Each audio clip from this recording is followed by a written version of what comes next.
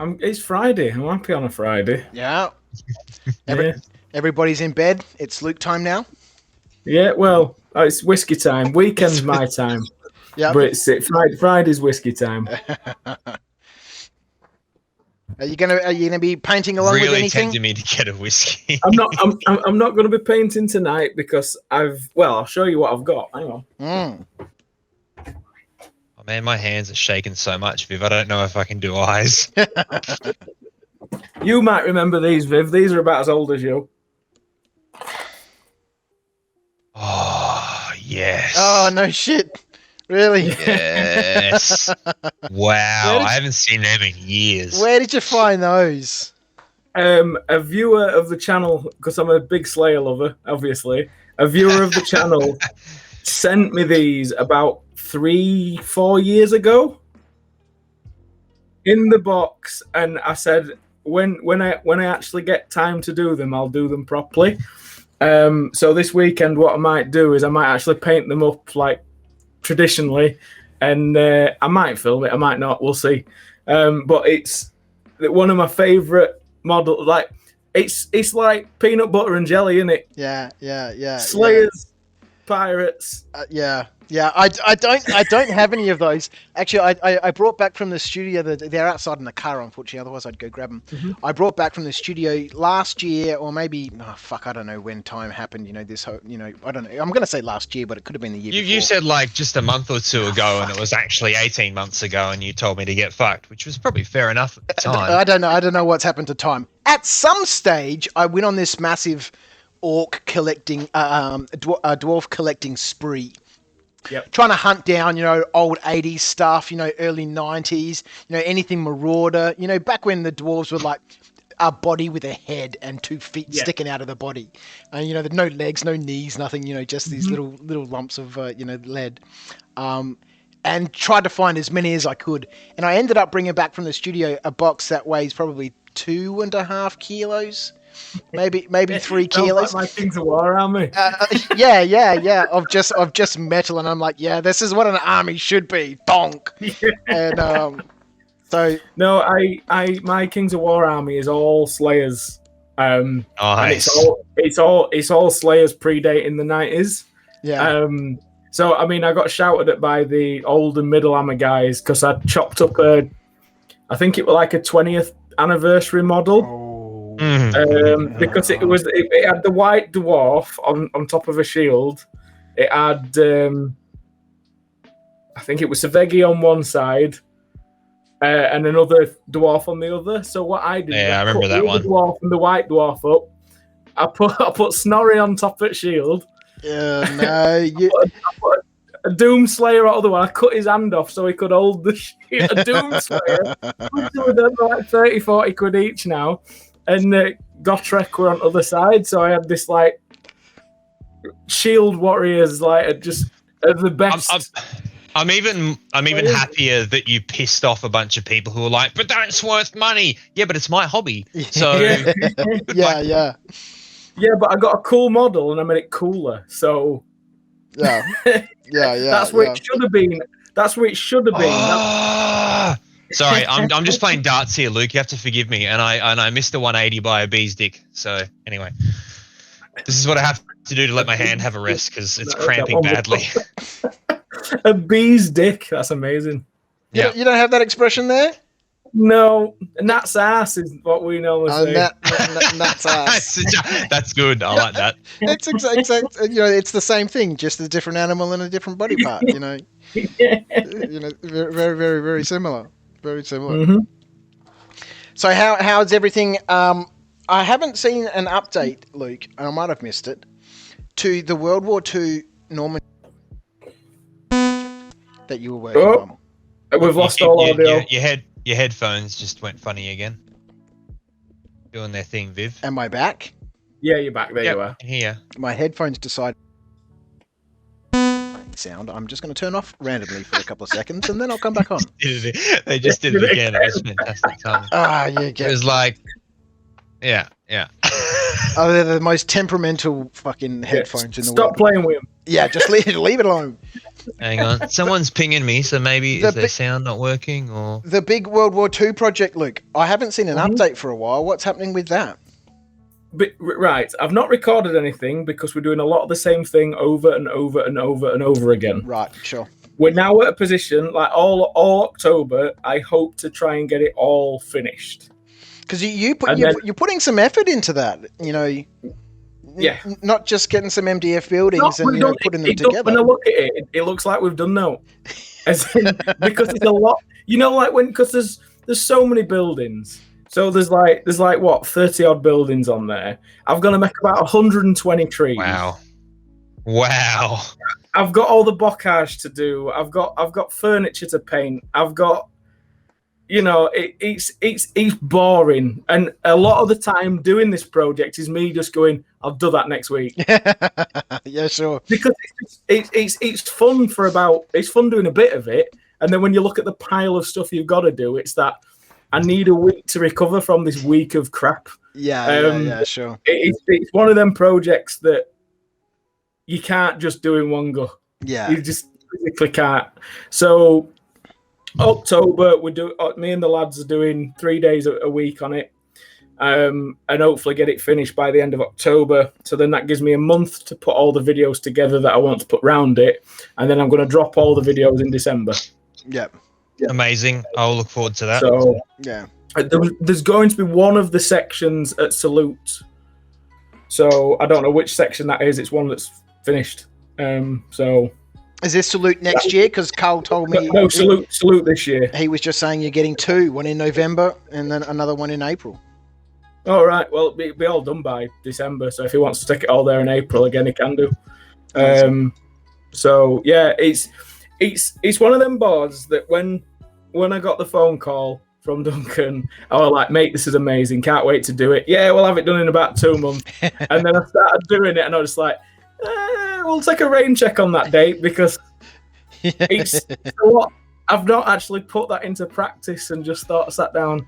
So how many windows have I got to cut out? Yeah. How many bricks have I got to lay on the outside of the buildings? Yeah. Yeah. It's really easy to underestimate what's involved. Yeah. It's not the estimation of work's been done correctly, so I can calculate a price. It's more my mind dealing with the project. Sure. That's the bit that you can't calculate. Yeah, sure. Because I mean, I think most creatives are like this. They can't do the same repetitive job over and over and over again for long periods of time without going, I need to break off from this. Yeah. I was going to say the mental fatigue is real on that sort of thing. It just especially when you've done it that many times, you get proficient at it, but at the same time you start losing interest very quickly, and that's not good when you do the job for someone. It's really frustrating. That's like actually my job. I'm a data analyst by trade, Luke, which is, you know, sounds very nerdy and technical, which it is. That sounds like one of them jobs where you just think. I actually really enjoy it because I can actually be really creative, but which I know sounds bizarre, but you know, you have to think outside the box to solve a lot of the problems I solve. Yeah. The problem is I start putting them into buckets, like you say. So it's like, oh, but it's a new problem. Like, but I know I'm going to solve it, and it's going to be boring, and I'm kind of a bit over it, and I've been locked down for 235 days, and you know, so this year's been a bit of a struggle to. So yeah, I think it's very common, not just in you know, a traditionally creative thing such as the miniature scene or art in general. It's definitely exists in lots of different fields. I have a massive problem with tuning out when I'm just doing something that's just the same. You know, eventually I just tune out, and then you know, all of a sudden I'm just starting to do like make mistakes or you know, stuffing something up, and I'm like, I just can't do it anymore. And you know, then I get up and go have a break. And you know, I haven't done any commission work for a while, and this is part of the reason why. You know, I'll go off and have a break, and then I'm like, well, that break lasted for 3.5 weeks. I should probably get back to that. It's the struggle is real. The struggle is real. I'm more or less going to be stopping commissions after this one. Not as in completely. I'll take the ones that I really want or something that I was going to do anyway. But as far as commissions goes in the business wise, I'm going to be dialing them right back. I think that makes total sense, mate. Yeah, I ain't got time. It's good. They're good fun to do because it gives you some variation in your routine and what you're doing. But they take a long time. A lot of effort. Yeah. But no, I'm looking forward to actually seeing it and finished and actually getting to play on it. Because bolt action were what got me into this hobby. So it's nice to go back to that. The only one thing that's really weird about building terrain on a historical level, because nobody makes terrain to scale. It's all a sort of seen as. So a bit like a terraced house is more like half the size that it should be. But then they put bigger doors and bigger windows. It's the looks good scale. Yeah. And I get it, but the problem is then it's like when I've made some paths, and the first paths I made looked about right for the doors, but then when you put them with the buildings, you're like, oh Christ, they're massive. So I made some more that were narrower, but then it makes the doors look massive. Yeah. So there's no medium, and then it's like with the road spacing, it's like if you do it to the right sort of width, it looks massive. And if you do it too small, then the buildings look too close together. But then that's right. It's and because you sort of, in fantasy, you can just get away and it's fantasy. It looks fun. It's all right. But in historical, if it's a bit off, you notice it. You've got so many visual representations of historical things. Yeah. So it's so much harder to do when you're working with pre-built kits. Yeah, it would be. I do wish that I'd have built everything myself, but then I don't think anybody's got pocket or time for that. Because a lot of the stress is trying to make it work all together. Yeah. I mean, the scenic boards will be fine, and like trench boards. It's just this little 4x4 town. It's like, yeah. Yeah, because you've got to wrangle the kits that you've already got and manipulate them into something that's working for what you're building. And like miniatures, that 28mm scale, fucking it varies, depending on manufacturer. And all of us that produce terrain, whether you're getting plastic kits from someone or laser cut stuff from Sarissa or Foreground or us or anybody else. We've all got our own interpretation of 28mm. We all have our own door sizes that we prefer to use, and some use slim and tall, some use short and stumpy. Yeah. So it's weird. Yeah, on a website they all look the same until you start putting them next to each other. Yeah.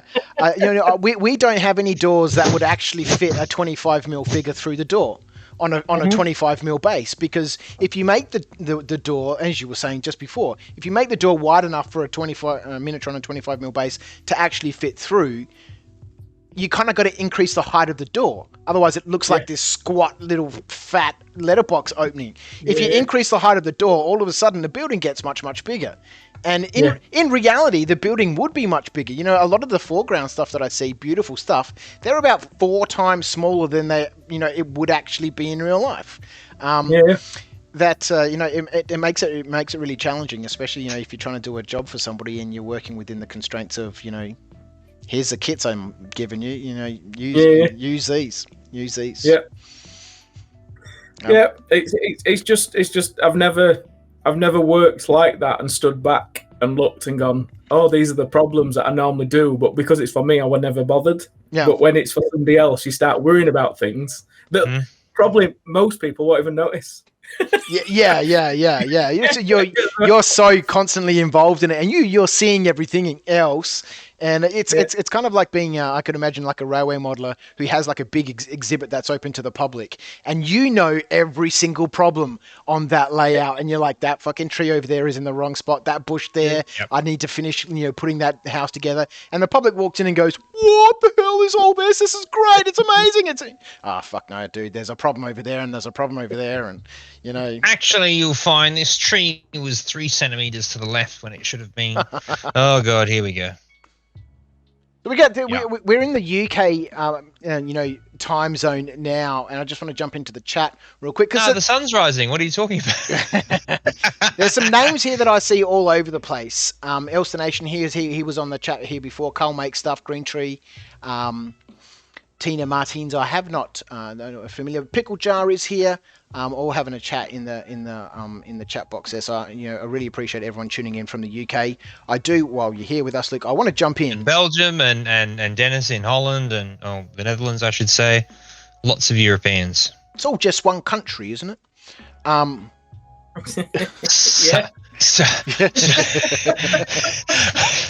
I just want. Hang on. How many countries are in the UK? 4. What? How many countries y'all got in this country?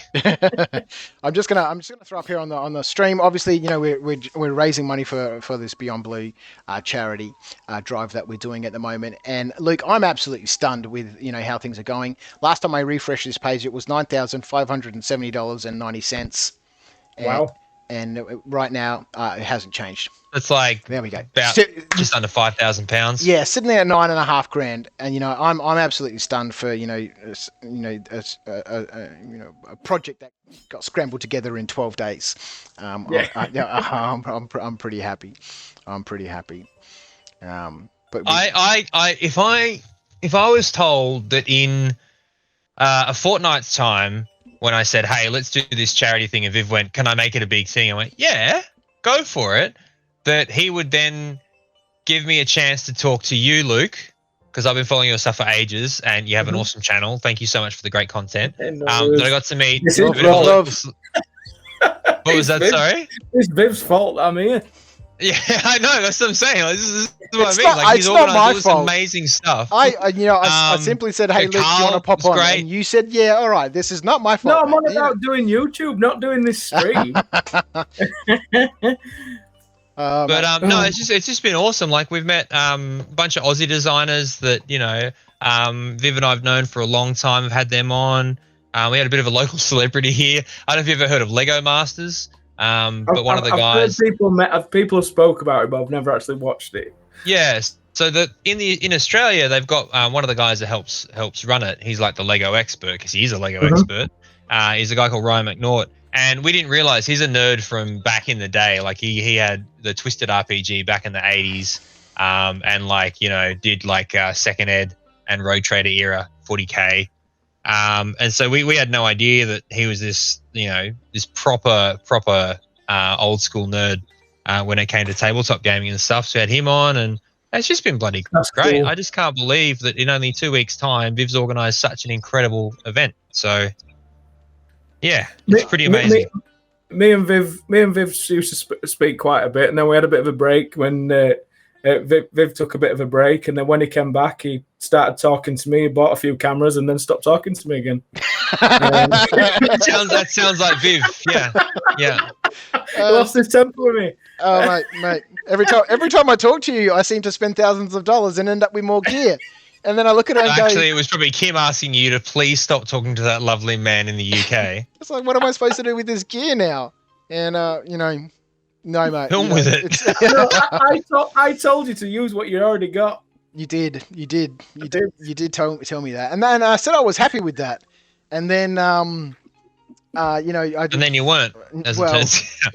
Then other people. I'm chatting to other people, and they're, Luke seems to be the binder, in between everybody I talk to on that side of the world. Oh, I was talking to Luke, and everyone was talking to Luke, and get this. I'm like, fuck it, I'm all right. I'm going to buy some gear then. All right. And then then I came back, and anyway. Yeah. It's good. The rest is expensive history. Oh, look, it's good fun. We were talking earlier on with Elster Nation, from Elster Nation, and talking about the old school YouTube days. And I caught one of his streams a week and a half ago. We had a bit of a ramble. He was streaming at a super weird time for the UK, and I was like, "Well, this is a live stream from fucking UK. I'm going to jump on this. I never get to be involved in those." And he was streaming to just a couple of people, and we had a chat, about old school YouTube days and how much everything has changed. Your in that same camp, Luke, where you've been part of that transition. You know, my YouTube career, you know, my time on YouTube really stopped when you started to really kick off, and so you started. What are you insinuating, Viv? I'm not insinuating. I redid everything Viv did, and I'm not insinuating anything, and it's too late in the stream for me to try and, you know, be that high functioning. You know, you crossing that barrier. There is no filter. You're crossing the barrier between, you know, what Elston and I were talking about. You know, hobby back in the day was, you know, I'd record something on my camera and I'd put it up. Back in the day, it was about the hobby. You know, now it's very much about the editing. If you want your videos to be noticed and, you know, have that retention that you need to fit into the algorithm, you know, it needs to be edited and needs to be produced. All hail the algorithm. All hail. This might land on deaf ears, really, but I don't think it's changed. You don't? No, people's goals have changed, right? Because you've got to think, when I started out, I mean, for the first, I've been doing YouTube, it's coming up 6 years. Yeah. For 4 years of that, I didn't even know what YouTube Studio was. So it's only when I went full time I started panicking and caring. Yeah. And it's like, when I was doing videos on, you got to think I was using a webcam up until 3 years ago. Yeah. Oh, wow. So with me, up until 3 years ago, I was only getting like 5,000-6,000 views a video as well. So but there's so many people doing that sort of content still, and they're still getting that level of views. YouTube hasn't changed. It's just people's goals have changed. And the fact you've got people that have come in like, you know, Squidmar Guy, you know, Miniac, Trent, you've got all these awesome video content creators. People are just aspiring to be something different. Okay, let me put it this way, right?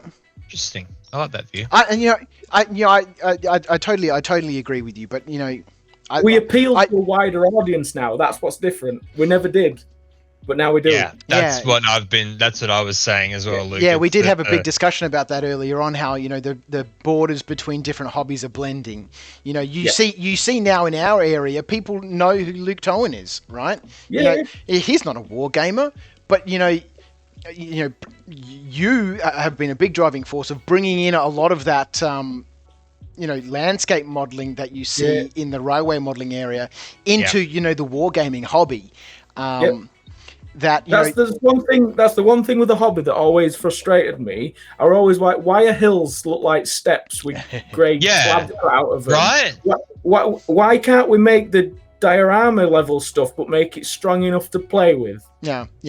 And that was my frustration. And then because of learning from like you, Mel, Terrainscapes and stuff like that, all that sort of stuff. Everything that used to annoy me about that is whenever you did something, there was a day to wait. Maybe not in Australia because it's like 1,000,000 degrees. But if you put some PVA down, it's actually really cold.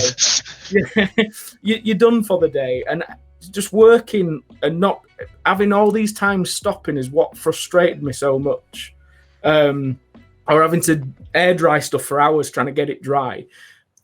Once I removed that step, it just became you could knock terrain out in a few hours rather than having to take 2 or 3 days. And I learned that from watching scale modelers who take months to build things. So it's and all I did was just sort of, again, I'm a very good copier, as in I'll watch something, I'll go down that rabbit hole, I'll learn from multiple sources, look at books, look at things, and play till I get something that fits my narrative. And that's how the best learning works, though, Luke. So that's a good. Well, you can't learn without learning off someone, can you? Yeah, exactly. I was just going to say, you know, you can't learn to do something or make something better if you just don't try it out and see what works for you. And you know, does that technique work for me, or can I make it better, or, you know, how do I adapt it for what I need it to do for me? But as you were saying, sorry, I butted in. I was just saying, you know, for me, you know, and I was saying that you crossed that divide. You know, you started off with a hobby channel, like you said, you know, for 4 years, you know, just shooting stuff, you know, bit of rough editing, you know, up on the YouTube, off it goes. And then you've crossed that divide from, you know, just a YouTuber or just someone shooting footage and putting up on YouTube, into your fancy slick cinema cameras with your fancy yellow light back there on the shelf. I'm sure it's got some fucking special bulb in it. No, it's a bulb from IKEA. It costs £3. to really having a greater focus on the presentation of your content and shifting it up into that next level. So that's what I'm saying. So Karen on toilet will watch it. What's that? It's so Karen when she's sat on toilet at work. It's so she'll watch the videos. You cross that divide, right? But there's been a whole bunch of channels, like new ones, like Guy from Midwinter, who from the beginning have gone, I'm going to make, they already have an idea of their content, of their style, how they're going to do it, how they shoot it, how they present it, and push it out. That's what I'm saying has changed in YouTube. Most of the channels that are, I know, or that became big, it was this progression. We one-upped. We got a webcam. Okay, the webcam was cool. I'm going to buy, a little handycam. Handycam works cool. I'm going to get a microphone. Oh yeah, the microphone works cool. I'm going to get a light. And you have this slow progression over a couple of years, and all of a sudden, you're filming nice. But there, in the last couple of years, since I've really been absent from YouTube, and when I came back, if I look back through those channels, some of them aren't very old. If I look back, the production quality and the editing and the presentation of those videos has been schmick from the beginning. And technology's got cheaper, man. Technology's better and cheaper, and I think that goes back to what Luke said originally, that the goal was always very different. And I think probably the best example for me is you look at Emil from Age of Squidmar, and he's got a photography background. So he has way better knowledge of lighting and filming, and already had a lot of the gear to use to make his videos really schmick from the get-go. And I think that definitely raised the bar for a lot of people and helped you go, hey, we can do more with this. Yeah, you've got to think as well, 6 years ago, if you're talking DSLRs for video, 6 years ago, you're talking maybe a 5D Mark III? Yeah. There were a couple of entry-level cameras, but you're still talking close to $1,000. Whereas now, I was going to say, like, a 5D might not be enough. You might have to go up to to the bloody. I think what was is it like the 1Ds, the top, but like the 2Ds. They want a lot of. It were all super small sensors, which the problem with super small sensor stuff is it crap in low light. So it's you need a hell of a lot of light. But anyway, we're going to gear. But the technology like second-hand market of technology over the last few years has just plummeted. You can pick up. I mean, I shoot videos sometimes at home on a camera that costs £100. Yeah. You know what I mean? As in a lot of the when I'm at home, a lot of the videos that I shoot at home are on cameras that cost me about £150 because I use them as webcams. This is not a cheap one, but the other ones are. Yeah. And a lens that costs £20. I'm not bothered. As in, gear's got cheaper, and because of the photography side of the internet blew up, like vloggers, Casey Neistat, people that show you how to do all this thing. The education of it just got so sick. Like all I did was watch YouTube and go, right, I'll do that. It's what people are doing. And you've got to think in our area as well, because I suppose it's more of an art form as well, like modeling and stuff.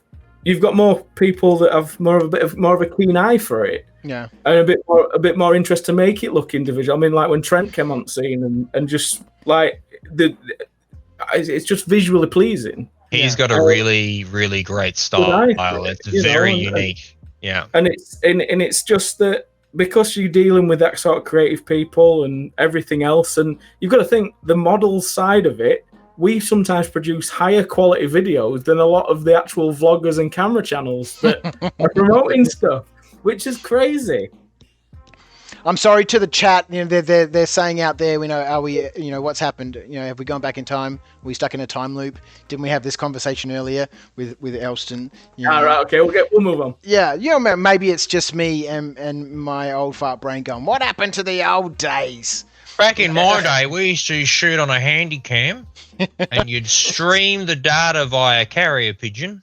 Yeah. But no, did you need me to convert that to a British accent of some description, Luke? No, that's all right. Is that understandable? No. Yeah, I'll sound like I'm from Barnsley, and that's not good. But no, as in the old YouTube is still here. Yeah. It's just people are looking more towards being YouTubers rather than just uploading the hobby. Yeah. It's been wonderful to explore around. You know, there's some quality content, and the chat's talking about it there. Nat One Videos, his film work is top notch. Benji from Benji's Hobbies has, you know, really professional looking videos, and I think it changes the whole level of the game for, you know, not just people, you know, wanting to, you know, create videos, but I think it has an effect on people's approach to their hobby work, because you know, it's not just, you know, me sitting there going, oh, I want to paint my little Minas Tirith warriors. You know, there's you can see broadcast to the whole world these really well produced and entertaining videos that, you know, it's you know, it has a. And you can't be crap anymore because your camera picks up everything that you do wrong.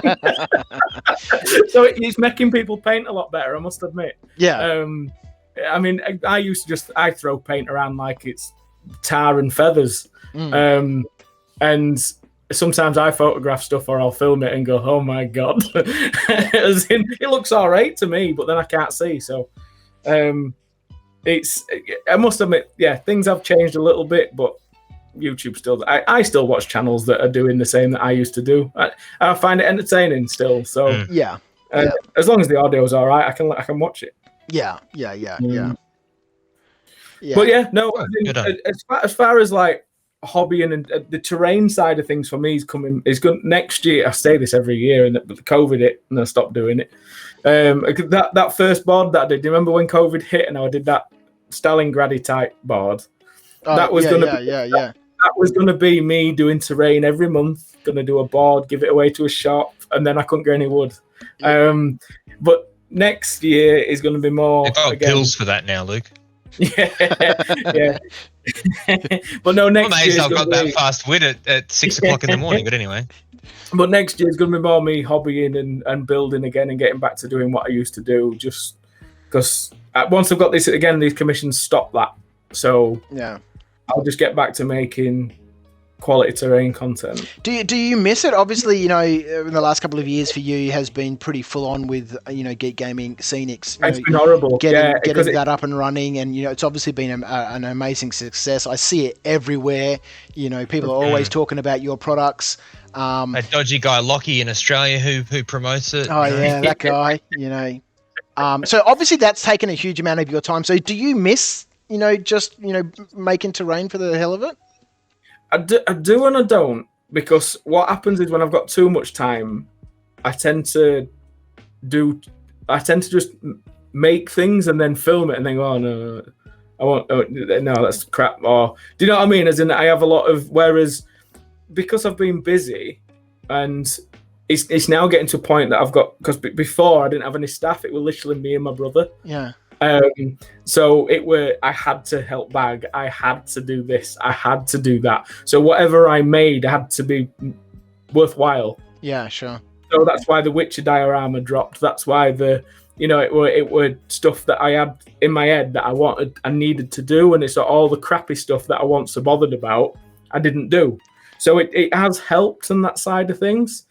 But now it's even bigger problems. It's like we've now got staff and I still need to bag. I still need to do things.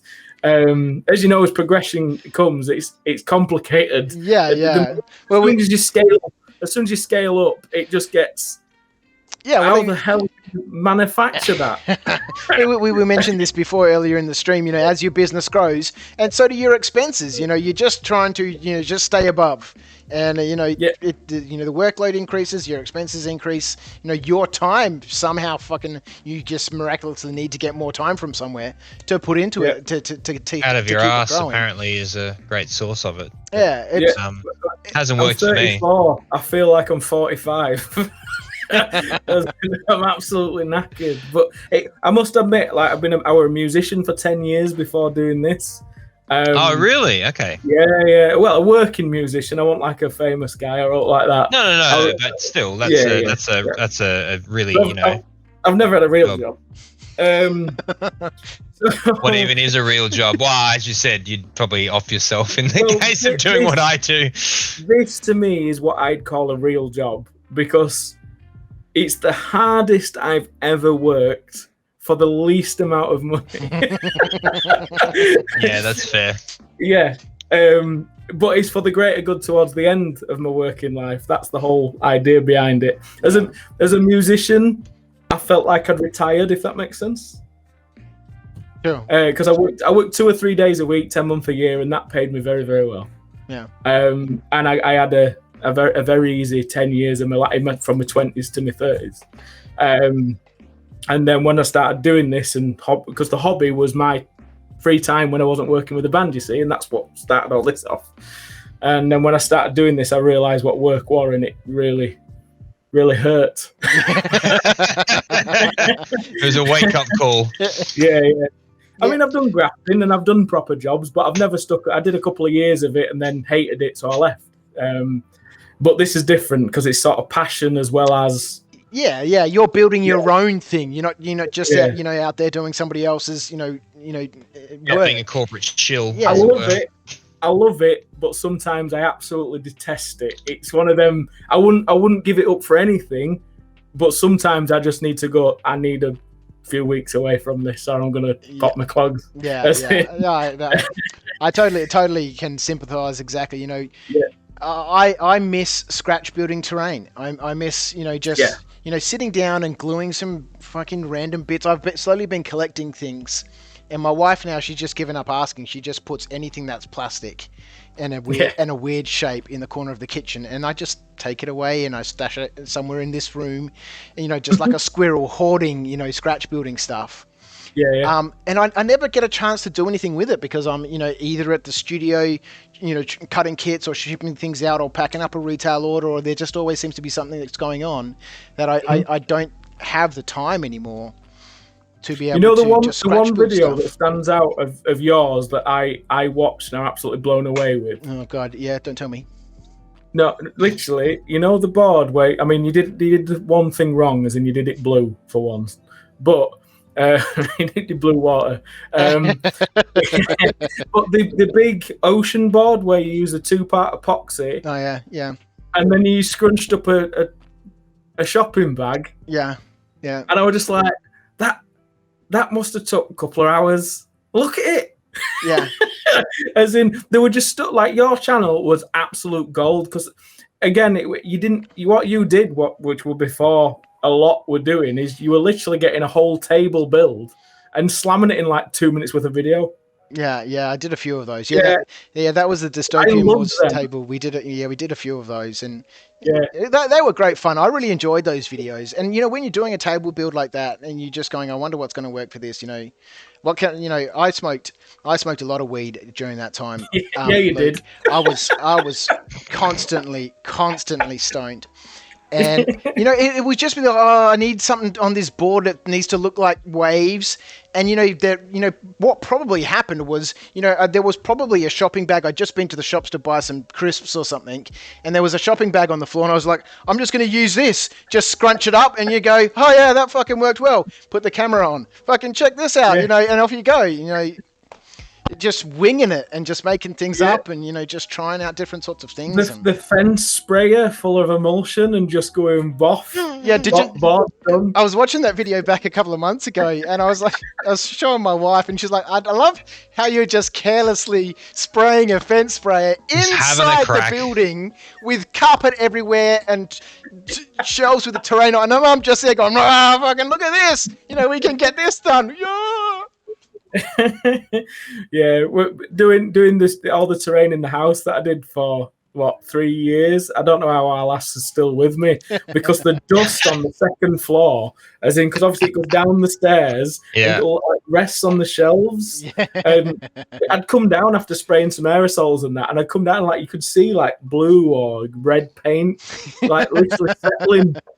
Like the overspray is just immense. And like now I'm in uni, it's not so bad, but it's like my office. It looks nice on camera, but it's horrible. Yeah. The carpet's solid. I was watching your video the other day, the one where you were talking about the different sorts of bushes and the sage brushes and stuff, and you had these massive trays of static grass and stuff and spraying things.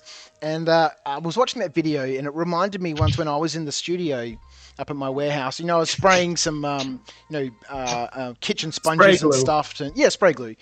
To make some bocage and stuff. And the next day I came into the studio, and as I walked past that area, I just felt this like clunk, clunk, clunk. And I'm like, if I can feel that now in the warehouse, imagine what that carpet back at my old shop would have been like with all the crap I was spraying everywhere all the time. And like you said, the carpet is just hard, Yeah, I think that's one thing that I'll suggest to anyone. I mean, I shouldn't be saying this as somebody that sells Scenics. Don't do terrain at home. it's the messiest, horriblest thing. Yeah, you need to have some space, I do it outside because it's like even when I've got the space, and I get endless people telling me that I should be outside doing it. But it's just like you can't use grouts and things outside because they blow away. Yeah. As in. You've got to do it inside. You've got to seal it inside. You've got to spray it inside because as soon as you take that outside, it'd be ruined. And it's terrain's messy work, but I think that's why everybody likes it. You feel like you're back at school, don't you? Oh God, Carl from Carl Make Stuff in the comment, a realtor in 10 years. No, this was not used as an unlicensed porn cinema.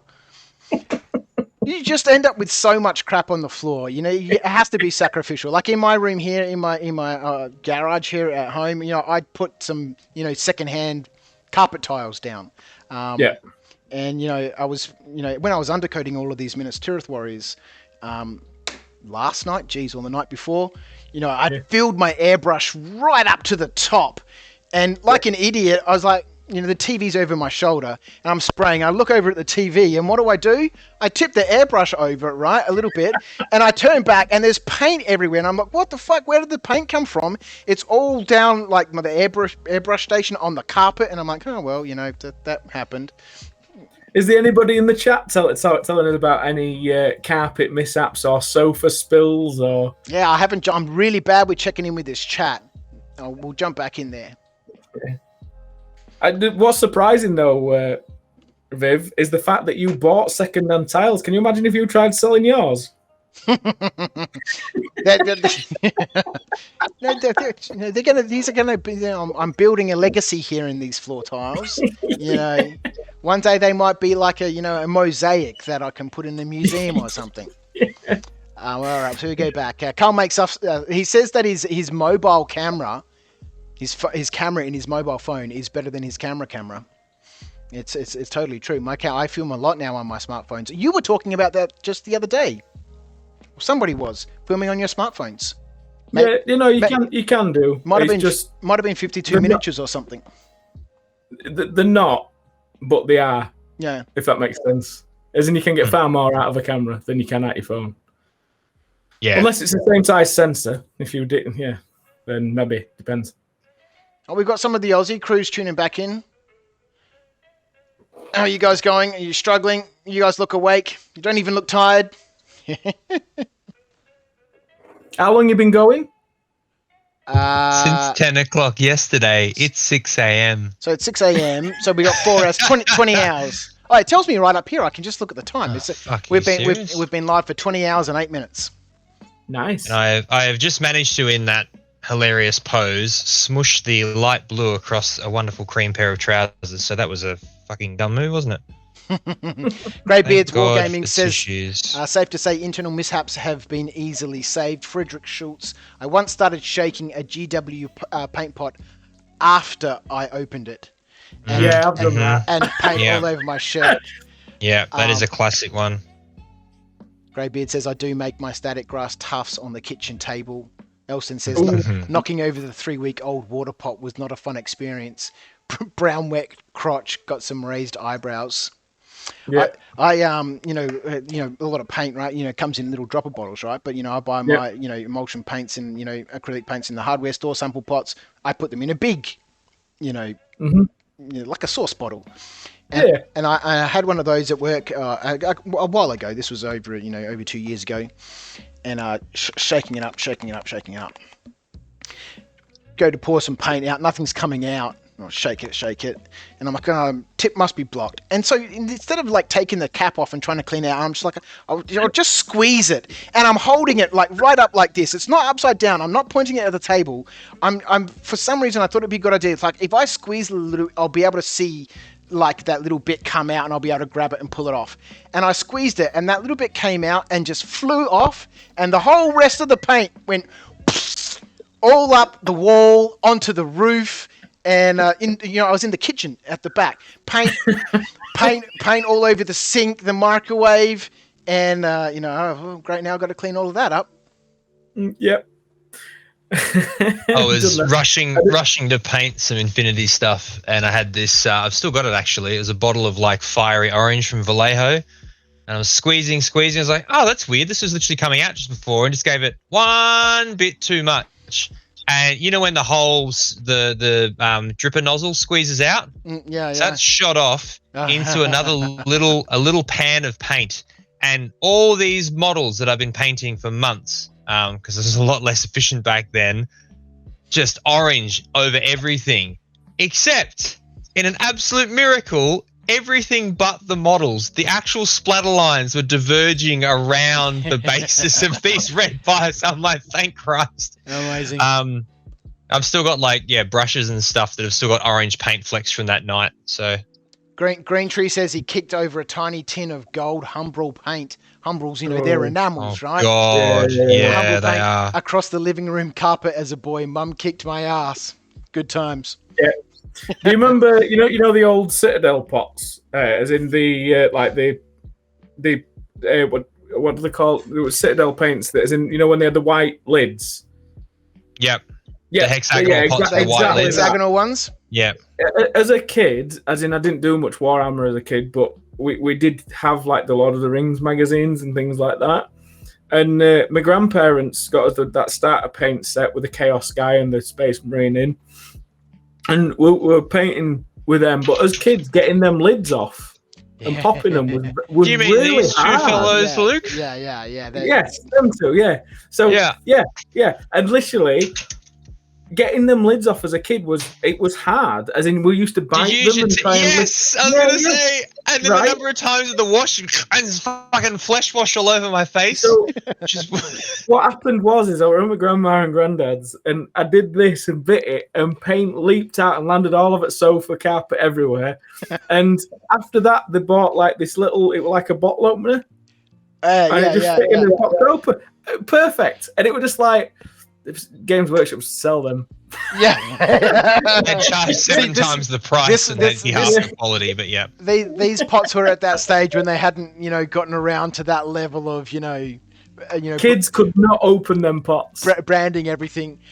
There's a message here from Greybeard's Wargaming, and says, he's following on, from making static grass on his kitchen, and he said, and Viv, please say hi to Claire via Luke.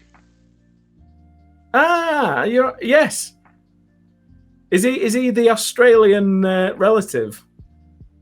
I'm not sure who Greybeard's Wargaming is. He is an Aussie. I follow his blog. He's a great guy. Yeah, he's related to my girlfriend. Yes. Ah, well, he says to say hi to Claire. I will do. I'll whack her up. Guys on the internet want to say hi. Yeah. Craig Tiddington says, making my own clump foliage in the kitchen, green paint and foam everywhere. I did those videos on making some foam a couple of months ago, and I'm still finding it in my studio. There's still stuff everywhere. I said to my wife, if like junkies broke into the warehouse or something like that, want to smoke it, right? They'd just be like, we fucking hit the jackpot here, guys. There's bud all over the floor. Yeah. And, how hard it is to explain clump foliage to the police when they pull you over on your bike as a polyurethane foam is not. I wouldn't say that's going to be good for you at all. No, I couldn't imagine it would be. Oh, a secret sauce for you here, Viv. You know all that fine foam that you made? Yeah. You know, the fine foam flocking that you made. Yeah. Rather than making clump foliage, make it all into fine foam. Yeah. And pour a little bit of latex into it. Yep. You get amazing clump foliage. Yeah, that sounds really good. Because you get proper formations of it, and you can squeeze it together. You can open it up. Yeah. Oh, well, Looks lovely. I'll make another video. It makes it look really fluffy rather than lumps of foam. Yeah. And that's one of the issues that I've always had is, you know, if you're it's heavy. Yeah, if you scrunch it up, it just looks like, you know, bits of foam that are scrunched up, and you know, you can texture it and blend it with some of the finer stuff, but you know, it still has that sort of there we go. You're adding more foam to it then. Yeah, adding in some a little bit of latex. Yep. All right, I've added a guy with striped pants. I'm done. Shoot me now. Oh, dearie me. Kraz Blackheart says, I made a table for Mordheim. When I was finished, I noticed my crotch was in green turf. It looked a bit like having moss growing where it shouldn't be growing. Yeah, you should see a doctor about that. Thing is, this is one thing since I've actually, I mean, especially static applicators now, static grass gets everywhere. Especially if you're using a box, and especially as big as the one that we use at work, as in you turn that on and it just goes everywhere. I bought a Pico one after your recommendation, and it's great, but shit goes everywhere. Yeah. No, I've got a big one now that I use for handheld work. It's 75 kV. It's a big, expensive one. And when I'm using that, even if I'm putting 10 or 12 mil lengths in it, you can feel it hitting you in the face. It's unreal. It's a right piece of kit. But static grassing is one of them things that everybody, it looks absolutely amazing when it's done right, but it's so much more messier than flocking, as in foam flocking. As in, it's horrible. Yeah, it's static grass, right? You know, it gets charged and off it goes. It's like fiberglass, so you can see it in air. Yeah. It's just that nylon shimmer. You're like, brilliant. Mitch Gibson says, where do you get latex from? Is it from an art supply store? I normally get my latex from a casting store. I get my latex from Barnes, but... get it from like anywhere that does composites, as in like resins. It's used for so many applications. Like people make sister molds and things out of it, and it's such a widely used product. Just buy the thin stuff. You can buy thickeners if you want it thicker, but just buy it as normal latex rubber. Yeah, it's so cheap as well. It stinks, but it's cheap.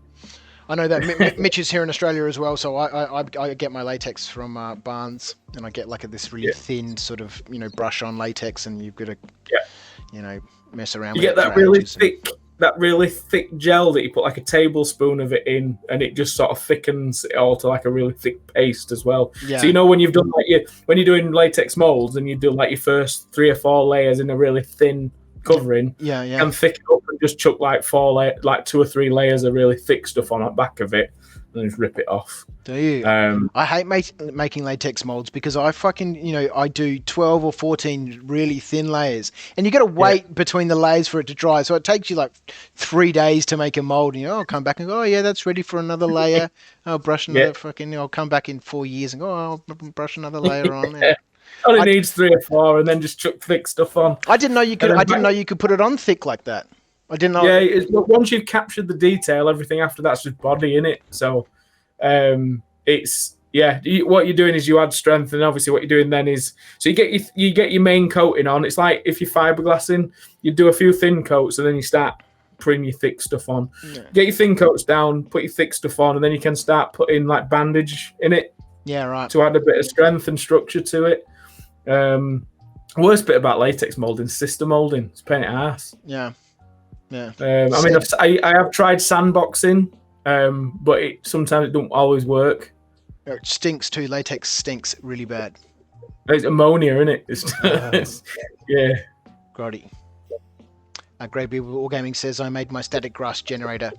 My first power source was so powerful I could feel the charge from the other side of the kitchen. Had to downgrade the power supply to save my dad's heart. Yeah, you know. It can be dangerous when you're messing around with that sort of stuff. Yeah, I mean, the one that we've got at work's 400 volt. Wow. So it's a machine. Yeah. But they are especially when you're earthing yourself to it and stuff. It's I wouldn't want to get a crack off it. Put it that way. Yeah. Greybeard's Wargaming says he's Lorne. Is that Lorne Gibson? I know Lorne. He's he does a lot of stuff with saga and historical stuff. And yeah, that's him. That's him. Yeah, he's got a great blog, mate. It's really worth following if you want to get, sucked into another system. No, mate, it doesn't end. So, do you ever get to play much, Luke? Yeah, I mean, not since. That's why I did the whole mini Warhammer stuff, as in so I could play at work, on my little table. Shit, that started a fucking revolution, mate. Yeah, no. It's everywhere now. Even people in our gaming club are like, "Oh, I want to do some, 10 mil gaming," and I'm like, okay, I've got to find out where this has fucking come from." And we'll always come back to, one of you guys in the UK scene who have been started to print all this 10 mil stuff, and then I'm like, well, fucking now, I've got to do some 10 mil stuff, don't I? Yeah. And it's so much better. It's like I don't understand why rank and flank games aren't sold like that. Because the terrain would look better. Yeah. The battles would look better. Yeah. And it's easy and quick to paint if you want it to be easy and quick. And if you want to be a good painter, you can be. You just need, it's just a different way of painting. Yeah. I really like the idea of it. It's just the only problem is putting time into doing that. You go to a club or you go to an event and you can't use it. So then it's like I did 2 armies in time it took me to do 1 regiment. Yeah. In it where I absolutely love it for that. So I've got it at home, like I have it under sofa bed, and if anybody stays, just pop it on coffee table. It's great. Yeah. But as far as me gaming, I do more role playing now because I don't have to do much prep. Sure. That's on somebody else to do, and I just turn up and get drunk. Yeah. So I do a lot of role play stuff. Now things are starting to lax. With COVID and stuff in the new year, I'm going to start going to the club because there's a club in Wakefield, and I'm going to start going to my events, Kings of War events and stuff. Because at the end of the day, Kings of War is I absolutely love the game. Yeah. I can't get enough of it. It holds me attention because the game's done in like an hour and a half. I can remember it still, even though I haven't played for so long. There's so many benefits to playing Kings of War over a lot of systems for me. I must spend some time looking at it. I hear nothing but good things from the people who play Kings of War.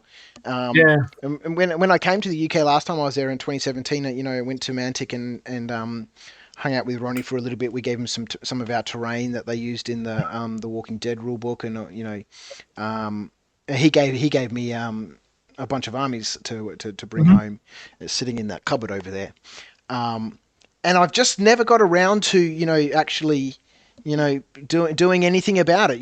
We sell thousands and thousands every week. I see orders going out with Kings of War bases and more Kings of War bases and unit trays and all these different sizes. I'm like, at some stage I must bring some of these home and get an army together, because everybody says that it's a really fun game.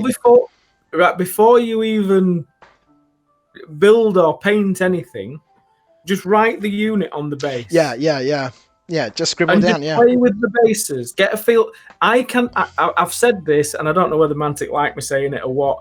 I could literally play it as a board game. Literally a board with 2D terrain and like heads of models on counters. Yeah. And I'd still have the same amount of fun. Yeah. As in, the game is amazing. As like on just a mechanics level alone, I love it. Yeah. So if you start adding models and a bit of creativity, it just makes it better. But it doesn't need it. Well, they had their 3rd edition came out last year. Was it last year? 3rd ed came out. Oh no, because I was Oliver when I did the 3rd edition. Just dropped, and I went over to Mantic with Oliver. So that would have been 3 years ago because I went to Oliver's 2 years ago. No, it wasn't 3 years ago. No. So they'll be ready for a new system, so that book's pointless. I don't think so. I don't think there's like 4th editions anytime soon. So I must be like a really, either, unconscious or like just, drugged out time traveler, because, I swear 3rd edition didn't come out 3 years ago. Yeah. Because I went to Mantic with Oliver and he still lived in the UK. Is this right? Chat's got to tell me now. It was earlier this year. Come on, chat, back me up. Fuck, I don't. Yeah, because I went with Oliver, so it's definitely. Oh wow! What the hell has happened to time? Oh, 2.5 years. It's definitely close to 3.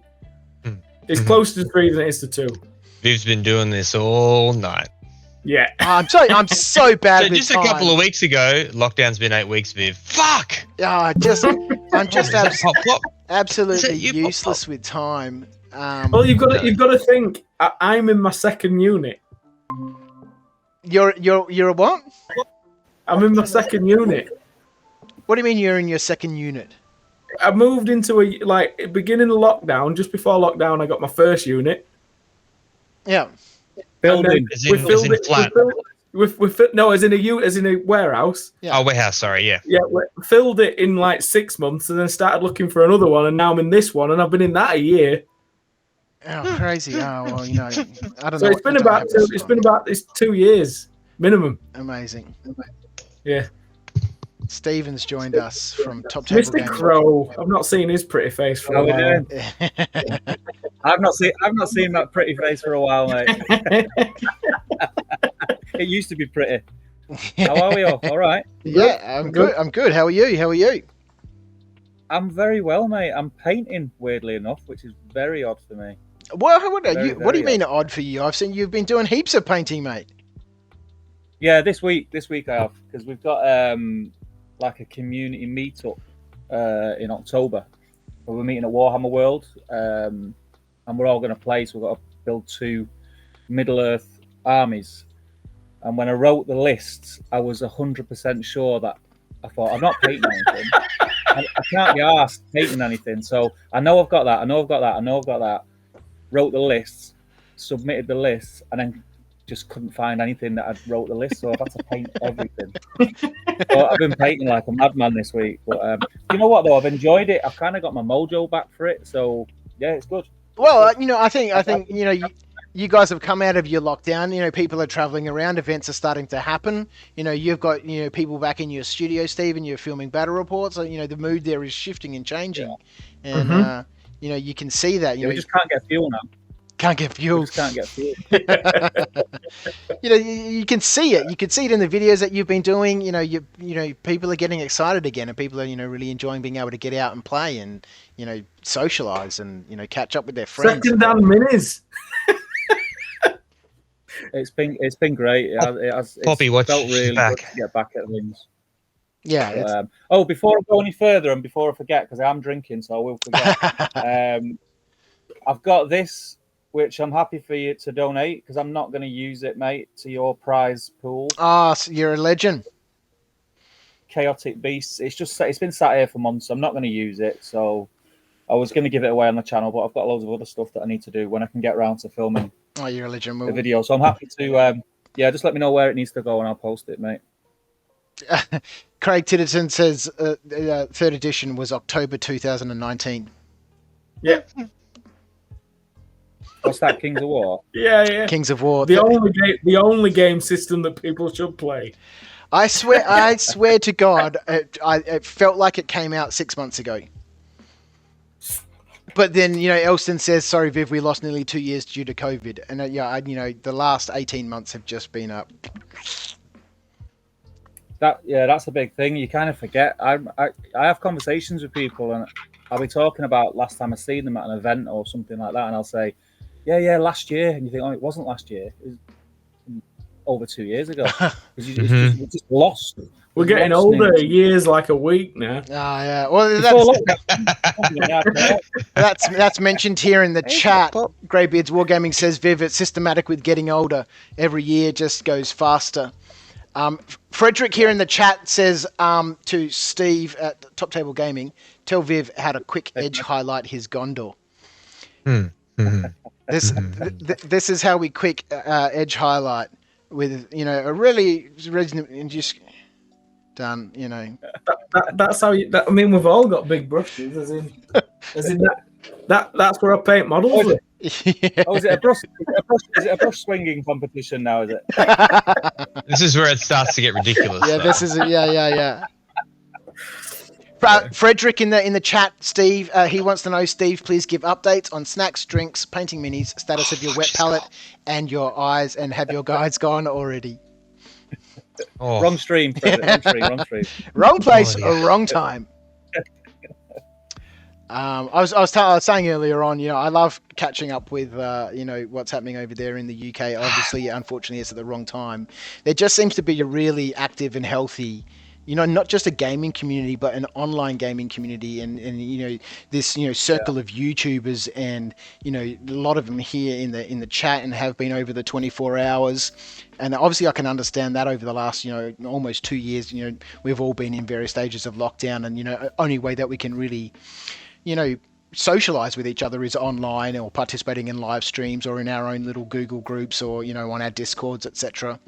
And it's just really wonderful to see that we can cross boundaries and borders with this hobby, and Discord and Google Meets and YouTube, and sit down and just enjoy the hobby with people on the other side of the world in a completely different time zone.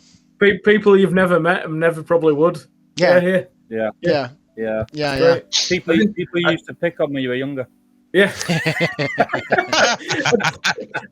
Thing is, as well, that's one thing. Back to the YouTube's not like it used to be. I tell you what, it is good for meeting other bloody YouTubers. At least there's somebody in your same city, at least, that's doing it. As in before, I mean, like, there were me and Steve in the UK that I knew. And I was waiting for something else. I was like, no, just don't put me in that bracket. No, anytime I have a problem, I just text Luke.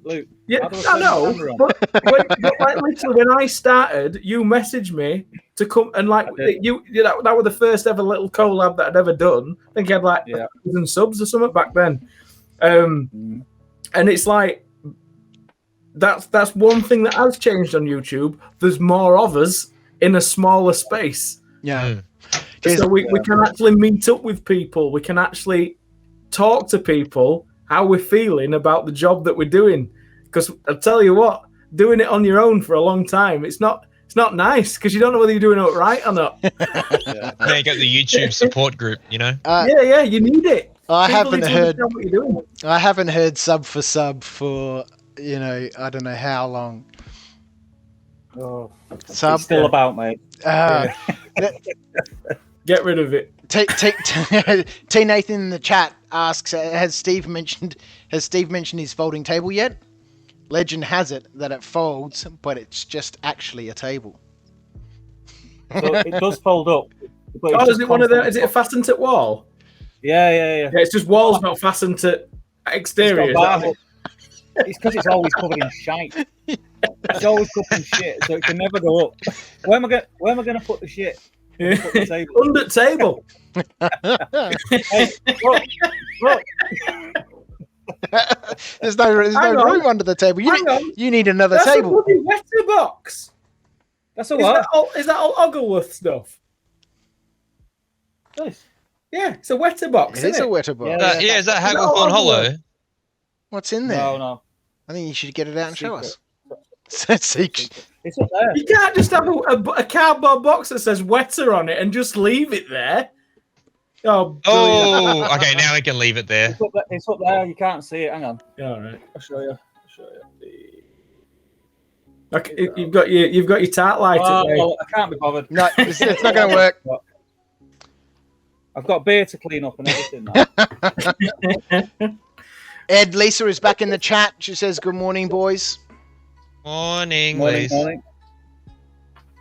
MJ says, it's so great to hear so many people doing MESBG stuff. Okay, Steve, here's one for you, right? The whole stream. Yeah. you know, MESBG, right? It's weird. It sounds weird. MESBG. And if you say it fast enough, It's funky. MESBG. MESBG. What do you guys call it? Do you call it MESBG? Do you call it SBG? Do you call it Middle Earth? Do you call it Lord of the Rings? I'm old school, so I just call it SBG. SBG. Yeah. But I have to say, if I'm talking to someone who doesn't play SBG, then I just say Lord of the Rings. Yeah. Lord of the Rings, isn't it? Yeah. Lord of the Rings. I was in someone's chat the other day, and they were talking about Lord of the Rings. I can't remember who it was. They were talking about Lord of the Rings, and I you know, managed to catch the stream. It was at a weird time. I put in there, you know, they asked, "What are you working on?" And I put in there, you know, getting some bases ready for my MESBG figures. And they read that comment out, getting bases ready for MESBG. I don't know what that is. And you know, it looks like messages. Yeah, yeah. And they moved on, and I was like, "You're talking about it if anyone knows who the viewer is, they are having a stroke. If they could please send an ambulance. It's like when I first started seeing the abbreviation FLIGS. Yeah. It took me a minute to work out what that was when you said it. Yeah, I thought it was some new sexual orientation. I had no idea. As in, are you FLGS friendly here? Yeah, I was reading it and going, I still can't. I don't what. And then somebody they actually put friendly local gaming store, and I went, "Oh, is that what a FLIG is?" Yeah. And then it just made sense, and then I did a video with Oliver about friendly local gaming stores, and I was like, I can't believe I'm doing this video after I found out where it was yesterday. Here's a question for you, Luke, from Craig in the chat. He says, "He's never played Kings of War. Can you play it in different scales, like 15, 10, or 6mm?" I've got a video on it. Of course you can. Yeah, there we go. Go jump on Luke's channel and check it out. As long as you've got a mate that's doing it in the same scale. Only thing I'd say is usually a pretty good yeah. But what I'd say is if you're playing at 15mm or 10mm or 6mm, downscale by half and leave it at that. Don't go any smaller. So even if you're playing 6mm, half size bases, half size movement, half size board. So the smallest you want to go is a board would be 2 foot by 3 foot. And all your bases will be half size what they actually are at full scale, and just treat everything as half. Or some people say move everything to centimeters. I've not actually tried that.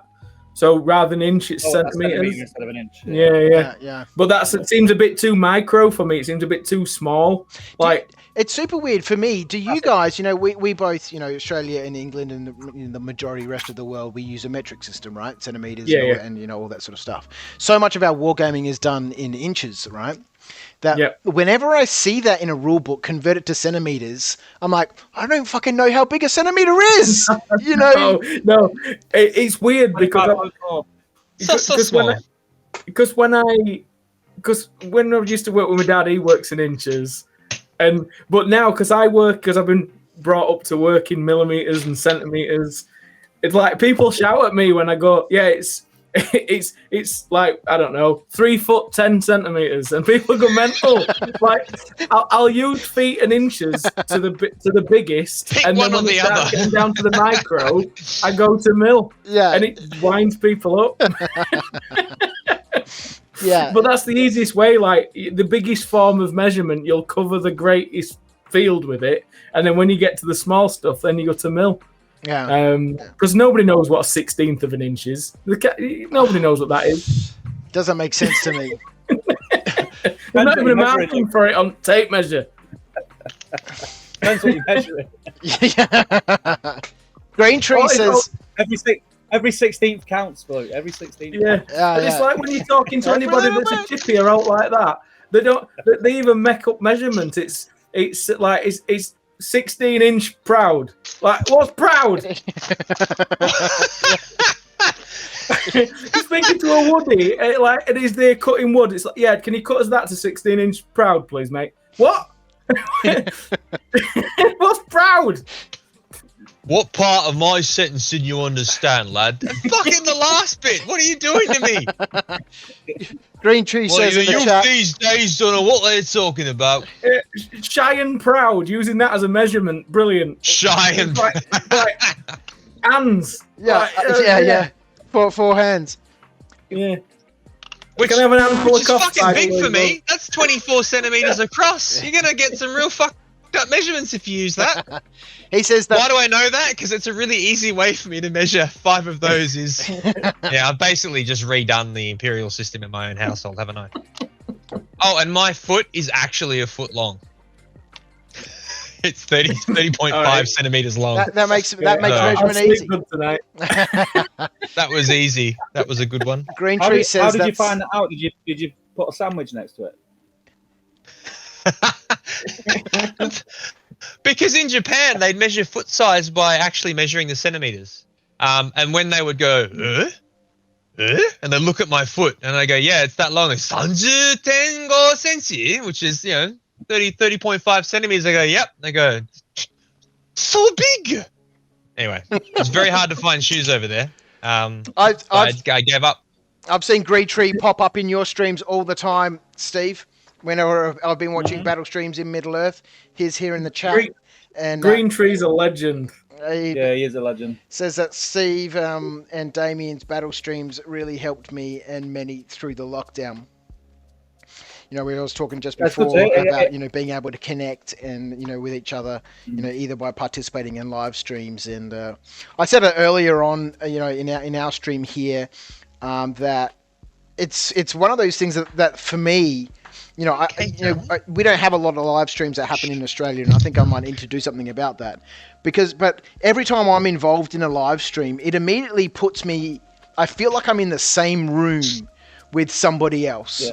I know that whoever is there on the other side of the camera and the people who are there in chat, we're all there having an experience together. And whilst we might not be in the same place physically, we're all there enjoying the same thing that we love.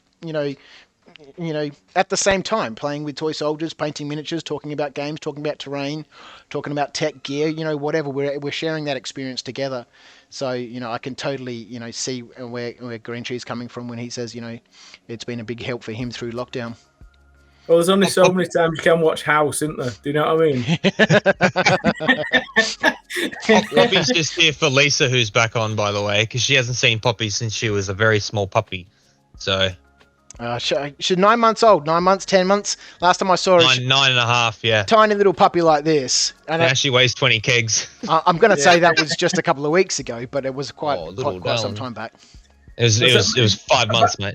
About as old as my pup, and my pup weighs what, 3 kilo? Yeah, she's 20 kilos. She's an English Springer Spaniel. You've got a little darling. Did you get a French bulldog or a pug, Luke? No, it's Dachshunds. That's what Oh no, not Dachshunds. Yeah. Thinking of someone else's dog. They're great though. They're cute as. Yeah, 2 miniature Dachshunds. One's 7-year-old and one's 7-8 months now. Tiny. All the cool kids, says Frederick, call it SBG. There we go. Yeah. Well, it's a great system. Cool kids. System. That can be used. It's can't it? What cool kids paint soldiers? Do you know what I mean? This guy. We need to screenshot that bit right there. We're dads now, Steve. We're not cool anymore. I've been a dad for 22 years, mate. Yeah. I was going to say I'm becoming a father for the first time next year, and someone said, "Oh, you're skipping being a dad and going straight to being a grandfather because you started Napoleonics." I was like, "Yeah, thanks, mate. Appreciate that." My walk socks and sandals are in the post. I'll fit the part soon. Yeah. My fluoro green socks with my pink sandals. Benji's hobby says there's a great UK hobby YouTube community right now. And there's so many. I'm loving all the collaborations that are happening between people that are happening over there. And it's been good. What was the name of that shop that you went to, Luke? Marvin's something? Mayfield Minutes. That was a great video. That was fun. You can't find that stuff here. You can't find secondhand. Somebody said there's a tax on secondhand goods. Is that correct? No, you need a license. A license, that's it. No, you need a second-hand dealer's license to sell second-hand stuff in Australia. Yeah. Wow. That's crazy. And do you have to pay for that? Is that like an annual thing, or Yeah. It's not like a license in UK where you go to the post office and go, "Can I have a dog?" Or can I fish this week? No. It's like an annual We have license. those. Because in UK there's a license for everything, but you've got to Yeah, we have those. and you've got to sign it. Like, yeah, you can fish on this lake, mate. It's fine. Oh, thanks. I've got a license. You can fish. Yeah, we have those too. You guys have licenses for your televisions, which just seems weird to me. Oh, that's BBC. Well, Some people do. But I like David Attenborough too much, so I have to pay for it. The Pickle Jar says he's here. Look, speak his name and he appears. We were talking about Benji just before, and here he is. He's appeared. So yeah, some lovely collabs happening there. It is a bit cold out there today. We're going back to Mayfield Miniatures this month. I'm off back with Dave from MS Paints. oh yeah, he's got some good videos. I like his channel. Yeah. Dave's I love his channel. The way he can just tell stories. I could sit and listen to him talk for weeks. Yeah. He could sell me an old magazine that I've read. your own old magazine that you've read. He could sell me my own products. Come sit in your lounge and sell it to you off your own coffee table. I'll buy some of that. Look, have you heard of this Mod Podge stuff? You'll have a great time. It's a modelling compound. You just add water. Literally, Dave is as soon as I saw his first video, I was like, this guy's got such a personality. Yeah. Is a legend. I think one of the things that I really like about all the content from the UK is you guys have such a wide diversity of accents in the UK. For such a small place, there's such a wide variety that it gives everybody, almost a uniqueness or a distinguishing feature to their channel. And Dave, he's obviously coming into this from, he's got a background, a sound recording studio or something.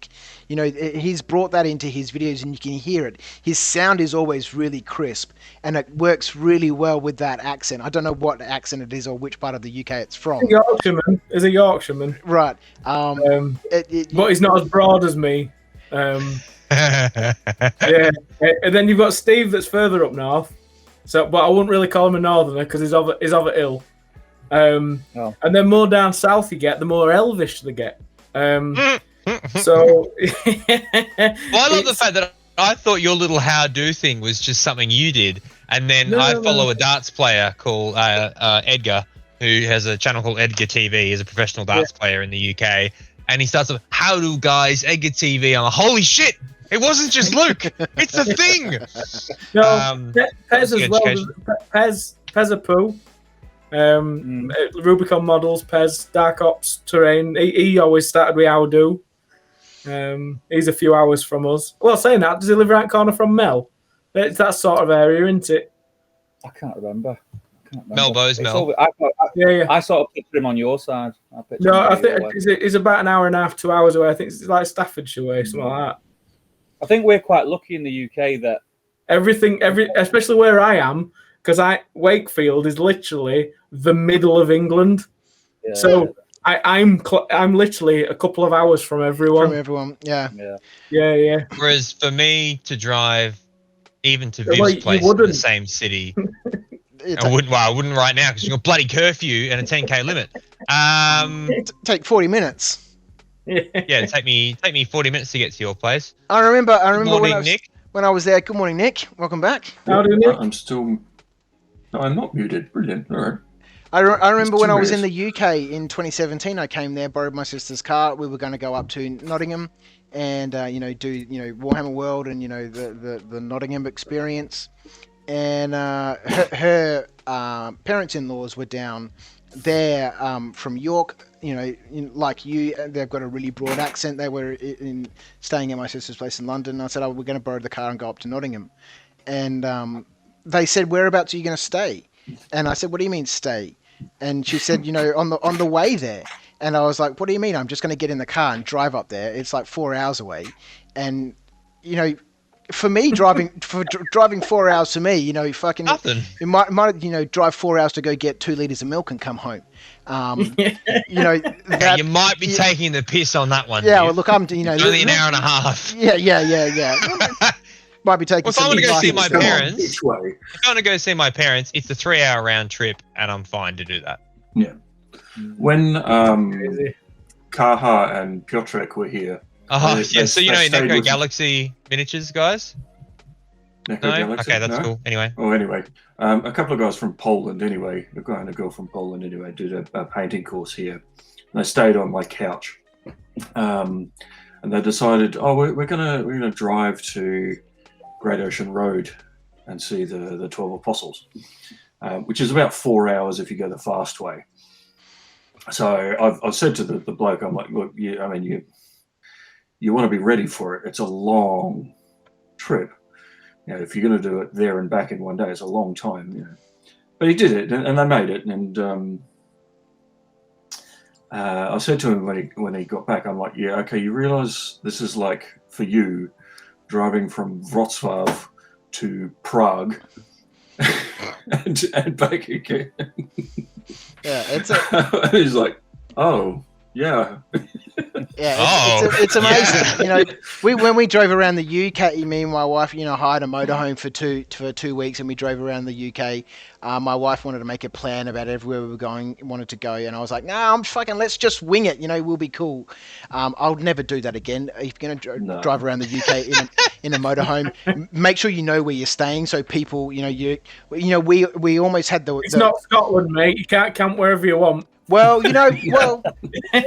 we almost had the wheels on we knew this was a hire camper van, right? We almost had the wheels on the camper van stolen by gypsies when, because they surrounded us, because I drove down and parked down this little track near Stonehenge, and I was like, well, let's fucking stay here. We got a great view of the henge and stuff, and so we stayed there, and then a gypsy van arrived, and it was a cool, proper, like, what I imagine, or what we imagine here, a gypsy van would be from fucking Disney cartoons with the the little round top and the door on the back and stuff, and then another one arrived, and then another one, and then another one, and then my wife is she's getting nervous, and then I could hear them walking around like tire kicking the tires, going, yeah, this one's a good one, and I put my head out the window, and I was like, what's going on? They're like, oh, nothing, that's a nice van, we just want the wheels. And I was like, fuck, all right, in we get, fucking on you go, and we got out of there. Were they Jamaican gypsies? No. It was... Never mind, we're just here for the wheels. Yeah. That would be hilarious, Jamaican. God idea, boy. That was crazy. Another time we pulled into somewhere, and we were super late. There wasn't anywhere for us to stay, so I went into one of the pubs and said, is there anywhere we can park this fucking great big van? And they were like, oh, if you go up this street and then turn right, you can go, you sort of park up there, you'll be fine. That just didn't work. I just ended up driving around all these tiny little streets, and I was like, fuck it, I'm just going to park here and go to sleep. Anyway, we woke up in the morning, and I could hear people walking past, and one of them was saying something about gypsies, and the other one was like saying, no, it's all right, it's a hire van, they can't be gypsies, it's probably just some tourists. And I was like, fuck, no, I'm never doing this again. Next time we're booking this trip properly. Nice hotel somewhere. Airbnb is the way forward with Airbnb, mate. Yeah. Mm-hmm. Elster Nation's gone to bed. I just popped on to say, well done, guys. We're nearly at 10K. Really close. Like How close are we now? Less than $500 from 10K. Amazing. I can't stay. I've got to go and do a job. Work. For some reason. I'll be back about 2 hours after you finish, but I expect you'll be dead by then, Viv. No, mate. Viv will be mowing the lawn because he's a nutter. I just said before, if it's a good day, I'm going to go out and mow the lawn and get that finally done. Well, I'll get that after stream. We're done with our rain. I think we're done with our rain already, so you might be all right. No, let's hope so. All right. Let's hope so. Anyway, well done, boys. Thanks, I've seen your nappies, Ed. Well done. Yeah. Appreciate just you popping to on clarify, not things to put on myself as diapers, so we don't use that one. I may need them though at this rate. I'll probably be incontinent in about another hour, and I've still I've still got 3 hours to go. I've actually stopped painting. I'm just prepping miniatures. I can't. My hands are stuffed. I cannot. I've stopped painting. I've just started urinating. I'm painting with something else now. The floor is like anyway. You know. You'll have to watch his facial expressions. It'd be like Dumb and Dumber, where he's on the back of the bike and he just starts smiling. It's so warm. Oh, sorry. What? Is that what you're talking about? Oh dear. Anyway, guys, well Thanks, done. Nick. Appreciate it, mate. Catch up again soon. Thanks, mate. Thanks for being Thanks, part of Nick. There you guys. See you, mate. Take care, man. Bill making stuff. Do you guys watch Bill making stuff? Do I? Yeah. I can't believe he's in eaves of his house doing what he does. Yeah. It's a tiny He's in the it's a eaves. tiny little space. It's a great little Yeah, spot. yeah. He's in the chat. Evening. He says, "How's it going? Tired yet?" No, of course not. I'm amped up. Thanks for joining in. Callum says 16-inch proud wood does sound very impressive. Yep. And Elston's gone off to bed. Right, got to get some sleep now. 17 hours of KOD is not bad for one day. He hung around. He was here all of yesterday as well. Paul was crazy nutter. Nice work today, guys. Thanks. Amazing result. Frederick Schultz says, talk about you can cook. That's my other YouTube venture. Yeah, but I like to cook. Yeah. No, I know what you're on about now. Yeah. What lens can I buy so I can film myself cooking? Craig in the chat wants to know how he can find Luke's videos. How do I find Luke's videos? What am I searching for on YouTube apart from Luke's videos? Just absolute legend. The internet on, you'll find him. And just do a Google search for "How do guys" and love. It's just Geek Gaming Scenics, mate. Yeah, Geek Gaming Scenics. Most modest man in Yorkshire. Bill says, "What number?" Hey? What number? I was just going to say, Bill in the chat here says, "What number you guys at now?"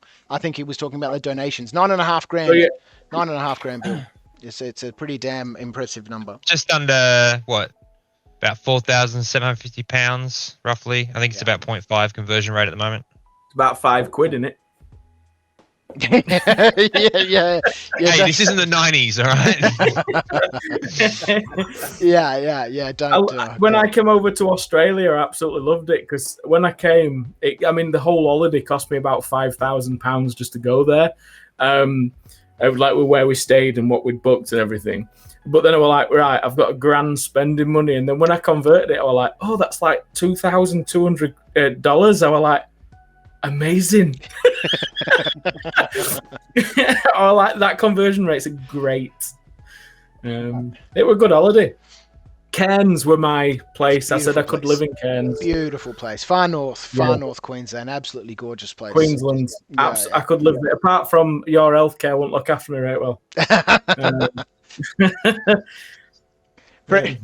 Frederick in the chat says you can find Luke's videos by searching for "Water is Blue." No. That's treading dangerous ground right there. Yeah. It's like brown trees, I know. I saw that. I really enjoyed those walks around. Yeah. Trees are brown though. Maybe not in the area you were in. And if I go outside my door, the trees are brown. Well, you'd have to and the sky is grey. And the sky is grey. Literally, I have never seen a brown tree in England, apart from like giant redwoods. But then it's not. It's like a reddy brown. It's not like a brown. They're really grey, green. They're like silver birches. Like everything's really grey and dry. Yeah. And then in winter, it's very England. Yeah, and then in winter, everything just looks black. Yeah. I Because it's wet. I understand.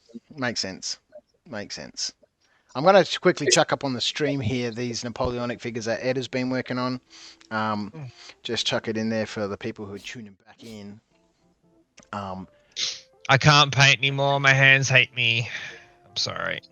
For something that was supposed to be, just quickly smash these out, there's multiple layers of highlighting on there. Even the eyes. There's one of these guys is looking out the corner of his eye. When you're painting eyes, trying to get the pupils to be in the same place, looking forward. You're trying to do like a look out of the corner of the eyes, and it never really works properly. Nice Just drop washing it. Yeah, they're I don't know why I do this to myself, but they look great. It's been fun. It's very different. The second group was, I reckon, 2/3 to half the time of the first group, and more importantly, if I'm doing this from scratch, I won't be absolutely shagged by the time I get to the second load of troops. So yeah, I think it's been a good learning experience. What was that? Sorry. This is Perry models. So I bought a shitload of stuff from them. I've loved their stuff since I was knee high to a duck. Okay, I was actually a bit taller because I was about 10 years old. But I've loved their stuff since I first started in GW. And I've always wanted to do historicals with their models, and I finally pulled the trigger. So they've got some really awesome models. Yeah. They do, and the rule set I'm going to be playing with that. One of the guys who was on the stream earlier, JP. So I have to excuse Poppy squeezing something in the background. They have like deployment markers, and then you have baggage trains and caissons for the artillery that sits behind your cannons, and so you can actually make little dioramas and stuff on the bases, which is really fun. Because otherwise you're just painting hundreds of the same thing again and again and again and again and again. Anyway. Yeah, because they're not dynamic, are they? They're always like they're not. Something, aren't they? They're not too bad. The new ones they've got are gorgeous. So the ones I painted today are like one of their first plastic kits they did for Napoleonics.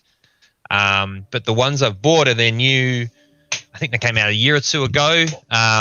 These are the 1807 to 1814 infantry, and I don't know if you can see even just from the back there, like the variety of poses is much better now. So you can actually get a lot more variety into your lines. I might even see if I can organize one to have the first rank firing or something. We'll see. And then maybe the second one loading, but I don't think I have enough models for that, so it'd be a bit of a challenge. Doing what? But, doing what, sorry? What did you say? The second rank doing what? Doing loading. As soon as I went up, I went, fuck, I know where Luke's going with this. Well played. Walked into that one. Carl makes stuff in the chat says those soldiers look awesome. She's proud, was it? What was that? That's about half a foot proud. and the cap. Yeah. So what's coming from you, Viv? Because it's funny. I think Luke touched on it before. Before I even looked at being involved in YouTube, when I first got into wargaming, I've always liked to build terrain and things like that, make my own stuff to game with. It was your channel that I found. Thanks, man. And because it was short and sweet. It was I wanted a bit of information, and in a 4-minute video, I got that 3 minutes of information that I wanted. I didn't have to sit through an hour of video to get 2 minutes. We said this before, Luke, when you got there. Yeah.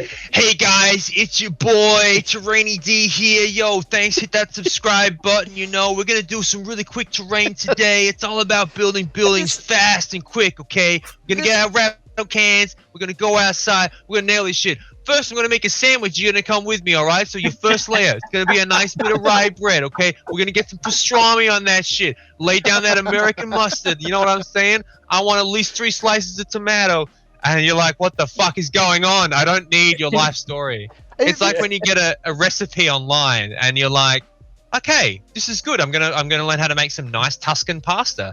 And you start reading through, it's like, the sun whipped across the plain with the wind in my hair. It was a lovely autumn afternoon. Just tell me how to make the pasta, damn it. I just want to know about the pasta. What the fuck is going on? There's the piquant aroma of the Sangiovese in my hand. Yeah. It's funny that you say that. Both you and Luke have said that now. These videos that I did, they were, a decade ago. Short, sweet, put the camera on, film some stuff, put it up on YouTube. But, people tell me all the time, and you guys have said it as well. Hashtag content, Viv. Yeah. Well, we'll talk about hashtags in a second. I really enjoyed those videos. They were quick and simple to make. I redid one of those videos recently. It was the making sawdust flock. And to make that video, I went back and had a look at the footage that I filmed, in 2010 or whenever it was, 2009 or whatever. And I had a look in the project folder. The original video had 4 clips in it, four clips. The one that I filmed... I'd have just got to pointing the camera at the cut by 4 shots. Yeah. The one that I did now was... He wandered off to make a cup of tea 7 fucking times during the shooting of it. I still haven't made my cup of tea. I was talking about it. Oh my god, this is the best. That tied back. I was standing there in front of the kettle and it was taking ages, and I was like, oh, fucking, Carl, from Crooked Dice is on, Ed's on, fucking, I wonder what the hell's going on. I wonder what's happened to the stream because my headphones keep wondering. Like, this kettle's taking ages to boil, and I'm like, fucking, there was a jar. In the space of 2 fucking minutes. It just felt like forever. There was a jar of Nutella there, so, I just started eating spoonfuls of Nutella, and I'm like, this kettle's taking too long to boil. And it's like, fuck it, I'm going to walk back. And as soon as I walked in the door, I heard the kettle go click, and I was like, well, it's too fucking late now. I'm here already. I'm gone. So what's next for me? And, those videos, I refilmed that video. There were 27 shots in the new video. Of a different angle of me picking something up off the bench. And so, there's a shot of me picking it up like this. Oh. And then, there's another shot this way. And it's just super weird to me, coming back to this whole YouTube thing, that, those old school videos, everybody says, that's great. That was the content that helped me, that, motivated me to do something, or I learned how to do that. But, where are my fucking 250,000 subscribers? Fuck off, you cunts. Once again, Viv, don't mince your words here. You can be honest with us. Okay? Look, I've been awake for a long time. I want you. This is a safe space. And I'm Australian. Sorry, I do apologise. Our viewers are climbing back up as daytime reaches into the atmosphere. I don't know. I was about to say fucking, but that's not fair. That's very good to us all night. I don't know. Right now, I'm just in a cruising mode. A lot has changed for me. COVID has been really, disruptive to our business here in Australia. As Ed mentioned before, we actually have a curfew. We can't go outside after 9 p.m. Of all the naughty children, having fun is verboten back inside. Please. So it's been really difficult. Certainly here in Victoria, that's had a massive influence on Knights of Dice. So I'm working there alone now, but I was chatting with Luke the other night, and I said it's kind of nice now. Things are just settled down. My wife's career, she's a teacher, so most of her work has been from home. She's really enjoying that. It's sort of gotten to the point now where I'm just in cruising mode. The business is doing well. Knights of Dice is doing well. Cutting up MDF and shipping it all over the place. But that was never really my passion. I didn't really want to get involved too much in that.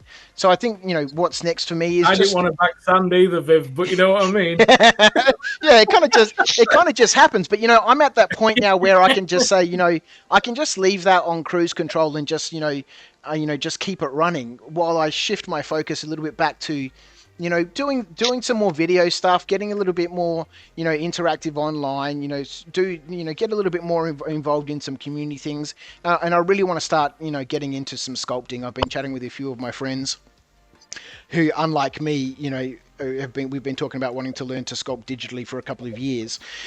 And they have actually done something about it and, gone off and sculpt, and now they have their own ranges of figures and stuff. There's not a lot of sculpting content, though, is there? There's not a lot of interesting sculpting content. A lot of the sculpting content that's out there is like the videos that we used to produce 10 years ago. Yeah. And it's great to sit down and watch, but, sculpting is one of those things where you've got to sit down and watch 40 minutes of something to understand the process. But there's no channels out there that are storytelling sculptors. A lot of what happens now in the videos that I see on YouTube, Trent's really, really good at this on Miscast, is telling the story. the videos that I were made were always what I call tutorial videos. I show you I show you how to do it, and you did this as well, Luke. You did this really well. Show you how to do it. Here's the process. You can see me doing it. I'm talking about what I'm doing. But there's a shift now in the entertainment zone here on YouTube where you can see what somebody's doing. I don't need to fucking explain to you that I'm painting this fucking green. Yeah. You can see I'm painting it green. So instead, I'll talk about something else that's involved in this story. You get a bit more of an emotional attachment to it, or a bit of an explanation about motivations behind that project or whatever. There's nothing like that for sculpting. No, I think it's what I think a lot of it is as well is before people used to turn to YouTube for tutorials to learn. The thing is now is a lot of people have learned everything. Yeah, because there's that much content to watch. Yeah. Now what people are wanting now is more inspiration. Yeah. They're wanting to watch something and go, "Fuck, I need to dig that project out." Whereas tutorials don't really make you want to do, because after watching a tutorial, it tires me. Sure. Yeah. Because I've took the information on, I've tried it, I've gone, right, I know what I'm doing, I'll crack on with that tomorrow. Yeah. But sometimes I'll watch a video and I'm like, right, I need to go. As in, I need to do that. That's amazing. And I think that's the main shift on YouTube. It's more inspiring content rather than teaching content. Yeah. If we want to come back again, in this, Groundhog Day discussion about old school YouTube versus, what's happening now, I think that's a really valid. Steve's still doing it. Yeah. I just want to say that's a really valid point, and something that I hadn't considered is that that's how I feel whenever I see videos, that have that motivational aspect to it. There's a story, there's something that's motivated that video, or something like that. And I'm like Bill, if Bill's still here in the chat, I don't know if Bill was around.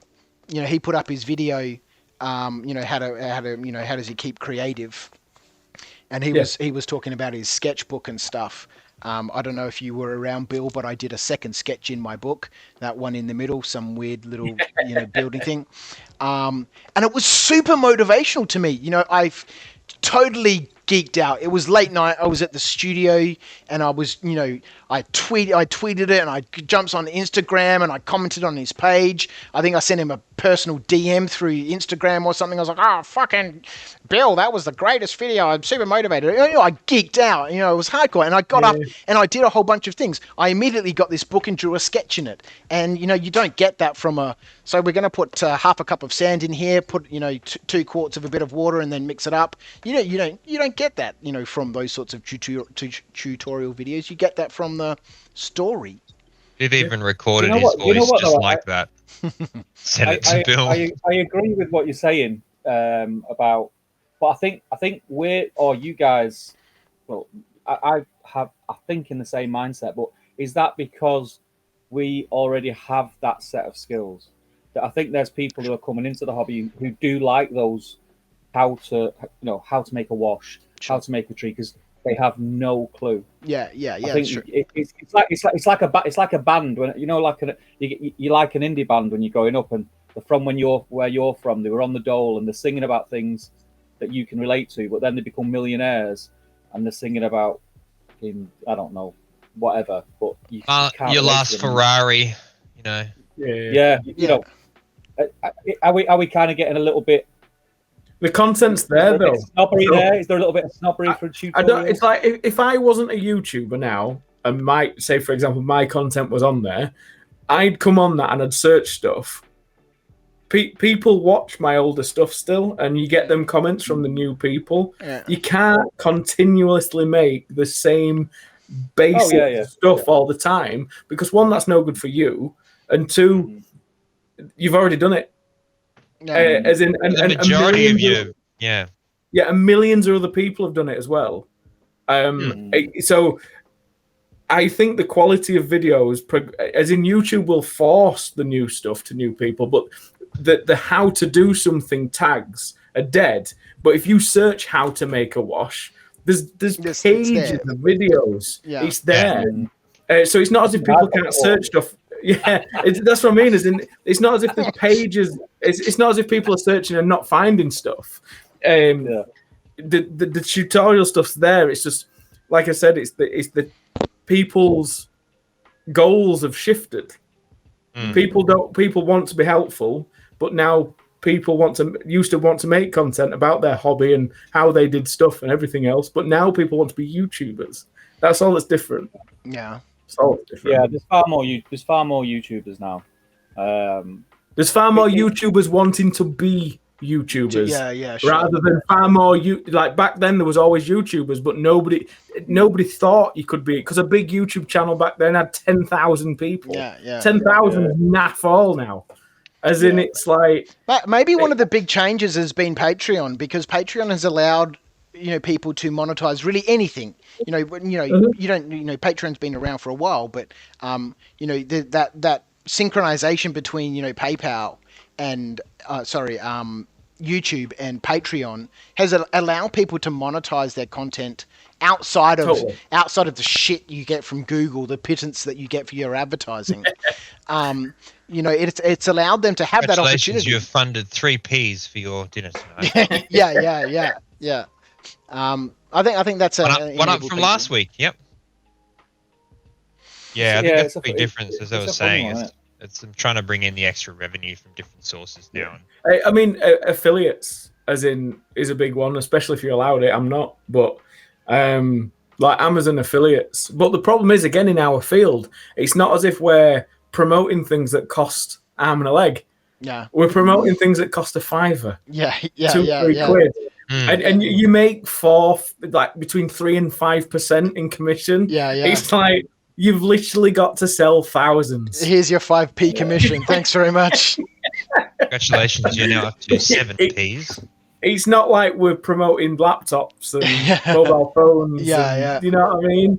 It's a very different industry. Carl makes stuff in the chat mentions is readily available on the cheap as well, which that's the thing.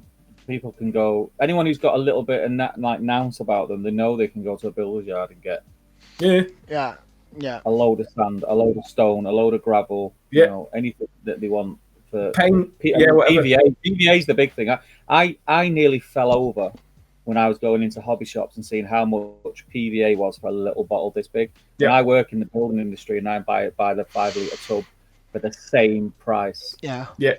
For the same price. It was unbelievable. Yeah. That was all of maybe $10 at Bunnings, and the only reason I didn't get a 5-litre tub is I don't use it that much at the moment, to be honest. That's the other thing, right? You're paying to not have to worry about what do I do with all this other material.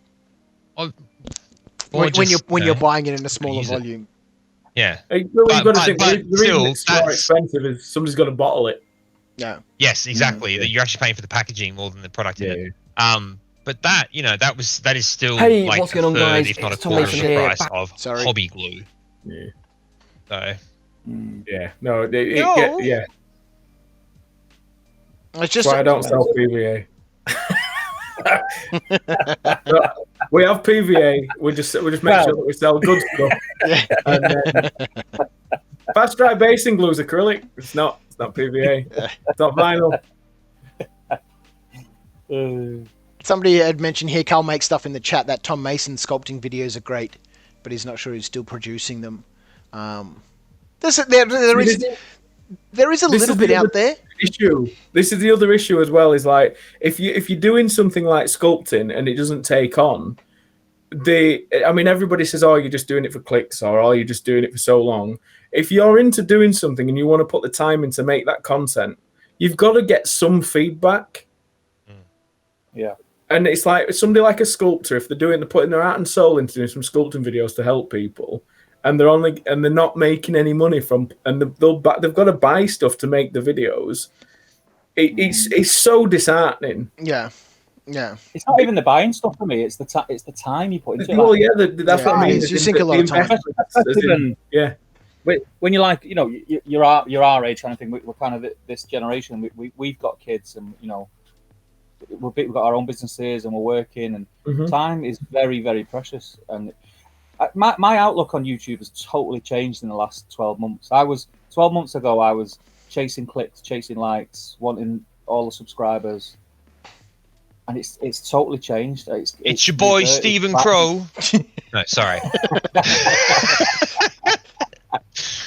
for me now, it's my hobby again, and I'm enjoying it again. Yeah. It's funny how that shift really makes a big difference, doesn't it? I'm doing what I want to do, the content that I want to do. Like I'm doing a lot of live streams at the minute, rather than what I think people want to watch. Yeah. That's been an issue that's come up so many times on so many channels lately. I've seen, people talking about it. Yeah, Trent was talking about it. Elston did a video a few months ago about it. Did one. This pressure to have to produce content that you think people are going to watch, and you might not necessarily be emotionally invested in that content, but I've got to produce that because that's going to get the views. I think. I mentioned this before, Steve, when you jumped on, that I could see in your videos that you've done recently how excited you are to be back in the studio, run the scouring of Cheshire, your event, and when you're doing something you love and you're passionate about it just comes through. Yeah, 100%. I mean, biggest thing with me is when it's like, even if I get a sponsor or anything like that, I have to want to do it. But my biggest challenge is trying to tie it into what I think people like, as in what I'm doing in the video is something I want to do. Yeah. But then when I'm making the video, I've got to then try and make that video appeal to a wide audience. That's the hard bit, and that's the bit that I don't like. Yeah. So it's like with that Viking diorama, I wanted that. That was even though it's a paid, I as soon as they messaged me, like, can I build a big? And they were like, yeah, do what you want. I was like, amazing. So I had to do that, but at the same time, I had to sort of talk and narrate over it in a way that I thought people are going to watch it. Yeah, that's the bit that's not nice. And then thumbnails. Oh crap! Don't even get me started. I wish thumbnails didn't even exist. Yeah, it's brutal. Bill making stuff in the thread here. This is quite some way back up in the chat. He says, "So does everyone here have a channel?" He said, "I've heard of Knights of Dice. Of course, you must know Luke from Geek Gaming Scenics. It's been addressed here already in the chat, but I mentioned that for reference because 2 lines down from that, TTTTTT Nathan says." It says Steve holds the world record for channels. It just pops up everywhere. Are you a bit of a tart, Steve? Have you got loads of channels? Yeah, I'm a floozy, mate. I'm a floozy. I get about, mate. Listen, I can do it now while I've still got a little bit of there. So I've got to do it now. I know. Otherwise, people will want to look at me soon. Oh, where's it gone? I'll find it. There was a great comment in here again about Steve. I'll paraphrase because I can't find it. It was, it doesn't look like Steve's doing any painting. This is reminding me of an episode of B-Sime. I've started drinking, haven't I? Yeah. This is the problem. I would be far more productive if I stopped buying beer, and then I'd be all right. It was like when I did that one day board build at Element with Steve and everybody.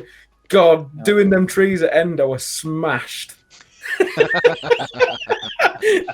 As in, I'd probably done that in about half time if I wasn't drinking. I think, weren't you drinking whiskey all day though? That kind of it don't help, does it? It was a good week. It was a good weekend. That I enjoyed that weekend. And then I'm going to try and do it again once the world. I don't want to plan anything that far ahead because there's still a lot of question marks over. But I'm going to try and do something similar soon because it's just. We'll have to stay at that woman's house again. Yeah. That were a right Airbnb. Yeah, that was funny, man. That was funny. Luke got molested in a pub. I did. Oh gosh. Yeah, I got out of there. That sounds rough. They were horrible. It was fun to watch. Yeah, I can imagine. you start by being polite, and then you soon get the fuck off me. Amazing how quickly that can escalate, isn't it? Yeah, it went from me just being conscious that I've had a few, and yeah, all right, I'll be nice, and then it's like fuck off. It was a very quick turn. Right, I'm off. Amy Nichols in the chat says, how long to go on the paint-a-thon? I'm just having a look at the stream. 21 hours and 20 minutes we've been streaming for. It's 7:30, so we've got 2.5 hours left to go. I think I've stopped kind of painting. I really should. I'm really tempted to go get that cup of coffee too. Does this count as painting? I'm just going to go urinate because I need a urine. But I will be back in a second. Awesome. Frederick, who's been watching, Frederick tuned in from Germany at the beginning of our stream yesterday and is back again. Says that Steve has about 4,000 channels. GBHL, Top Table Gaming, I can, you can cook, Battle Streams in Middle Earth. Yeah, that's how I roll, Viv. That's how I roll. Carl Daly says, Steve, you've got 23 minutes until you won't be able to see anymore. The thing is, like the funny thing is, once I started to do YouTube, I really enjoy making content, and it's not just the making content; it's the interaction and the friends that I've made through making content. Yeah, it's that end result of the content. The process of creating the content, I enjoy that too. But that's not why I do it now. It used to be in the beginning. I used to film shit and put it up. Stoned all the time, whatever. I don't give a shit. Film this, put it up, have fun, enjoy it, people. But after a little while. When I started getting traction, people were responding. You upload a video and you get some comments, you get some feedback, a discussion starts happening, and you get this, this interaction with your community. And, that's why I've mentioned it a couple of times now during the stream here. That's why I love the live videos, because that you're there together. This is actually happening in real life. I can ask a question and I know it's going to be answered. Well, I hope that it's going to be answered. And, you can share that same experience together. That's what I love about, creating content. And, that's what I'd like to focus on, at least for the next sort of 3 or 4 months, is just finding my rhythm. I don't want to keep harping on about the differences between YouTube, but I'm coming back to it from years and years and years of not really being involved in producing content, and the landscape when I come back and have a look around is different. And for me, I want to find my own groove into it. And I was talking with my wife Kim about this. Well, I was going to say last night, but night before last night. I follow a lot of sailing channels on YouTube. And aye, sailor. What's that? I said, aye, sailor. But I work. A lot of them are, just these, natural progression of people fixing up their boats. They've bought a boat, and one episode they're talking about, I'm going to be fixing this up. The next episode, they're fixing this up. Oh, now there's been a problem. We've got to fix this up. You get to see this episodic, adventure of their, process of building their boat, or then they've gone out sailing or something. They're really enjoyable videos to watch. And for me and the content that I want to create, like Luke said, all the tutorials have already been done. I don't need to recreate tutorials I've done in the past, or do a rehashed version. Like I've got a project folder in one of my Trello boards for ideas of videos that I want to do, and one of them is making your own version of Sculptor Mold. It's been sitting there for ages, but I'm never going to do it because Luke's already done some really, really good content on that. Several different variations of creating your own modeling compounds. There's no need for me to do it. So where do I fit in? How do I what type of content do I want to create? And obviously I want to hook Knights of Dice and my business into it. How do I go about doing that? So I think over the next couple of months, I really want to just, try and find my style. I don't know if you've watched Bill making stuff, and I've watched a couple of the other crafting channels, but the amount of editing that Bill puts into his videos and the presentation and the style of it, it's short. Yeah. It's punchy, it's short, it's super, it's really easy to watch. Bill has that super dry sense of humor that I'm sure a lot of Americans don't understand. Like your dad. Exactly.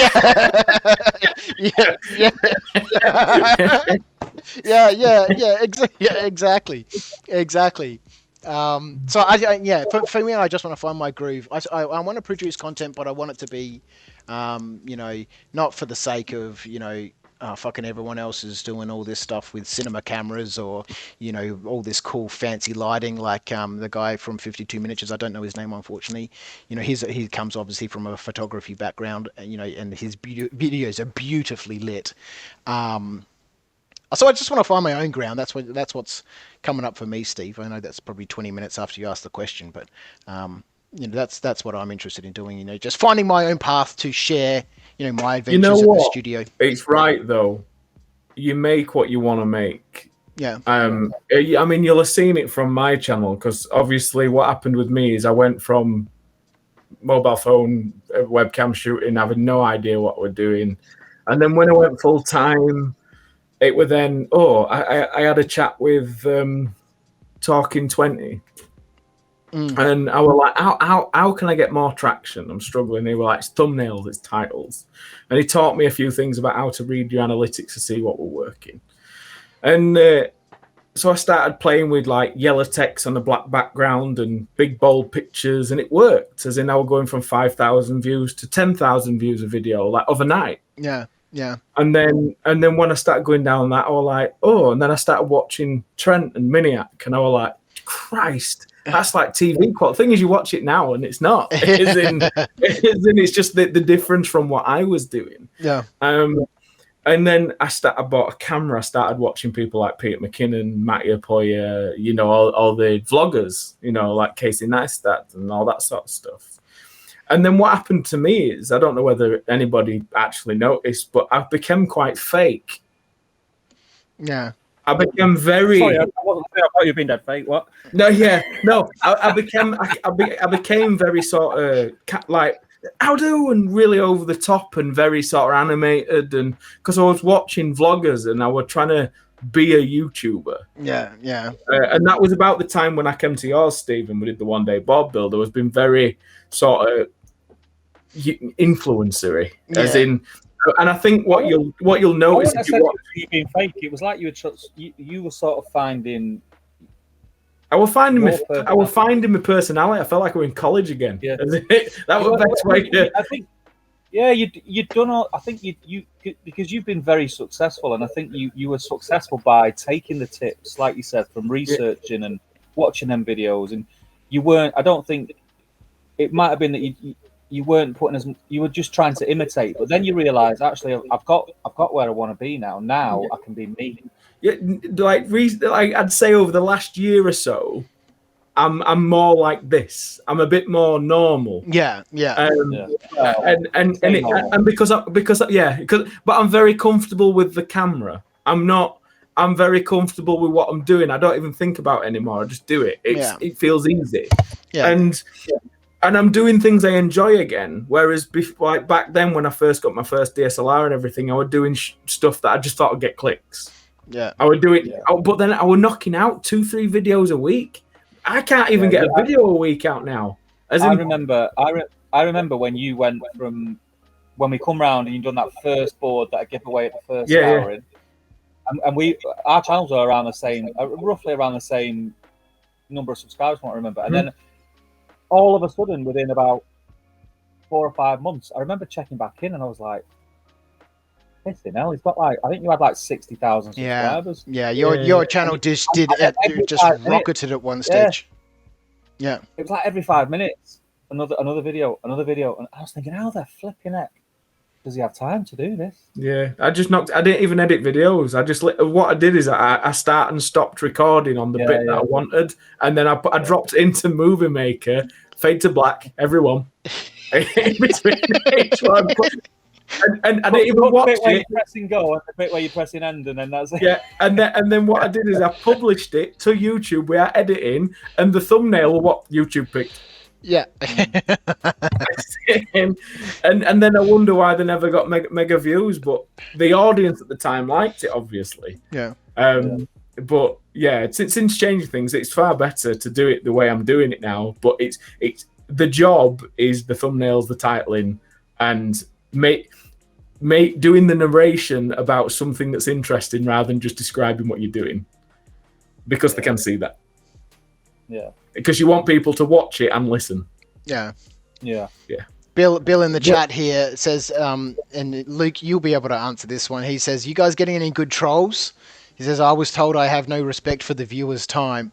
There's two parts there. Luke, you've got lots of good troll stories. I see you post them up every now and then on Facebook.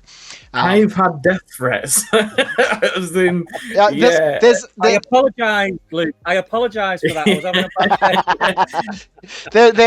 There is an active conspiracy that you either have an alter account and you're posting your own troll posts so that you can screenshot that and post it on Facebook to get some traction there as well.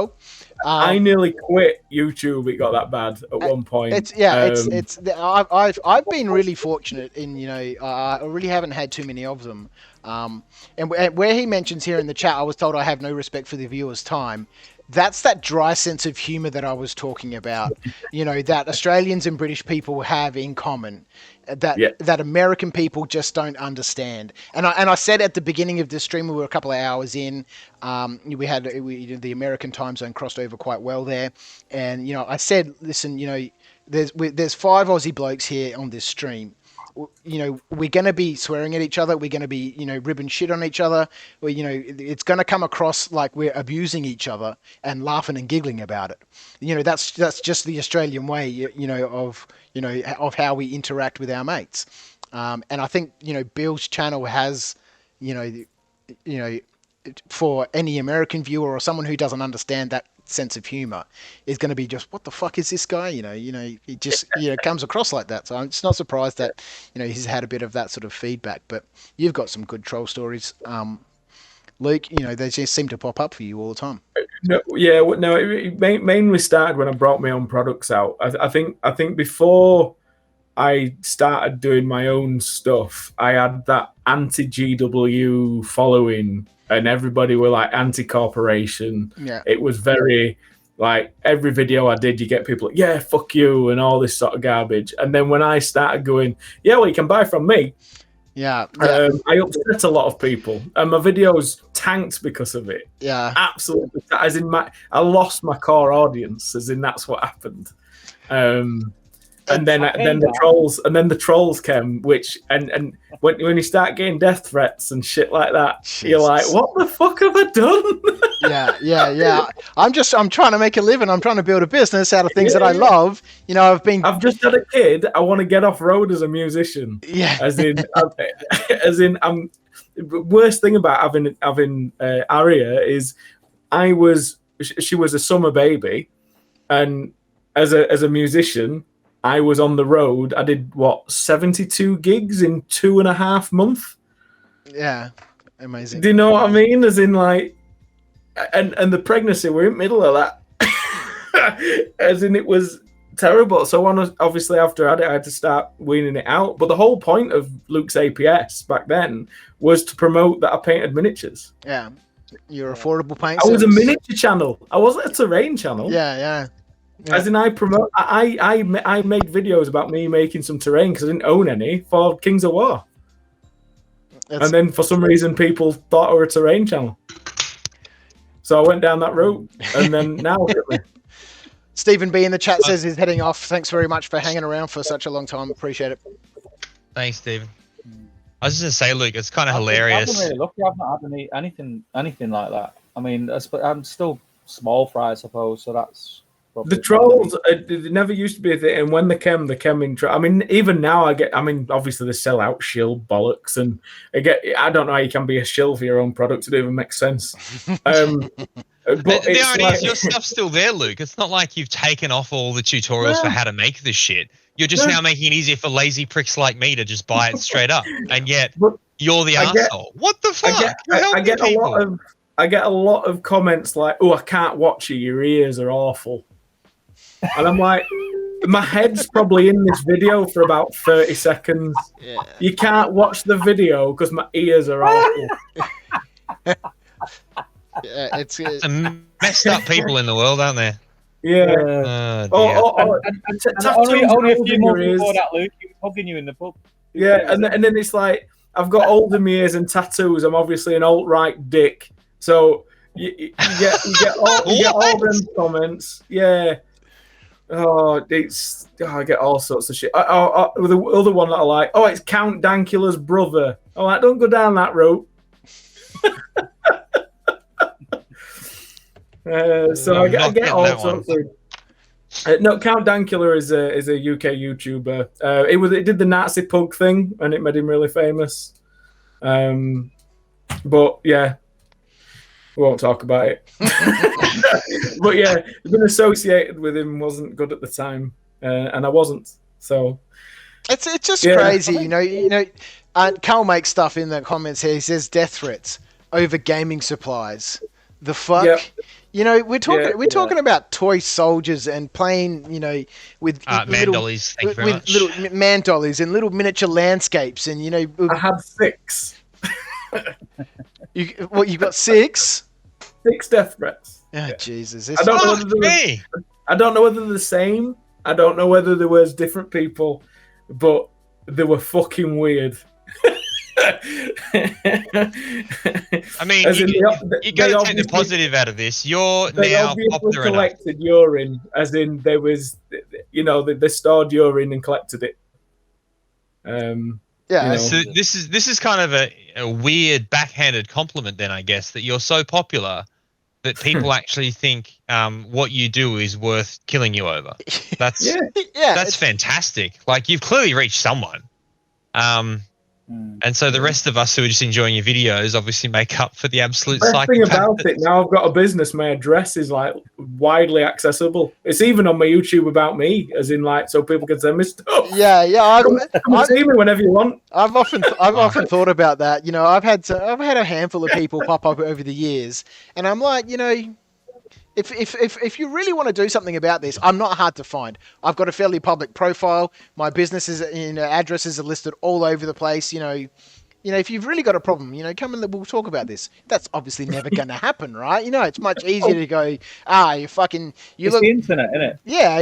You know, look, you bespeckled prick, I'll abuse you from the other side of the internet. Thank you very much. And you go, and it's them people that tell you that you're wrong, even though what you've done's worked. Yeah. You've just demonstrated something, but you're still wrong. How? What the fuck? It's funny. I had someone comment on one of my older videos on the Rubbish In, Rubbish Out channel a couple of years ago. That video had been up for a while. You know, I was married at that stage. I had a wedding ring on, and this person was like, you know, look at this fucking virgin. You know, probably, stupid geek. You know, he was a British guy. He used some slang I didn't understand. I actually had to Google it. Sorry, man. and I was like, Steve, what have we said? It's just, you know, it's so bizarre, some of the stuff. So Bill's heading off anyway. Very Great stream, sad guys. people. He's got to go to bed. Thanks, Bill. Thanks for tuning in. Appreciate you popping in.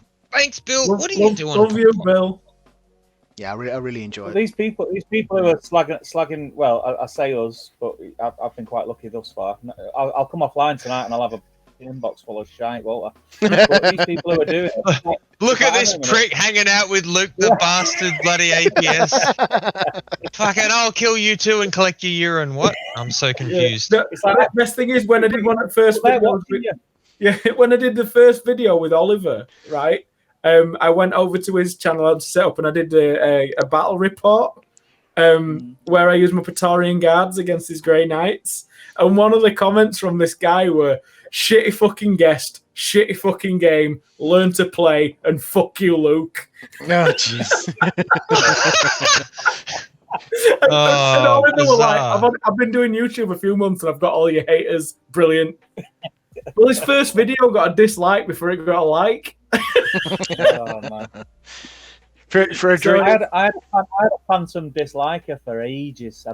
Every video I'd get like one dislike, because I don't think my videos are very like they're not the kind of videos that you can go, "Oh, this is shit," because it's just you either click my links because you want to see what it says on the title, you know, and I do what it says on the tin. I'll talk about bollocks for a bit. So I very rarely get disliked. But I kept getting one dislike, and sometimes, like you say, I'd put the video up, and within 5 or 6 seconds, dislike. It's weird because trolls, like what I find is trolls tend to watch your content. Yeah. Well, if they hate you, why do they watch it? Yeah, it's weird. Someone who mentions here in the chat, earlier on, Lisa mentions trolls still equal a view. And you know they are. I had the same experience, Stephen. You know, for a while back in the Rubbish In, Rubbish Out days.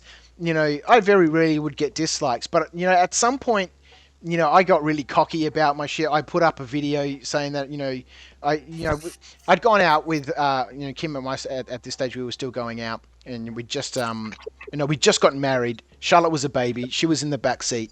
We were going off to go somewhere in the city. We stopped at the traffic light. Those window washer guys that will come and wash your windows, and sometimes you're trying to wave them away, saying, "I don't want my window done." Anyway, this guy washed my window. That's not something that happens in UK. I thought that was an American thing that happened. Oh no, it does in Manchester. Of course, it will in Manchester. Christ. Well, it happens here. It happens here, right? And anyway, so this guy washed the window. I wasn't super keen on it. And why were it smeary? And I filmed a video when I got back to the studio and carrying on like an idiot, like I'm a fucking YouTube celebrity, motherfucker. You don't wash my windows. And then when it was wow, Viv. There was a lot of pot before that video, I'm sure. It was a troll video, right? But then after that, I noticed as soon as I'd upload a video, and immediately there'd be a dislike. And then I'd upload another video, and then immediately there'd be a dislike. And then I'd notice that someone would go back through the previous 6 or 7 videos and just dislike. And that guy was just there just to come and watch my video and go dislike. I love it how we all assume it's just one person. As well. We should have a legion of haters. Yeah, we just don't know. As in, you just don't know. It could be someone that's accidentally clicked it, or it could be someone it literally could be. YouTube's forced it to somebody by accident, and they've gone, "What's this bollocks?" and just pressed dislike to try and make them not get it again. Yeah, sure. Someone disliked this stream, apparently. Oh, really? Yeah. It's because let's raise money for charity. Bunch of cunts. Yeah, bastards. Yeah, hit that like button, guys. Ramp it up. And and if you like this content, subscribe. It really makes a big difference. It's your boy, Terrainy D. That's when I do like that and stab myself with a fucking scalpel in the temple. I love comments like that. Subscribe, it really makes a difference. No, it doesn't. Watch it. Watch all of it. That makes a difference. Yeah. Sit around, watch, click the like button, leave a comment. Subscribing, is decade old. Titan Wargaming says, I can't even imagine being so invested in someone's content that I would be angry at the creator. I guess that's when you're really touching people, right? That's what I was saying. That's when you've made it when someone hates you. Yeah. Oh dear. It's nice that I can talk to other YouTubers about it though, because that's what I was saying. Like back when we started, you felt like you had to reach out to somebody in another country, whereas now you can make friends that are doing the same job. Yeah. It's nice. Or maybe if it's not their job, they understand it well enough so you can talk to people. And I think that's it is. It's a horrible job. When people say it's not a real, because when I came into this, I was like, when you saw people talking about burnout, when you were seeing all these like massive influencers crying about the job's horrible and they can't deal with comments and I was one of them going, fucking weirdos. It must be the easiest job. You're only making videos. This is so easy to do. Yeah, but then now I'm doing it. It is the hardest, worst job I have ever had in my life. Yeah. And I completely get it. And I've gone from being the outsider to being that guy, and now I feel bad for anyone doing it. It really is weird brutal. because I've tried talking to people, because like when you talk to people that are saying, "Look, how can I get to your size? I don't feel like I'm doing very well. I'm stressed because of this. I'm putting content out, nobody's watching it." And I went, you know what? Everything you've just said to me, I feel exactly the same. I'm really sorry. I can't help at all. Yeah, as in I feel like I'm not doing that well. My content's not doing and performing as well as I want it to. And people are looking up to me, and I'm like, well, I feel like you, so sorry, mate. As in, it's when you put in that much effort, for a 10-minute video, in the last couple of years, a 10-minute video for me normally consists of, maybe 3 hours of footage edited down to 10 minutes, and it will take me, 12, 14, 15 hours to edit that footage down to what I want it to be. And even that then, for the quality of my content, is nowhere near the quality of the stuff that that Trent's putting out, and then Miniac and Guy and all that sort of stuff. I'm sure they're pumping out way faster than I do, but all that effort that I put in, I was like, this is more than a full-time job. I still work a full-time job, and then I come back and edit until 2 or 3 o'clock in the morning. Snap. That's what I do. But it's like, I mean, with me, I've got quicker at editing. I mean, I can edit a video now. If it's a big video like that Viking diorama, that would about 2 days editing. Yeah. But if it's a quick video like that, that £50 shop with Murfield Miniatures, I'd knock that together in about 4 hours. Yeah. It's not the grading and all that shit that everybody thinks. It's literally making the video make sense. Yeah. Telling the story and stringing it along. Yeah. If I've thought of a video like the Viking one, I use one camera and I literally shoot it in sequence. Yeah. But when I haven't thought about a video and there's vlogs in it, there's just random B-roll, there's me talking to camera, there's me not talking to camera. They take far longer. Like the crap videos take far longer to edit than a video that's thought about and organized. Yeah. I've had exactly the same experience where I've shot some videos where, camera on, film something, camera off, and you just, trim it and, put all your clips together in the sequence and there you go. But, some of the project folders that I've got... They do better than the ones you spend 3 days on. Yeah, exactly. I've got some project folders in there. Some of them have 11, 12 hours of footage where I've just set up a couple of cameras in the studio and done some things. And, I'll capture everything I'm doing and then I'll be able to pick out the choice parts. But that means I've got 12 hours of footage I need to look through to find those choice parts and then try and go, okay, well, how do I, make this cohesive then? If I'm just trimming out this bit and that bit and this bit, then I've got to put some story together over it. Yeah, it takes a long time, and if anybody's in chat actually thinking about doing YouTube, just do it. No, just do it. Just film what you want. Yeah, 100%. If you enjoy doing it, that's what matters. And I'm telling you now, when you're doing something, if you're enjoying it, your audience tend to enjoy it more. If I've been stressed and I've been I don't know why all YouTubers do it. You sort of build this I've got to get a video out on Friday. Yeah. And you stress and worry yourself out to absolute death to try and get that video out on Friday. But actually, if you'd have just left it for the weekend and came back on Monday and put it out a bit late, you'd have been in a better mood when you narrated. It'd have come over better and it'd have probably done far better because you don't sound like a tired, drunk mess when you film. But you're editing it. And I hate to break it to people. These like set you make you sort of you're your own worst enemy, as in you just you force yourself to do stuff that you don't need to do. Yeah, I have an incredibly bipolar personality on YouTube. I've been anyone who looks through, and people mentioned that in the previous video that I uploaded a couple of weeks ago during my meltdown when I uploaded my fucking Time to Remember Who I Am video. Yeah. And someone said, we've seen this before, Viv. This is an up and down roller coaster for you. That I think when I look back through the comments, people are like, we don't care what you're making. I mean, we're not interested in the editing. We want to watch it because it's clearly evident that you're passionate and excited about what you do. And that comes through on camera and that comes through in the video. And that's what we're there to watch. Not some beautiful edits and, J cuts and, all this, L cuts or whatever, Been telling you that for years, mate. Yeah, That's why I got excited when you bought that security camera stuff, because I was like, that if that works, I'm fucking selling everything. Well, I've got that scheduled in this week after the stream, because I just haven't had the time to properly install everything, and so I've blocked out the whole of this coming week to finish installing everything, wire it all up properly, and start doing some proper tests. But you do know CCTV cameras have got a 2/3 sensor, and there's hundreds of lenses out there for them. Hundreds. Ah, really? And they're really cheap. Yeah, I've got a box full of them. Literally, as in you exchange with really long zooms that are really quick apertures as well. So ideal, as in it's just obviously you need a lot of light. Yeah, well, I was really impressed with it. I've just had the lighting in my warehouse redone. I had a whole bunch of LED panels and stuff put in, and it's super bright in there now. Although we sit under these super bright lights for painting and stuff. I had my friend there. He's a Sparky, and I was like, I said, Roman, it's not bright enough in here. He's like, fucking, normally we'd put like 2 of these in a space, twice as big as this. You've got 6 in here. I was like, yeah, I want 2 more over here.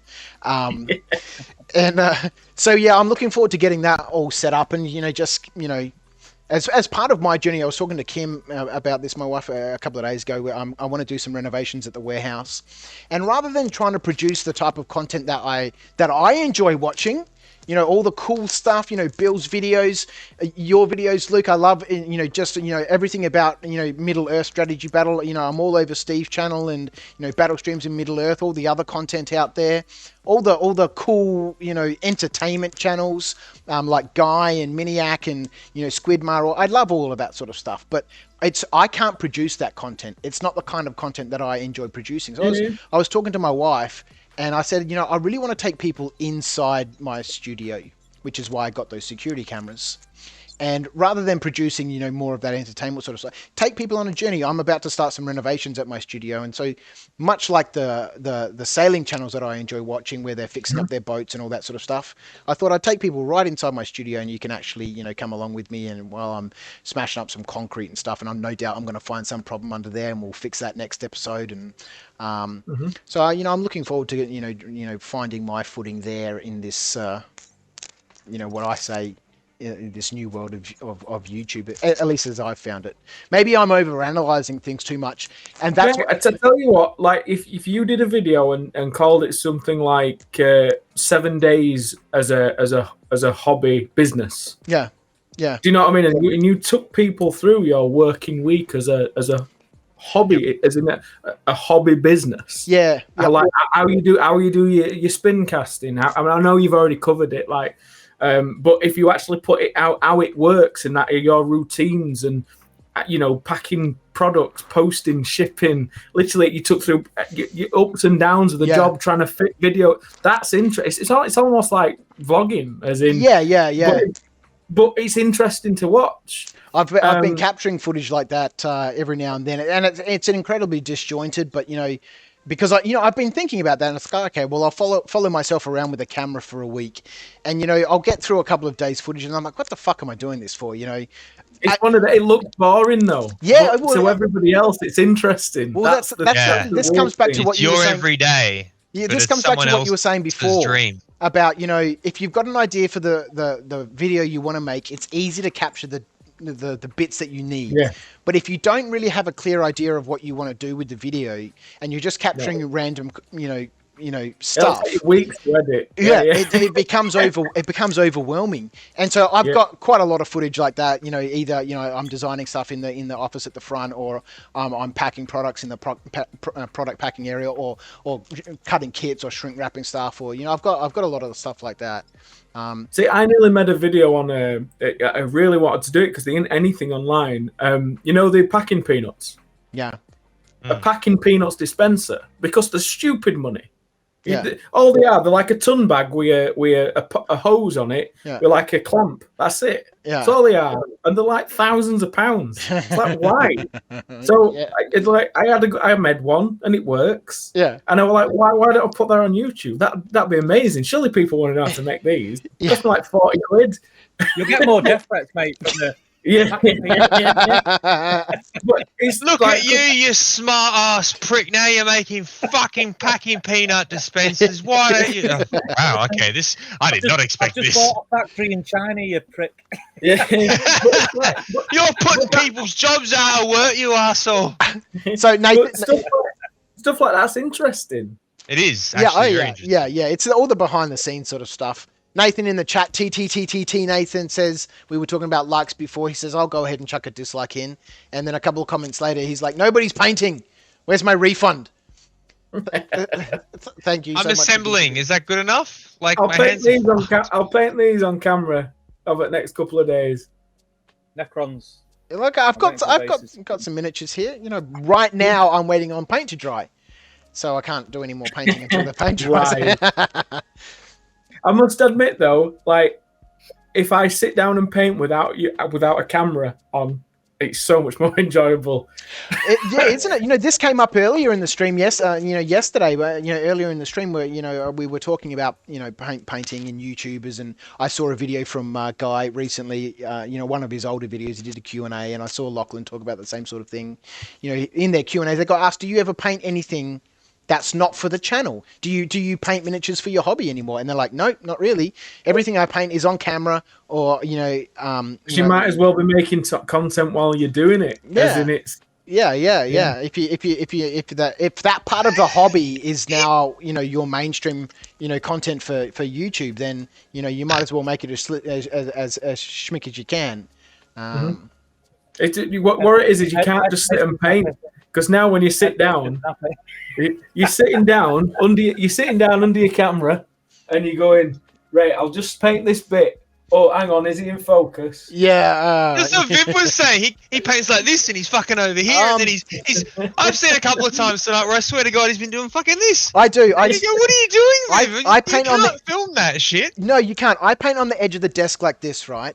And sometimes, I've thought, I'll try and make a video. But then sometimes when I've been painting, I've realized I've put the miniature upside down like this, and then reached over this way to try and get at you, Luke. Yeah. It's not biscuit tea though, is it? No. I've done that, Viv. Do you know why? The whole painting video and realised that it wasn't even in the frame. Yeah. Yeah. Not even in focus, not even in the frame. I was gonna say the only reason I drink Yorkshire Gold is because of the Spiffing Brit. I don't know if you've ever seen his stuff on YouTube. It cracks me up. The crypto stuff was hilarious. But his subliminal messaging, drink Yorkshire tea, worked. Yeah. After about 4 videos. I've got a box of that biscuit tea. I'm gonna go organise myself a cuppa in a minute. I want to Yorkshire biscuit tea with full fat milk, as in blue top.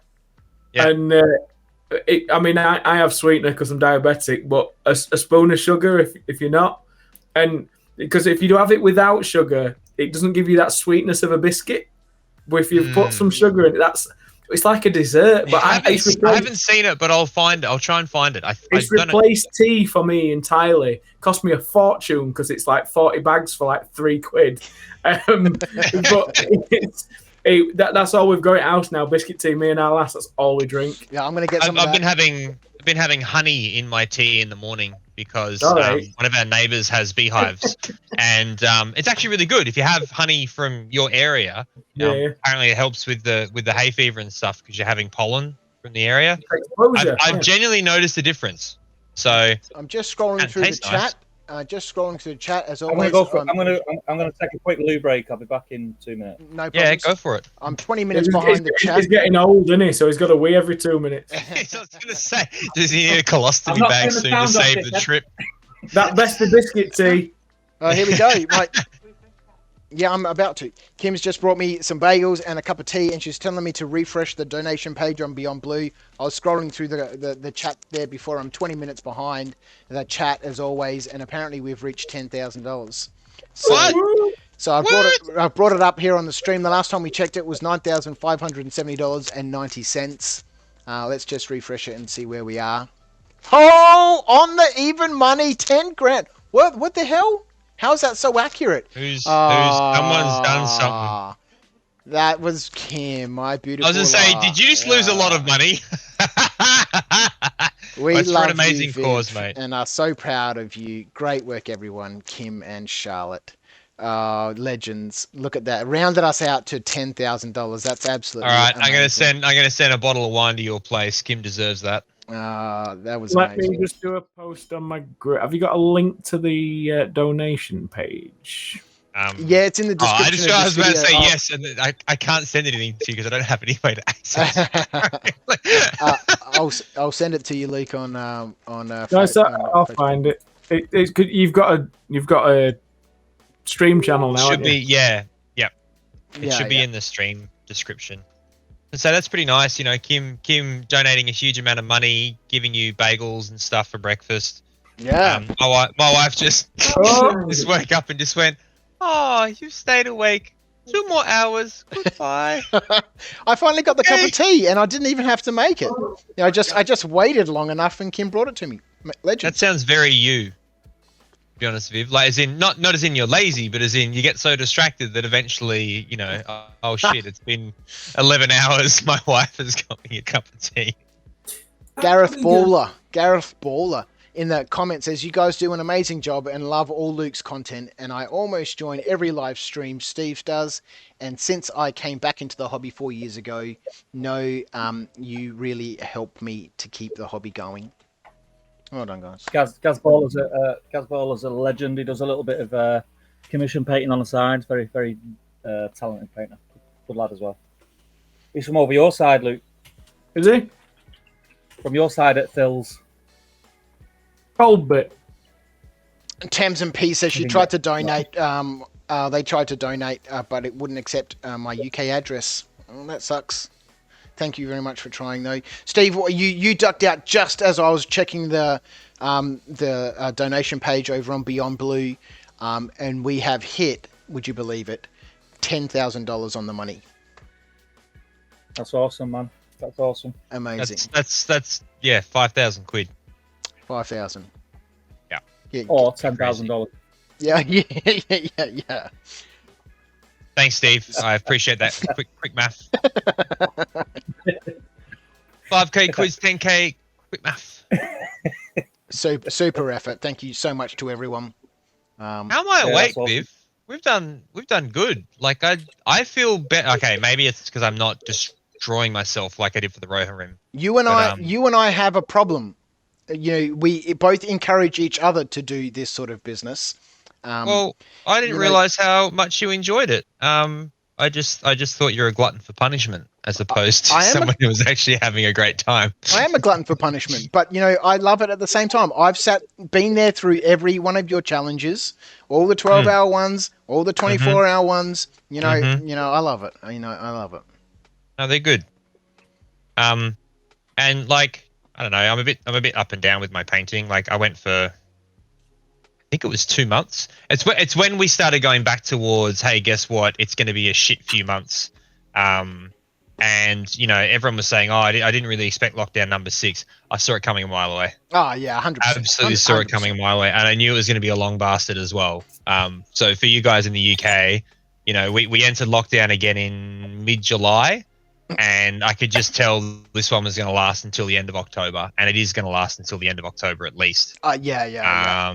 It's crazy. So, it's crazy business. It's shit, and it really bummed me out for a bit. But then can't remember. I think it was a 12-hour challenge. I pulled my socks up and went, let's fucking do this. Yeah, I did most of a Blood Angels combat patrol in 12 hours. I just was shy on the 3 aggressors. But I did the five Primaris' intercessors as death company because Blood Angels for life, baby. And did the other dudes and the librarian and stuff, and it was great fun. And it got me painting more regularly again. Yeah, that 12-hour challenge for me was what really sparked me back up. I think with lockdowns in general across the globe, really, not just like UK, Australia. I think that's why we're seeing more YouTubers, because people were spending a lot more time at home doing whatever they do, especially hobbyists. Yep. And for me, it hit Top Table pretty hard because we have a studio where I filmed most of the content. Most of Top Table's content was battle reports. That was the main body of the content, and I couldn't get in the studio, couldn't meet up with people, couldn't film battle reports. So I was doing stuff from home at the garage, which was just like reviews. Did a couple of painting guides, which were all right. But the battle stream stuff really took me by surprise, because basically that was just me and Damien doing what we were doing anyway. When we were hobbying at the same time, a few times we'd Zoom called and we'd be painting and having a chat. And I think it might have been me, because I'm a YouTube whore. I just said we should stream this. It has been mentioned in the chat that you are a bit of a loosey goosey when it comes to YouTube channels. Yep. So I said we should stream this because we have a lot of fun, and no word of a lie, we fully expected maybe anything between 6 and 10 of our pals to tune in and get involved in the chat and a bit of banter. Is this for battle streams in Middle Earth? For battle streams, yeah. Yep. And that turned into something that's just remarkable. We've got 100 patrons on that channel. Wow, And that's awesome. And considering that we've only got like 800 subscribers. Yeah, that's strong. Oh wow, That is insane. It's insane. And the community we've got, like, we have a chat group for all those patrons, and I kind of consider a lot of them are in the chat tonight, and I've come on tonight. And Nathan's one of them. He's just a bit of a pee taker, but we have a good laugh. We have a good laugh in the Patreon group, and we're meeting up, and a lot of them are pals now, and they tune in every time, and I'm talking to most of them. Yeah, I've at least listened to the conversations I'm having every day. I've noticed that when I've on the rare chances that I'm up super late, because you know the Battle Stream in Middle Earth stream normally comes on quite early on a Saturday morning for me, and on the rare occasions when I have been able to watch it live, or when I've watched it back afterwards, you know, you see that community is there in every episode. You know, they're there, and you know that stream that you guys do has, you know, it has its little quirks, and it's, you know, it's become part of the show. You know, like somebody up in the chat here had mentioned, you know, Steve, you know, talk about what snacks and drinks and stuff are, you know, on the show. You know, it has that it's awesome. That following. It's awesome. Like Damien and myself, like, we're really, really sort of flattered by it, but at the same time, it has been a ton of fun to do. And we had a Zoom call the other day. We said, we need a quick Zoom call for 20 minutes just to decide. I can't say what we were talking about because there's Patreons on and it's a bit of a surprise. But we said, we need to discuss this. And we're like, right, okay. And then before we know it, like 4 hours has passed. It's 2 a.m. I've got to be up at 5:30. It's just, you just slip into that. You start drinking, you start talking, and it's just a really comforting kind of thing. Damien the guy? Is he the journalist that did the magazines and everything? Yeah, so Damien Damien, who I do the streams with, him and Thomas Harrison, they make the SBG. I'm obviously showing that I don't watch it, so yeah. No, yeah, that's Damien. So Damien, he's far more how would I say, clued up when it comes to Middle Earth. He's played it from day dot. He's a big. Didn't you go down to him and do that massive battle report, or like he did loads of? Well, he does one. He does one every issue. So every issue they have a battle report in the magazine, and they play it out. And I've been fortunate enough to be involved in quite a few of the issues. It's been really nice. But considering it's such a niche system, Middle Earth, in comparison to 40k, Age of Sigmar, it's such a niche system. Yeah. The channel itself is doing awesome, but that as well over lockdown. It's the patrons for Top Table. They were the ones that made me see the channel very differently, because I wasn't putting out the content I was putting out, and then before lockdown there was three of us. There was 3 of us hosting, 3 of us creating content. Then it was just me, and I really thought, it's gonna fall by the wayside. This, and they kind of stuck by me, so it kind of made me think. They're not really they're kind of my pals now. They're not, they're not patrons because I'm pumping out 3 videos a week and they're paying for content. They're doing it because they're supporting what I'm trying to do. And well, do you know what I mean? Not starting every video with yo, it's your it's your boy D. Green Tree mentions here in the chat, and it's right on point. He says, I wouldn't miss a battle stream live. It's like a night with your pals. Yeah. Like it's like and Reese Taylor says that's the one, Green Tree, like we're all in the pub together. Yeah. Hopefully you can do I think soon. Battle streams got me through COVID, 100%. Yeah, sure. 100%. Because I'm quite a sociable person, so I like to mix with people. I like to be around people. I like meeting people. I like talking. I could walk into a room of strangers and end up talking bollocks to someone for 5 hours quite easily. It's just, I can't be quiet. No. Yeah, I mean, over COVID, I think biggest thing for me, big saviour for me is the business, how it's been going, because I've just been working. I've not stopped. Yeah. I even missed my daughter's birthday. That's how busy I've been. As in, a little story. It's quite funny. Because with COVID and we've not been able to do much, I was giving myself towards the last few months, I was giving myself weekends off so I could spend it with my family. But I said to Claire, look, everything's locked up. We can't book to go away anywhere. We can't do anything. Shall I book a load of work in and I'll just work hard and next year we'll have some proper time? So I said, yeah. So I took on the work, all the sponsors to make more videos and bring some money in. And so next year I can enjoy myself a little bit. Then Claire's mum booked a week away for Aria's birthday down in Cornwall. And I was like, I can't go.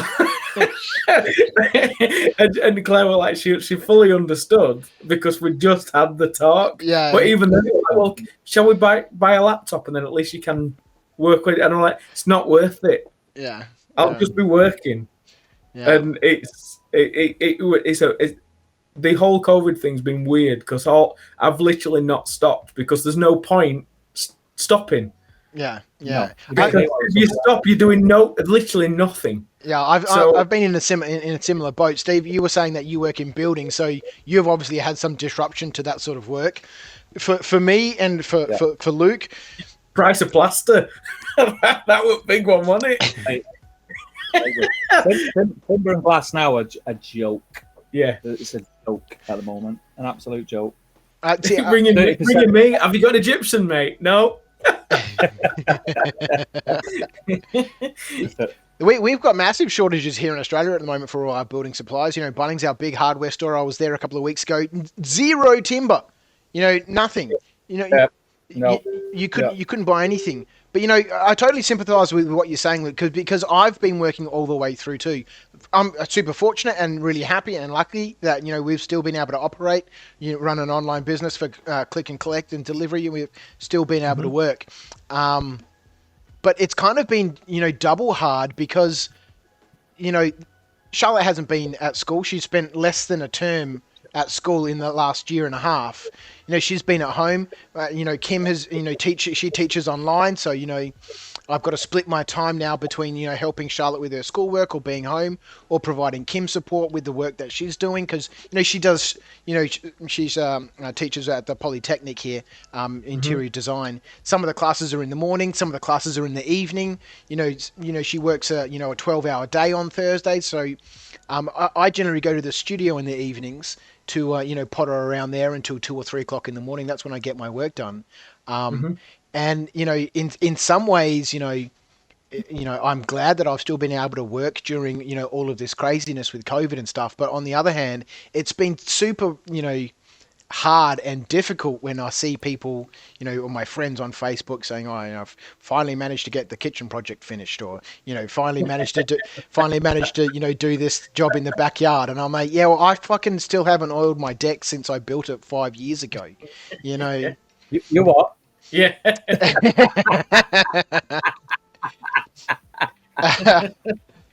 So I totally understand. How things have been. I was when the first lockdown happened here, everything shut down, and when you're self-employed and all of a sudden you're told you can't work, that's like shit. Yeah. You start dipping into your savings, and for a period of about 2 weeks, I became a commission painter and hated every single second of it. Hated it. Yeah, I was really fortunate that like loads of people, like say, like patrons were there, like people who watch the videos, people who are on the Facebook group. I put this post out saying, look, if anyone wants, I can't work, so I'm at home, I need to earn some money. If anyone wants anything painting, let me know. And I've got loads of people sending me stuff. And I think I did two commissions, and it broke my heart. It's like Luke was saying before about when it's a commission for someone. Yeah, you're far more critical on what you're doing.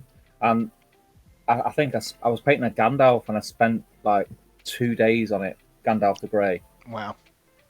And stripped it and started again. Oh, no shit.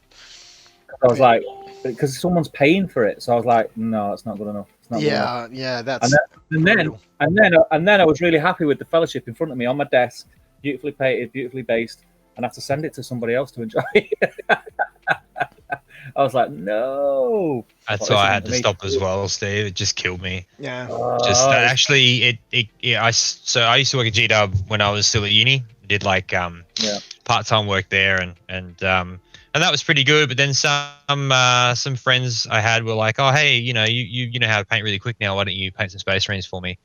And between that and between sort of getting a bit burnt out from how corporate G-Dub was, it actually killed the hobby for me for about 5 years. Yeah, it can burn you out real quick. Yeah. And then I came back in via Infinity, Corvus Belly Make. I do have to say, though... Yeah. Sorry, Ed. Come on. No, you go. No, go. I was just going to say there's plenty of love in the chat. I was just going to go through some of it, but... No, I was just going to say, yeah, it's just... now that I'm back into it, I'm back into 40k. You know, I had a dabble in Age of Sigmar and love a lot of their specialist games and a lot less critical of everything, and just went, you know what? You don't have to worry about what's cool or what's not cool or what group you're with or whatever. Just paint some fucking toy soldiers and have some fun. Yeah, I can just paint it and enjoy it. Yeah. He says while getting Napoleonics ready because he's a fucking grandfather before he even has his first child. Anyway. Carl Daly in the chat says he's gutted that his new job's taking him away from battle streams in Middle-earth Live. And, Nathan... maybe more content for you other than a live soon. He says, Steve's heard me say similar before, but content like B-Sime has helped drag me out of a black hole of anxiety and depression. I wouldn't say I owe Steve my life, but I certainly owe him big time. And, that's touching, we're in the twilight hours of this 24-hour stream, and that comment right now is just personifies what this whole, 24-hour stream and, our campaign to, support Beyond Blue with the Painting for Life, charity stream is personified in that comment right there. And, it's this interaction that, we're all having here whilst, we are physically separated by seas and boundaries.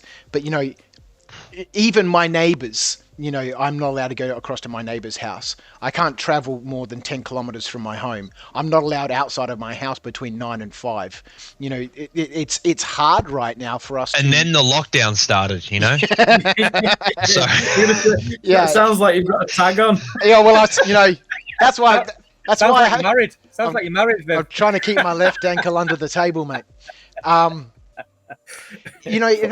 It's this sort of online interaction that has enabled us to, stay connected and, hanging out with Ed for those 12 hours. He just mentioned, he was feeling pretty grim. We've all been feeling pretty grim. That 12-hour challenge for him, the last one just kicked us in the fucking balls. It was a real, we'd done everything right and it didn't fucking matter. And it just broke so many people I know. This last lockdown. Yeah, really. And anyone who's followed Knights of Dice on Facebook would have seen me carrying on there on Facebook. Well, not carrying on, but I just vented a little bit, and I thank people for listening. But that comment right there from Nathan, the interaction that we have here with YouTube, whether it's live or whether we're watching people's videos and being motivated and inspired by it, it's wonderful to see that we have a really healthy community and support network from what are essentially strangers who have become more than who become pals. You can say friends, Viv. Well, Don't be getting all weird. Stop being all macho, Viv. I'm fucking say it how it is, man. Been awake for fucking more. I like a man cuddle as much as the rest. I've been awake for more than 24 hours. You get fucking 26, 27 hours. Give me a break. Fuck, man. I always saw Viv as a mate, but it's funny how this lockdown has really helped me work out who my friends are. And this probably sounds a bit crazy, but I just had too many people on Facebook. And too many people I was trying to be worried about. And what I found is people that weren't actually reaching out for me and seeing how I was either. And it ended up helping me reconnect with my core friends and solidifying friendships like with Viv. Because, I think we've been pretty good mates for a long time, Viv. Steve, sorry. We're going to forge our friendship in the coming weeks and months. Okay. So I'm gonna see if I'm probably not gonna be awake judging by the time you do your streams, but scissor me timbers. But it's just been really cool to sort of go, hey, these guys have got my back. and I've got theirs, and that's really good because fucking hell, we need it right now. So Well, that's why I've always been there in every challenge that you've put up, Ed. You know, there's been people, you know, like Nick and Toph and the other guys who were on, hosting with us yesterday. You know, they've popped in and out of those challenges, but I wanted to make sure that I was there for you the whole way through. And it's been a great pleasure to be part of that. Nathan in the chat says sorry for getting sentimental, but Steve should be painting before he goes blind. Sentimental. Yeah. Nathan, my eyes stopped working about 25 minutes ago. He's got his plus 4 diopters on there. I walked into the back of my van when I went for a wee. Titan Wargaming says it's weird to think of it as strangers because to me it reminds me of the old days of the local wargaming club, where more like one giant community. He says too many people on Facebook was a problem I had as well. Been purging them for a while now. I had over 680 people, and I could still name probably 550 of them, and it's down to less than 280 now. Going back to the guy saying, sorry, other people. Like, sorry for being sentimental. It's good to say that. 100%. Just fucking tell people how you're feeling. Yeah, man. Bloody oath. Don't hide it. If you're upset and you need to tell someone, fucking tell someone. Yeah. You know, you're not a little person for being sad. As in, fucking talk. It takes a lot more power and a lot more resilience and a lot more guts to say something to someone. You know, I'm not feeling very well. I'm not doing well. Yep. And to be able to openly talk about it.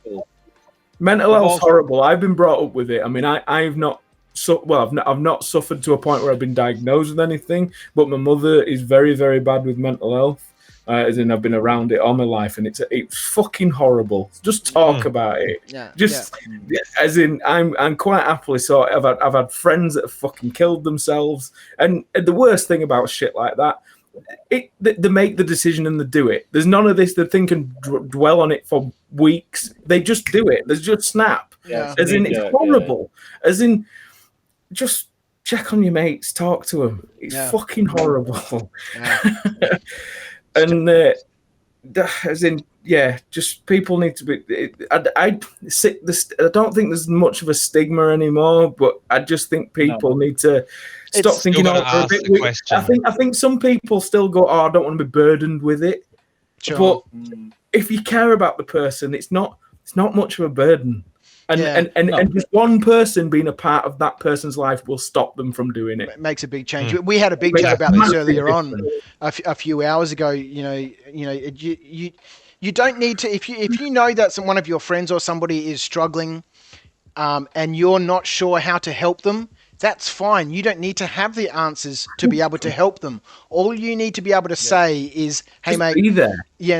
I'm here for you if you ever want to talk. I don't have any answers. I don't have any solutions for you." Yeah, exactly. But I'm right here to listen to you. You know, just let it all out, and I'm sure together we can find a way forward. Yeah. And I think that's one of the big things is that people feel like they're supposed to have some sort of answer. It's not a fucking burden. You don't need any answer. You just need to be there, like Steve said. With your ears listening. Damien is in the chat here, and he says, "Congrats to you all on amazing total, by the way, incredible effort." And just before that, he says, "I'm just tearing up listening to Steve talk about B-Sign." Boom, right in the feels. He always cries when we talk. He always cries. Robert Treble says it's okay not to be okay. Luke is on the money. Talk about it. Talk to your mates. Yep. I've never been all right. The thing is, it is really hard. It is really hard to bring the subject up and talk about it if you're not feeling right. I cry a lot. As in, I don't mean like every day, but I mean like literally. If I need to get it out, I sit down and I just fucking talk to. I'll ring a mate. And I just need to get it out because it's like a pressure. It's building beside me, and I'm gonna lose my shit and kill somebody if I don't get it out. And that's how it feels. And I'll just sit and whine about my life, and then next morning I feel much better for it. How much better? I was gonna say, it's a really healthy thing to do. That's also okay. It's an outlet, isn't it? Yeah, talk to someone. I don't want to. There is a difference here. This came up earlier in the stream between men and women, and how our social circles and our groups and our relationships with, our friends are different. Yeah. And Kim, in the video that I uploaded recently when I painted that figure for her birthday a couple of days ago, one of the things that I really love and admire about Kim is, she's very open with her friends. They talk constantly, and, they're there to console each other, and, they talk. Whereas, men, blokes, males, there's this wall that we hit. And so lads. Yeah. So I think it's very healthy, Luke, when you say you're very comfortable, and to phone up one of your friends and just let it all out, have a cry and get your emotions out, and that's incredibly healthy, and it's something it's only because I've been brought up with it and I'm aware of it. Yeah, well, see, this is it. It's something that not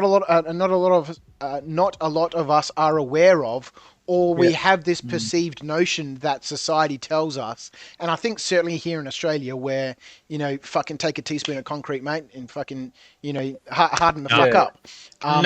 Is a teaspoon of cement is such a shit saying. Yeah, this leads to a lot of problems. Masculine fence that you're supposed to be, this hard, strong. I wouldn't say it's that masculine either, because a teaspoon, that's fuck off. Yeah. Get a fucking cupful, you bastard. Exactly. No, it really is that whole toxic masculinity thing is at a least real problem. 3.7 centimeters of it, anyway.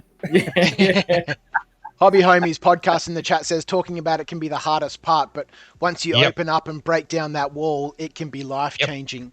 And it is. It's like it's removing the pebble from the dam that just bursts it open. It can, that's all you need is just to talk. And either listen or talk, and that just opens up the doorway, and all of a sudden you can take things from there. I totally agree with that, and I think it's on all of us as blokes. No, I mean not just blokes, females into this as well. But we have this stigma thing. I don't always think it's on the person who's struggling. Ban traditions. Ban traditions. Get rid of them. It's for us to ask our friends if we think they're struggling, to speak to them, right? Yeah. It's not just for them to come out with it and say, "I'm struggling." No, yeah, of course, yeah, 100%. Check in on each other, speak to each other. There's no magic wand to make it better, but just listening can help loads. And it's that real important thing of making sure that if you're going to ask if someone's okay, be prepared that they're not going to be okay, and you can be there and listen. And if they're really struggling, try and help them. Go talk to someone professional about it. As Viv said, you don't have to solve their problems. Yeah. Even if it's your partner coming home and had a shit day. The number of times I've gone, oh, have you tried this? Have you tried this? And Liz has gone, I don't give a fuck about a solution. I just want to tell you why the people I've dealt with are absolute pricks, because if I don't get this off my chest, I'm going to be pretty shitty for the rest of the night. Okay, cool. Yeah. And then especially with lockdown, I was saying this earlier, guys, like pregnant with our first baby, we had to go through IVF, so it was already, a bit of a tough run to make sure that happened. And then, we haven't seen her parents since she fell pregnant, because they live in a different state in Australia. There is a very strong chance she won't see them before the baby's born. She's going to miss her brother's wedding in November because, again, she can't get up there and she's the best woman. And we've got home renos that started the day before fucking lockdown hit. So we've got a half-finished fucking house it's weatherproof and watertight, but it looks like a piece of shit because it's all blue board. And all these little things add up, and suddenly they put a lot of stress on you. And her work's going through a crazy restructure. And just sometimes she just goes, I can't deal with this shit, and she'll just have a good cry with me, and we'll have a good chat. And I'm not trying to solve it. I just need to be there for her. Yeah. Look, there's some lovely comments here in the chat, and people are really well aware that just talking is really helpful. Nathan says, I've never heard the expression teaspoon of concrete before. It's I think it's teaspoon of cement. Technically, it's not concrete till it's in the fucking water. But I digress. Yeah, well, there we go. Let's not worry. Tomato. Yeah. It's the old neckbeard. Actually, I've got my glasses on. I can do it, can't I? I think you're fine. I'd like to make a complaint, please. Jules. Sure, Karen. Yeah. Greybeard's Wargaming mentions if you get the opportunity to go and do the mental health first aid course I did for work, and it was fascinating but confronting. And then Word Tweak says I wasn't even aware of the mental health first aid course. Do they make you like sing "Staying Alive" at a dummy? What? Because it's the rhythm to CPR. Oh, for isn't CPR. Yeah. Oh, yeah. Yeah. Ha, ha, ha, ha. Stay alive. Stay alive. That'll cheer anybody up screaming "Staying Alive" at a dummy. Imagine if someone kept singing it and the person just goes, "Okay, I'm awake. Just for the love of God, stop singing." Yeah. Oh, you're so off key. Oh. God.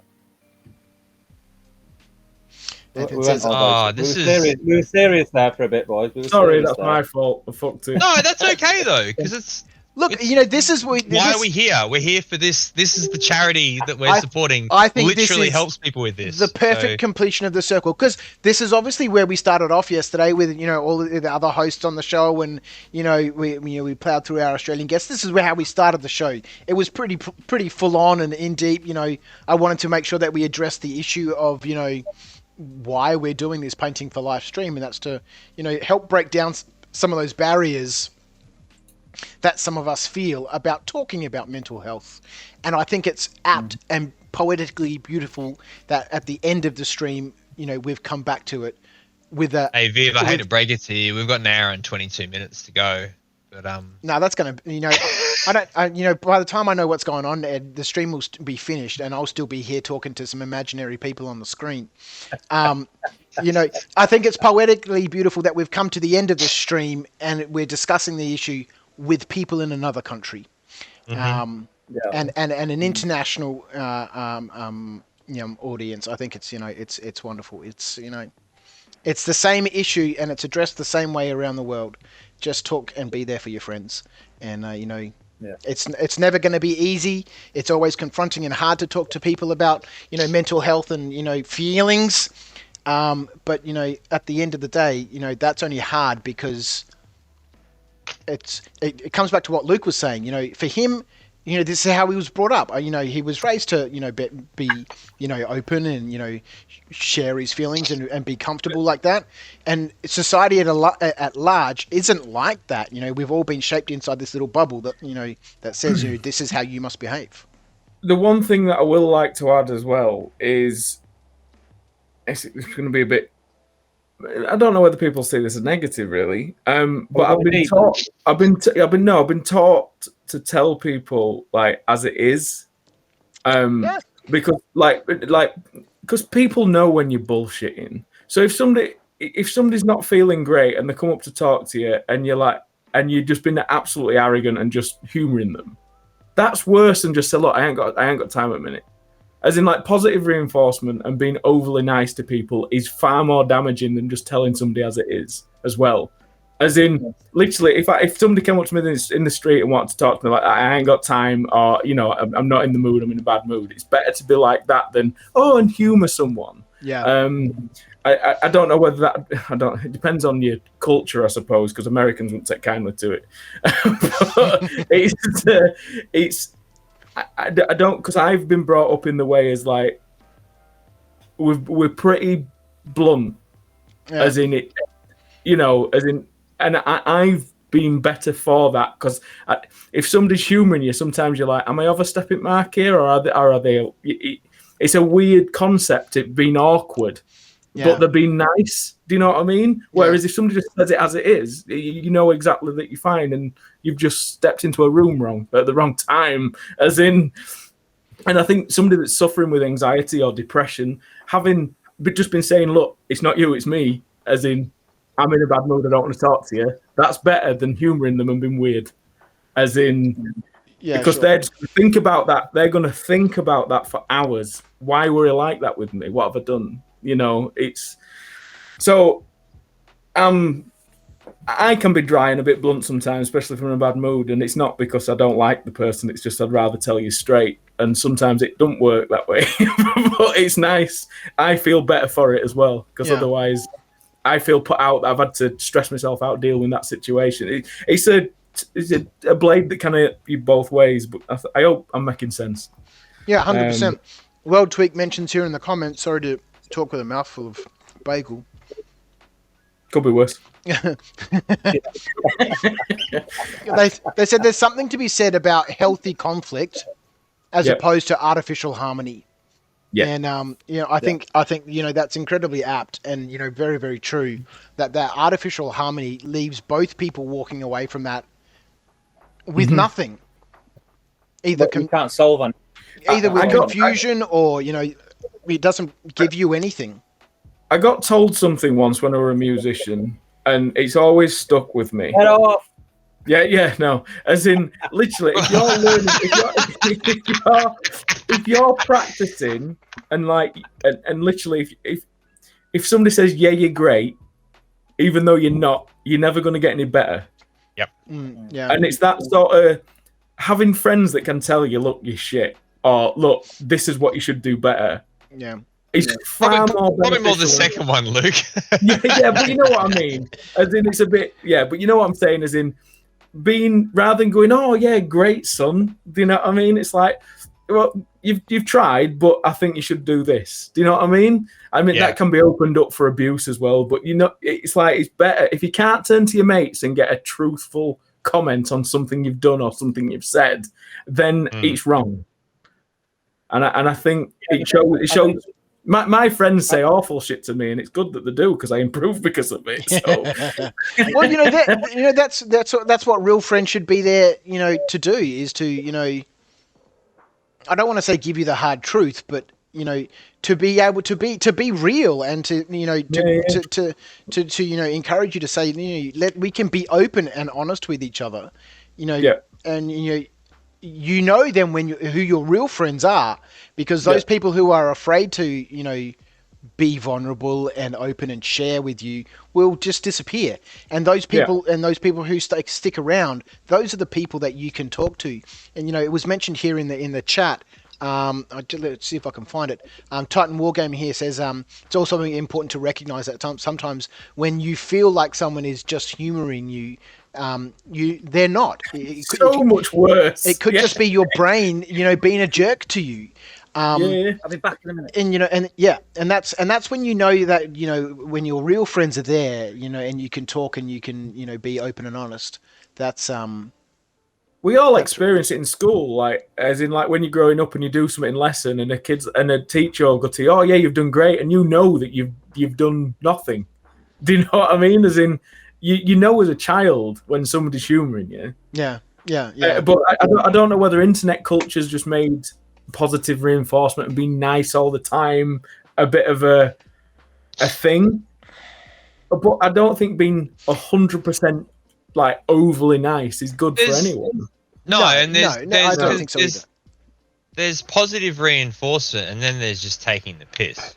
Yeah. And the thing you're describing to me, Luke, isn't positive reinforcement at all. It's actually just bald-faced lying. And you're propping someone up and making it so much worse when they actually find out you're actually really shit, or you're actually, really full of yourself when you don't deserve to have that sort of level of entitlement, or It needs to be measured. The old shit sandwich, if you know what I mean. Give them something good, some good feedback, reinforcement on the things they did right. That's the perfect thing, I reckon, for just go, hey, really great job on showing up today. Yeah. But then we're worse for it in UK because we'll go for a meal, it'll be absolutely shit, and they'll come over and go, "How are your food?" And we'll go, "Thanks, it was nice." It's so hard to give feedback at restaurants, right? This is one thing that Kim, she brings up with me every now and then. During our breaking our lockdowns, we went around to the corner. We managed to go to a restaurant, and we had our food. And I had some dumplings, right? Some, fried, dumplings. Wontons. Yeah. And, they weren't particularly good. And when, the waitress came back and she said, "How was your meal?" I said to her, everything was great, but I didn't like, the dumplings, the wontons. And she was like, ungrateful bastard. and that's what Kim was saying, right? I went up and paid for the meal, and I said the same thing to the lady there. It's like, I really enjoyed it, but this is my feedback on the wontons.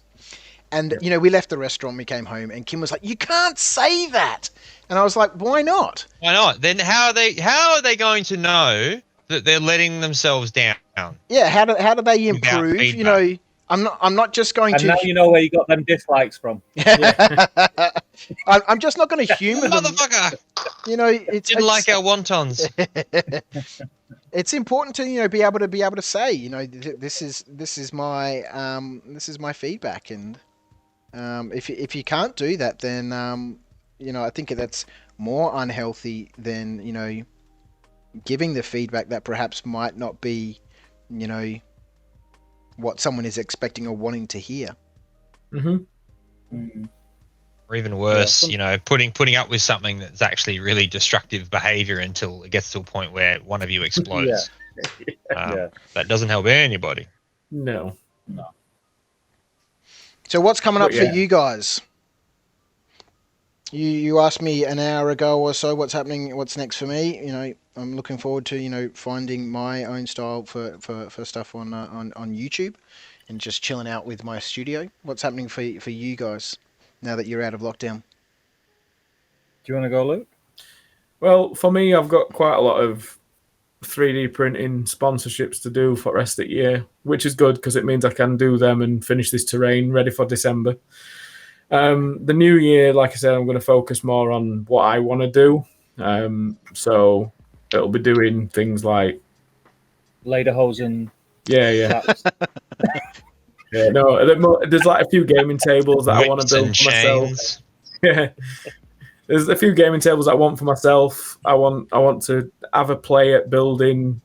Again, I hate modular terrain. Absolutely hate it. Yep. So I really want to. You want to crack that, don't you? I do. I want to make something that's modular that doesn't look shit. That's what I want to do. It's horrible. I can't stand it. I've tried all sorts, and every time I look at it, I'm just never happy. So that's one thing I do want to nail, and that'll be one of them things. It might come out next December, as in because I'll be picking at it and poking at it. Do you know what I mean? It's one of them things. I'll be trying all sorts, but it'll be interesting. But for me, no, it's really going to change. I'm still going to be doing what I'm doing, but I think that it'll be more focused about what I want to do more than jobs and commissions and stuff like that. I mean, I'm loving 3D printing at the moment. I don't know if you've noticed. No, I haven't seen it. No, as in I've not enjoyed the rabbit hole, I must admit. But it's a month of my life I'm never getting back. But I'm almost there, mate. Yeah, I'm almost there. The fun tools, and they're great to have. And now that literally any printer you buy is good enough, as long as you when you get it, tweak it, sort it, and you'll be right. It's for terrain for me. Oh, you're going to want a big boy then. I don't want to print models. I want to print terrain. And if it's terrain, then the problem is nobody's. Yeah, FDM looks crap though. This is the problem. As in, no, don't want. It's resin. Yeah, so, if you want like a Sonic 8K, like the big 8K mighty thing. Yeah, the thing is, there's not a lot of terrain STL companies that are making resin terrain files yet. There's a couple. I know a guy. Yeah. I know a guy. Neil. Yeah. No. Yeah. Mansion props is all over it. Yeah, there needs to be more people because everybody's still making stuff for FDM, which FDM's all right, but it hasn't got the detail on that's going to be captured well in resin. I think that's going to happen eventually. The reason why people haven't been doing that is because the build platforms for resin printers have been, much smaller.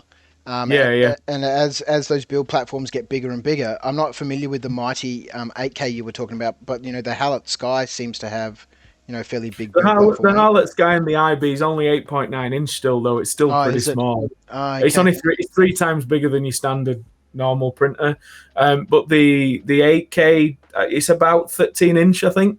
Wow. What's that in centimeters? Sounds bigger, doesn't it? Yeah. 100 what, no, is it 30? 15-inch would be, what's that going to be, 30, and then 3 more inches is 3 times 7.5. So, yeah, 37.5 centimeters. Yeah. It's over a foot. That's It's like over a foot by 8 inches. It's huge. But because of the size, you do have limitations because you wouldn't be able to print anything flat to the bed. So everything would have to be at an angle because of the pulling force, which... Oh, yeah, because it'd be huge, wouldn't it? You'd have to print everything very, very slow. So you're not going to rip it to pieces. Extra long exposure time probably to make sure that, you know. Yeah, but then you're softening your details. So it's such a... I hate it. It's, as has been said a few times tonight, it's its own hobby. Yeah, it is. Yeah. It's totally its own hobby. And what annoys me about 3D printing when somebody says, "Oh, what settings do you use?" Because that'll fix all your problems, mate. Yeah, Everything's different. Yeah, I've got 2 identical printers using the same resin, different settings, to get the same print. Have you got some recommendations on dialing it in? Because I've only done 2 prints on mine so far because it's in a cold room with no heating at the moment. Cold where you are is like our warm. Well, true, but it's still too cold for the printer. What's cold for you? What's cold? Anything below, well, cold is like anything below 10, but cold for the printer is below 20 because the resin starts to get room viscous. temperature. Yeah, so in a house, about 20 degrees here. We're walking around in Y fronts and vests. It's true. My thermostat's 16 degrees in winter. Mine's at 21. we got hydronic heating though, so I've got underfloor heating, so everything stays relatively warm. But nice. But no, with 3D printing, mate, what I do is I use them resin calibrations. But the problem is with them, they're not a miniature, so they always look. So you get whatever, because whatever resin you use will change, and even if you're using the same resin but a different bottle, different batch will have different qualities. Because we're not Viv, and we ain't got these printers that take like really expensive resin that's mixed to a specific thing that's the same resin every chuffing, time. These resins are thrown together for peanuts, so they change batch on batch. No. So best thing to do is literally welcome back, Mike. Set it up to that, and then what you do is I have that model from Atlantis Miniatures, and I print that, and if it looks good, then I'll print models and whatever on it. Yeah. Then good. All right, I'll have to give it a go because I found even with the same print settings, slightly different layout for the same model, there was printing discrepancies between the 2 runs. Yeah, they use that as well. As in, that can be multiple things. It's like you might get the odd pull or the odd mistake, and it might be that you've got a bit of debris in your resin, or you've got. It can be numbers of things. And probably toast or something. That or Viv's trying to get. Viv's having a stroke. Something burning. But yeah, no, with 3D print and dial them in, mate. Print models, not tests. Print a test to get close, but then print a model that you know what it can look like, and take it from there. House, all right, Viv? Yeah, I could. On fire, Viv. No, I could smell something burning, but Charlotte just made some toast that got a bit burnt, and I guess something was burning, but it was just some toast. It's all right. I did. There's never been any house fires from toasters ever.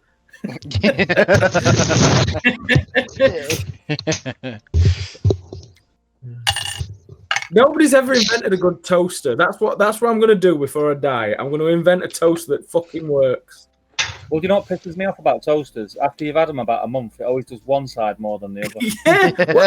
Yeah, every fucking time. Yeah. It pisses me off. Is it because these people that make good toasters, they're too expensive, so nobody buys them and they go bust? Is that what it is? Yeah. Wait until Dyson make a toaster. It'll probably have fucking jets in it or something to cook it. It'll freeze it first. You know, well, if Dyson make a toaster, you put toast in and get bread out of it, wouldn't you? Yeah. How is this even possible? Well, you would like to know, wouldn't you? Yes. Here at Dyson, we make the impossible possible. No, but seriously, what the fuck? Yeah. I was gonna say we just need to wait for Dyson to do a toaster. Yeah. Literally what I just said, Viv. That came off a lot bitchier than I intended. I apologize. That Dyson fan is just unreal. The Dyson what? The Dyson ring fan. The hole. Yeah, it's just a hole. Yeah, it's crazy. Yeah. Yeah, apparently the Dyson hole wasn't a great way of selling it. Here is a 300-pound hole. It'll shoot air in your direction. Feel the soft caressing breeze from the Dyson hole. What the hell is this? Actually, this is why I don't work in marketing department for Dyson. Yeah. I think with TTG, I'm just going to keep doing what I'm doing now. So I've got the studios pretty much ready to go now for just live streaming battle reports. I've got everything how I want it to be. The only thing I need to do, it's okay, but I just need to nail down the sound, but it's really difficult in that room because I've got a lot of echo. Just put some lavaliers on, mate. Yeah, well, I've got two Rode Go's. Yeah, use them. And I've just worked out how to have them both going into the same thing because I couldn't get it to work for ages. Well, yeah, you could do, but the new Video Mic 2. I know it's more money, but it's 2-to-1 receiver, so it does that already, and it's an audio recorder. So if it loses signal, the bit that it's connected to records your audio as a backup. Yeah. But I suppose it's live, so it doesn't matter. Yeah. But because I had a look at those. But I'm what I've got now can work. What I've got in mind for the next upgrade in the studio it's at least 6 to 8 months away. If you want any audio foams, I've got about 50 that I was going to throw out. So if you want me to put them to one side for it, if you throw them away, I'll have them. I've got some on the wall. So where the gaming table is, where the players stand facing each other, there's opposites foams behind each other. So you want a roof it as well. Yeah, it's quite a hard room. The floor, even though it's carpeted, it's one of those, like school carpet, like that thin concrete carpet. and Viv's second-hand tiles. Yeah. You still get quite a bit of echo. You do still get quite a bit of echo, but I'm getting there, and it's usable now. I just want to get in there and get streaming. I've got loads of my issue with audio is forklifts and people dropping tubs of sand and shouting and screaming at each other from other side of warehouse. It drives me mental. But yeah, that's where Top Table is. With B-Side, we're just going to keep doing what we're doing. We've been talking about different maybe videos to go on as well as the streams. Damien's doing the Fantasy Fellowship videos, which are freaking awesure. They've been great. I love those. Yeah, I loved them. Yeah, did you just switch headphones? Damien's doing it. It's they are good. But we've got an idea for another series, which is not going to be as regular. It's going to be like a semi-regular series. But we're going to do a pilot for that and then see how it's received. If it's received well, we'll do more. But I want to get on the road. I want to go on the road. I want to take what I do in the studio at the Top Table to events. I've set it all up now. So basically, I've got the Black Magic. What do you call it? Black Magic thing. Oh, the basically, TV studio thing, wherever it's called. Yeah. Yeah, I could just plug it into my MacBook and take it. I've set it all up now, so it's just basically unplug it, plug it into the laptop, and away we go. You still phone me asking how to open PDFs, though. Of course I will. You do know that I know how to do all this. I just want to have a chat with you now and again. I ring him and say, Luke, tell us about them Russian lenses, mate. Tell me. Yeah. Tell me how they make you feel. Get phone calls from Steve, and all I do is I send him that meme with that old woman taking a photograph of herself rather than pick up the people that she's photographing. Do you know what? It's funny you say that. I've got a really bad habit, like now, and I do it all the time, and I'm trying to stop myself doing it, but I just can't, especially when I've had a beer. You know, if I'm somewhere, like, if I'm out somewhere, like, if I'm out for a day with the kids, we was at Chester Zoo the other week, and there was these people trying to take pictures of each other, and I was like, oh, do you want me to take a picture of all of you together? Mm-hmm. And what I do is I flip the camera the other way and take a picture of my face, smiling like that. So when they look through the pictures at the end of the day, there's just one of me smiling like that. It's terrible. It's terrible. So I think, what a git. The other one is to just take a video and you keep asking them to just keep adjusting things and just a whole smile. Oh, sorry, I haven't got the light right. Yeah. I'll just press and hold the photo button. Just take 1,000 photos. It's mean. I like 60 frames a second. Enjoy that. Bye. Your iCloud. I don't get it. Why is my flash card bloody full already? I've only taken 3 photos. Holy fuck. If somebody told me upgrading my cameras had cost me a fortune in media, I'd have never done it. Yeah, that's one thing nobody ever tells you. Price of chuffing storage. Yeah. Oh, I remember when I had a PSP when they. Oh, you go, Steve. Sorry. I was just gonna say it's when we decided to do Top Table and do battle reports, you kind of have this before you start to go down that rabbit hole and speak to Luke. You kind of have this image in your head that all you need is 5 webcams. No, but if you bought 5 webcams, five webcams are not designed to work on one computer, and then the whole problem of 5 webcams not working with any program ever. Well, we bought 5 webcams, then upgraded the PC to try and take 5 webcams. then realised we needed 5 camcorders, so we bought 5 camcorders. then realised that we needed 5 cam links, so we bought 5 cam links. Then realised that we wanted to go 4K, not 1080p. Mate, it was just the worst. Fuck. You know what? I'm not being funny. I would be absolutely fucking loaded now if I didn't do YouTube. Yeah. You know what you did wrong? You did. I don't do anything in. I don't even own a 4K camera. Oh mate, I've got a load of them. He's got 5 of them. I'm a sucker. For marketing, mate. I'm a sucker for it. I'm a sucker. But you know. Good quality 1080p over 4K any day. I know the camera that I want for a top down. You don't because you don't know what it does. For the top down shot, for the top down shot that I want to create that I just can't create with the cameras that I've got. Is it the lens choice though, Steve? It's one of those. It's one you can move on a joystick. You get a fucking thing with it. I can't remember what it's called. Is it PT? Are they called PTZ? Is it P something? Oh, that Sony vlogger's camera. I can't. No. It's a fixed. You control it with a little joystick. Send me some links later, and I'll talk to you off screen. Yeah, I can't remember what they're called. I can't remember the name. I'm boring everybody. It's basically the ones that they use in Warhammer World. It's the ones they use in Warhammer World. Right. But you can zoom right in and move it. No. Yeah, their top-down camera is amazing.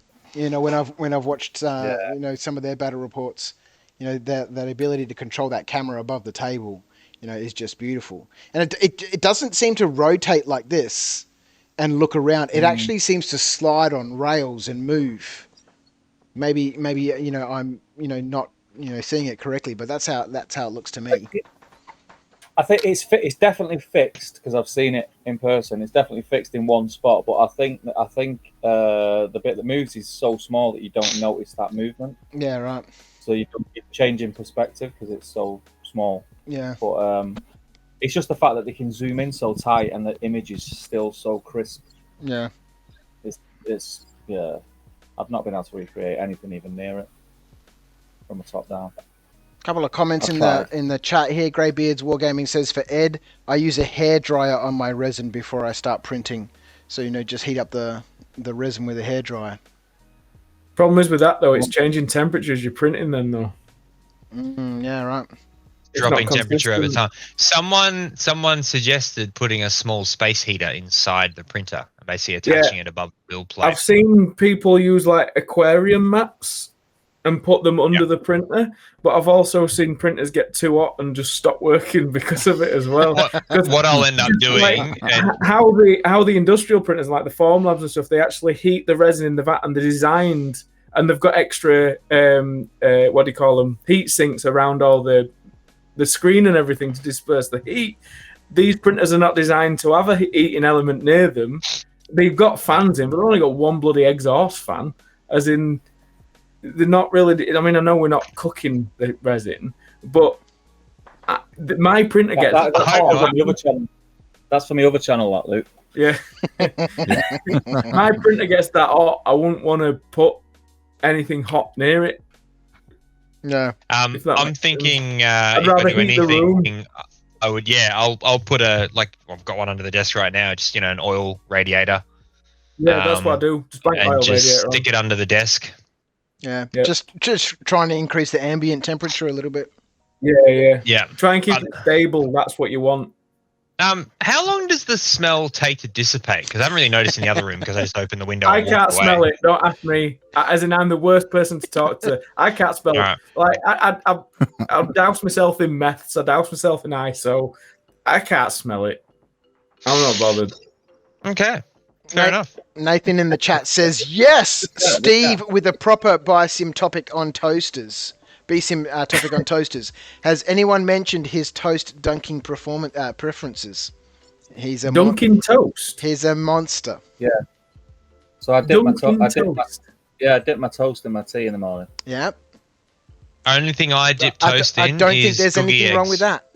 I think it's perfect. I heard you talking about dunking toast in your tea, and I think it's perfectly fine. I think it's perfectly fine. I've been doing it since I was a kid. It rocks, man. Yeah. You were raised wrong. Yeah. No, I'm kidding. It's fine. Oh, It's fine. monsters. The weird thing is, no one else in the house did it. It's weird. I don't even know why. They did the jam and toast tea, and I bought some, and I didn't like it because it was too much like toast. I'm not into jam. I'm not a jam. I'm not Says the man who likes the biscuit tea. Yeah, but the biscuits and tea is fucking great. I can't eat that many biscuits though, can I? Not as a diabetic as well. No. There's probably a good combination. Have you heard of the Have you heard of the Tim Tam Slam? I don't even know what that is. You know what Tim Tam is? An Australian biscuit, right? Yeah, Tim Tams are an Australian Tim biscuit. Tam is an Aussie biscuit. It's basically like 2 bits of crunchy chocolate biscuit coated in chocolate, and then in the middle they've got like filled with chocolate as well. And basically you bite off like a chocolate covered bourbon. It's a penguin. A penguin. Thank you. I was going to say a penguin. So you can bite off opposite corners of it, right? So you bite like top right corner and then the bottom left corner, and then you can actually suck the tea up through it. And hot tea is the best. Yeah, and then you basically it melts all the chocolate on the inside. Just jam it in. But then you gotta be quick, and then you stuff it in your mouth, and it just like, wow, so good. I hope no one just tuned in then when you said you've got to be quick, and then blah blah blah. I hope they did, Steve. Painting for life, even though, and I just realized as well, I'm at we're in the 23rd hour, and I'm holding a scalpel. Ed, you're a brave man. Happily shaving off bits of metal from these wonderful Perry models. You're a brave man. What's wrong with me? This is a terrible idea. So I was going to ask how you guys were holding up, but I think you just answered it yourself. We got a whole bunch of people popping back into the chat. Mark Newman's back. Cut Crafty is back. Real Disco Boy's back. Everybody's here. Solvent Abuse. Dread is here. Glad I caught this, mate. It made my day. That's good to hear, mate. I hope you're well. I'm so hey, how's your Minas Tirith going, Viv? Don't mention the war. Are you building Minas Tirith? You're doing my well. That sums it up, Steve. I don't think he's touched it for about 3 hours. I haven't. I've been having a nice little break. I'm painting some Gondor. Yeah, some Gondor warriors at the moment, and I thought I'd quickly start doing a couple of faces. Otherwise, I've done a little bit of work, but no, I've done quite a lot. But yes, I haven't done much for the. Hey, you've done a lot. I wouldn't be too hard on yourself. You've actually done a lot. It's like, you can give me the same amount of shit. I haven't painted anything since 6 a.m. because I finished the 23 models in the battalion, realized my hands were doing this from fatigue and just my knuckles still fucked from hockey. So I decided I'd sit here with a scalpel slicing towards myself for 3.5 hours. I see hobbyists very much like ground workers. Lazy. Right? What, my hands on the shovel so it's good enough? Listen, because it's like a ground worker, you'll put 20-30 ton in an hole to get it level. Right? And everybody will look at it and go, "You've done notes." Right? As a miniature painter, you'll spend hours doing a load of shit that nobody will ever notice. I painted little ends on the back of all the cartridge pouches on the Napoleon troops because I'm a fucking idiot, and they're going to be in units of 24. No one's going to pick them up and go, "Oh, that's a very nice end you've freehanded on all of them. Oh, look, you've painted the eyes of every fucking model in your 24 model battalion because you're going to have 8 of them on the board." Yeah. 8 battalions of 24 models, plus the cavalry, plus the deployment markers, plus the artillery. I'm an idiot, but I love it. Yeah, it's all good. Don't forget, you've got them in multi-bases where some of them, those ends, you're not even going to physically be able to see. You're never going to see them. Yeah. I want to come back into the chat here to Titan Wargaming. He says, my stream setup bases of 6 is a single camcorder with a link and a webcam. It's actually working out brilliantly as long as I remember to plug in my microphone. There we go. Here's Steve over here rocking around with his 5 4K cameras and 5 webcams and and a bit with his massive high def security system in the office that doesn't even 100% work properly yet. I haven't finished. The test was cool though. I'm looking. Did you do night vision? And we all went, okay, now we have stalker cam. It was great. Yeah. What I were envisaging were Viv were going to have like a website where you can tune in and control the cameras and watch whatever you want to watch Viv doing. I mean, like that, but without the half naked Viv, it'd be great. Yeah. Oh well, I was gonna say, I could turn the camera off in that room, Viv. I could have a subscription model for Knights of Dice after dark, right? Only fun. KOD after hours. Yep. Yeah. Which ironically is your normal business hours, considering when you go to the studio. But anyway. This MDF didn't cut properly. I think we should teach it a lesson. Come on, boys. Oh, MDF, you're so rigid. I had seen you. To be fair, though, there is something a little bit, I don't know. I feel a bit naughty enjoying the smell of when you open an MDF kit and just that burnt MDF smell. That's the one smell I don't like because it lingers for days. I love that smell. I'm a joiner though. I work with wood, so I like the smell. No, Pine's nice. Pine's nice. Pine's totally different to burnt MDF. But MDF's not wood. No. It's wood. It's faux wood. It's formally wood. Formally. It's glue. Come on, let's not kid ourselves. It's fucking glue in it. Yeah. It's glue It's plastic, with a bit of cardboard. Yeah. It is pretty much what it is. It's plastic. I like the smell though. When I got Element Games, so Element Games have bought the unit outside it's in a big mill. And there's a little unit just outside in the car park. They bought that and they do all their MDF cutting in there. So when you drive through to get into it, Element Games, you have to walk past it. And they've got the vent out of there, just like vents into the car park. And as soon as you open your car door, you just smell it. And I'm like, I love it. I love that smell. And they come out the front and go, "Sir, we've asked you not to hang around here anymore. Can you please move on?" Yeah, there's Steve down there with a Coke bottle with the bottom cut off just over the vent. A lot of tinfoil. It's a really. Y'all got some more of that MDF? It's a really strange smell. because I can't smell it a great deal when I'm in the studio down the back where the lasers are. I can't really smell it. But when I go outside to the bathrooms or outside for whatever reason, I can smell it way more because obviously we're venting into the outside. We're venting to atmosphere in the industrial area we're in, and I'm like, oh god, that stuff stinks.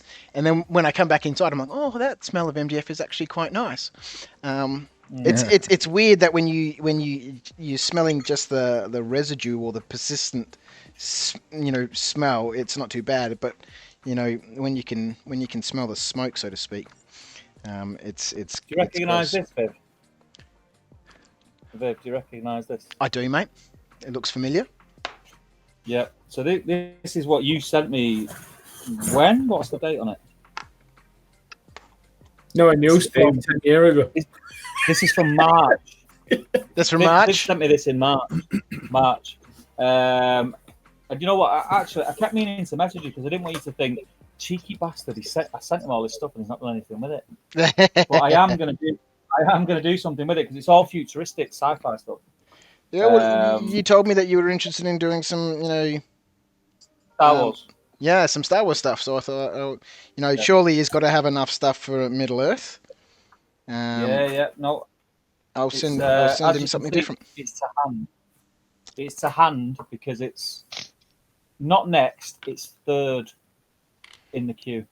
No, I wasn't concerned at all. I'm happy. I've got a few things out there with different people. It'd be nice when something goes, hey, look what I did with that stuff you sent me, Viv. That's awesome because I'm just trying to eliminate who them dislikes might be.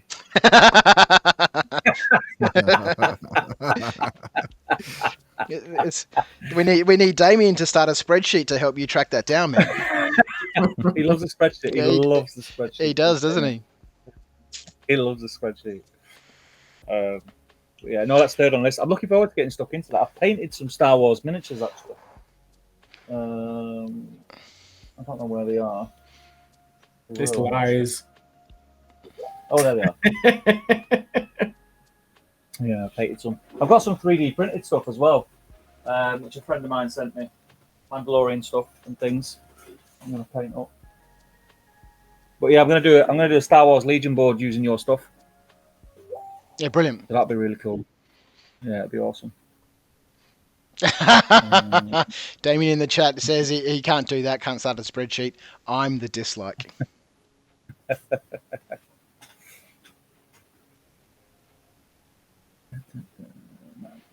I reckon I've got... How long have you got left in the stream? I reckon I've got about probably 15, 20 minutes left in me tonight. Yeah, 41 minutes. We got 40, yeah. Yeah, I'm going to hold out on flagging. I've been up since 5. So... you've been legends. Well, my eyes are starting to look like piss holes in snow. I know. My time's nearly up because I've just had a wee and now I need another wee, and it was only 5 minutes ago. So now I know I'm nearly there. Oh yeah. No, you're done for. If it's Gale Force peeing, you'll be doing. I've seen Luke slowly sitting there, eyes getting a little bit more sort of just like Yeah, you noticed that as well. I was like, he's getting weary. I'm thinking about putting a wide-angle lens on, so if I fall asleep, nobody will notice. I'll look like I'm miles away. It's been great having you guys on, and it's great to have a chat, and connect over,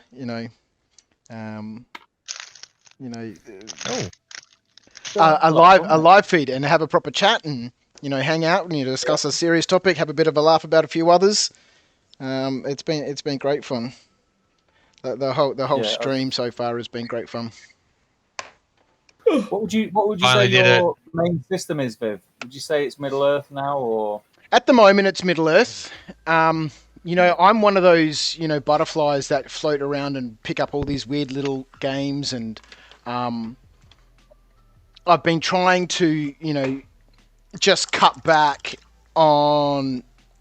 I'm always going to buy rule books and I'm always going to buy miniatures. That's fine, but I came to the realization a couple of years ago that I don't know enough about any one single game to be able to feel like I'm getting the most out of that game.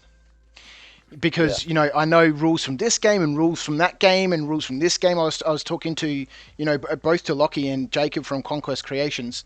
You know, these guys have a proper understanding of the game, and Jacob had some guys on his channel last week or the week before. They were reviewing some of the Articon lists. And these guys, I'm not a tournament player. I'm never going to be like that. But, you know, they just knew every single list, inside and outside. They knew all the characters. And you know, when I was thinking about this a couple of years ago, it's like, I want to be able to know a game to a reasonably good enough level where I can understand, you know, the tactics and the strategies and stuff, you know, within the game. And, you know, so I said, I'm going to play, you know, SBG. You know, it's, you know, I love, you know, the world of Middle Earth. I love Tolkien's writings, and you know, I love the movies. And I thought, you know, this is I'm going to get into this. So sadly, since then, I actually haven't gotten to play, you know, a great number of games. But you know, I've been painting through bucket loads of stuff, and you know, we you know, made a whole you know, terrain, you know, set for it, MDF terrain set at the studio for it. So that's my main game. And I'm just looking forward to being able to, you know, play a lot more of it, you know, as we come out. That's why I like simple games, as in something that I can feel like I'm having a fun game, even though I don't feel like I have to sort of study it. Yeah. As such. Yeah. As in, I like, it's like Kings of War to me. It's pretty simple. It's pretty straightforward. There's some bits that you have to learn, but it's mainly movement and positioning. That's mainly where it is. But finding a system that's, I don't feel like I have to devour hours and hours of reading books to try and learn something I can do. I absolutely hate that. Yeah, yeah, exactly. This is part of the reason why I like SPG, because it is a fairly simple rule set. I love the rule sets. Ara was on the stream yesterday from Mana Press. Their games, their rule books are like maybe 12 pages and another 12 pages of artwork and fluff and stuff. And their games, on the surface, they seem really simple. But, you know, when you start playing them, they are simple, but the simplicity of them makes them, you know, more dynamic because of that simplicity. You get to really enjoy the game, and, you know, you get to do a lot within it without being, you know, bogged down by, you know, overly complex or unnecessary rules. Well, that's why I like Bolt Action when I first got into it, because the first game I got into this hobby was Bolt Action, and because it was human v human, and it was similar weaponry, it were like threes hit, you know, as in it was very, very simple, and like your little special rules for each army, like Germans could assault. It was third ed 40k, Luke. It was, and honestly, I mean, I'm a massive fucking, you know, rose-colored lenses guy when it comes to 40k, because that's when I worked at GW as well. It was pretty much third, fourth ed for me. Yeah. And that sort of, you know, that simple game style, a bit of flavor in each of the codexes, but not too much. Simple to take care of the game, have some fun, roll some dice, get on with it.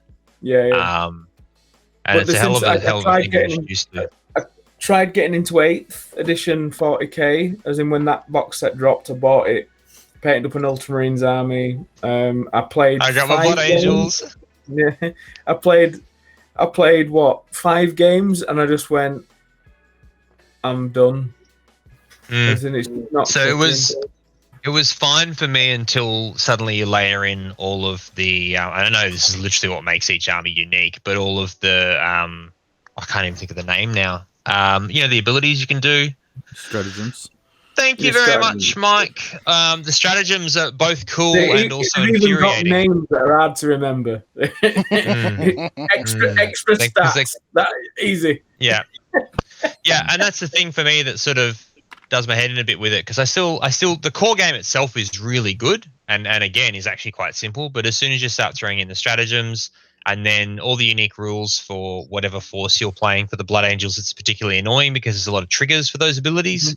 You know, you can only do this when this is happening, or this tactic is activated, or doctrine is activated, blah, blah, blah, blah. And you're sitting there going, I just want to throw my Blood Angel or something and go, Brr! And then if I die, fuck it, you know, that's it.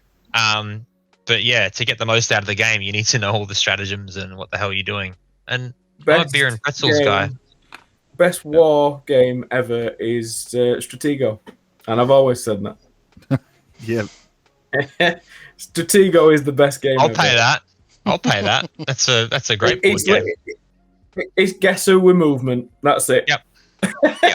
Yeah. Oh, speaking of which, for my Bucks party a few years ago now, my mates made Ed Who instead of Guess Who, and it was literally all different photos of me that my mates had collated over the years they'd known me. So it was like, is your Ed wearing a hat? Morning, JP. And it's like, no, he's not wearing a hat. So suddenly all the pictures of me with a sombrero or a fucking fedora or some other stupid thing or a beanie all get flicked down. Like, is your Ed holding a beer? Yeah. Oh, fuck this. No, there's still a lot of those photos, but that's okay. It's just fucking the most fun. And then the best thing was they did that. They made me play it the night that the Bucks weekend started. And every time I started getting close to the end, they go, are you Ed? I go, fuck it. All right. And make me do another shot. And they got me absolutely fucking plastered, but we still played it properly for about 3 hours and just had different people jumping in. I've still got it. It's like such a never getting rid of that. That was amazing. The time and effort to do that was pretty outstanding from my mate. There's a message here in the chat from Mark Newman for you, Luke, that says, Luke, thanks for the awesome products. Patchy Planes going on to fast drying basing glue on Walking Dead miniatures. One-step bases, just freaking rock. Yeah. Oh, Luke, yeah, my mate. I hate fast dry basing glue. As soon as you get it on your fingers, you're fucked. Yeah, as soon as it hits moisture of any kind, you're fucked. I was just saying, Topher, who was on yesterday, he loves your stuff as well, Luke. So no doubt he would want to thank you for the base ready stuff. Yeah, that's weird. It's just something I used to do. The base ready range is just weird because what I used to make it for like a free option for commission painting, you know, because obviously doing the 5-step process for miniatures, it took all day. Yeah. And nobody wants to pay you like a day's fucking wages to do the bases on the models. So I literally just, it was one of them things. Like I said to Mickey, I said, "Oh, I used to do this." He went, "Oh, let's try it, see what happens." And now it's all a fucking mech. So it's like, yeah, people hate basing, obviously. It's funny because, you know, it is the thing that brings a force together really, really well is doing good Terrain basing. matters more than minis. Hey? Terrain matters more than minis. Yeah. It Yeah, really does. I agree. Absolutely. With that. You know, it's the biggest thing you see on the The table. immersive bit. Yeah, it's what you spend most of your time looking at. It's what you spend most of your time moving around. It's my 100%. trigger word when people go, "It's acceptable for terrain," and I'll go, "No, it's not." How dare you? There's a comment in the chat. You've painted the minis that nobody can see to stupidly high standard, and then you're playing with a chuffing polystyrene lump. That's why it's fun when you do shit like that. That was all Viv stuff and some other stuff from miniature scenery in here, and I painted that in a single weekend for a tournament. And it's just fun. Like you can see, I still need to do a lot of work in actually shading the vehicles and stuff. Yeah. But you know, it was just that was always something I love doing is being able to knock up a table potentially really quickly. That was relatively modular. Yes, you can tell where it is modular, which is a problem, but something else I'm trying to work out. I completely get mats. I get mats and I get terrain on them and I get the flat tables. I completely get it because I ain't got the space at home for it. And at home I'll have a mat and I'll have modular terrain, but I still don't like it. The dream for me is... Sorry, are we back to stabbing people in the eye with brushes again? What's going on here? You know, that did carry on for a while. I finally cut myself, by the way. Yeah, we got to a point where it was... What was it again? It was stabbing people in the eye for what, Viv? It was a specific thing. Fuck, yeah, I don't remember anymore. I can't quite remember, tired. but you know, I'm sure once I look back through the stream and pick out some of the point, people do want that shirt, JP. People do. People do want a chibi with a shaker on being stabbed in the eye with a paintbrush. That's amazing.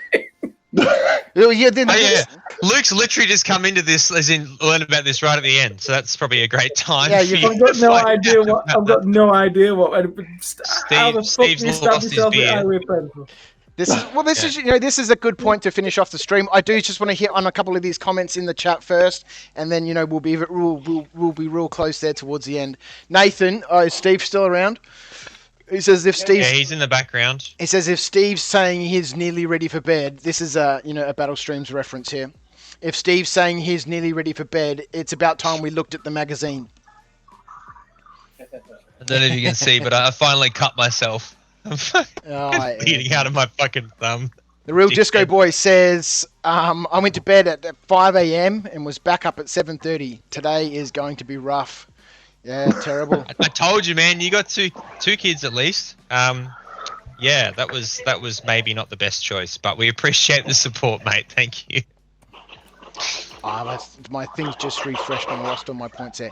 So earlier in the stream, Luke, we were chatting, JP, Ed, me, Topher, and Nick, in the chat, in our group chat a couple of days ago, and they're all painting Napoleonics. JP's a big historical and the Napoleonics player, and the issue of epaulets or buttons or stuff being painted in the wrong color or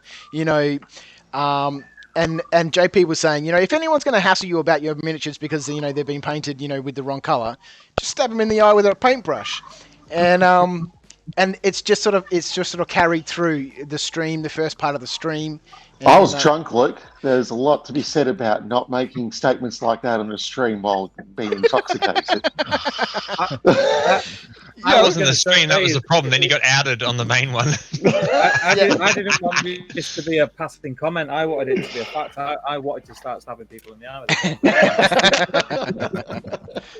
So I think now it's going to become a thing now. I think, I think there will definitely be some merch, some painting for life merch. For God's sake, don't start doing it on TikTok. We'll have kids in hospital. You thought Tide Pods were bad. All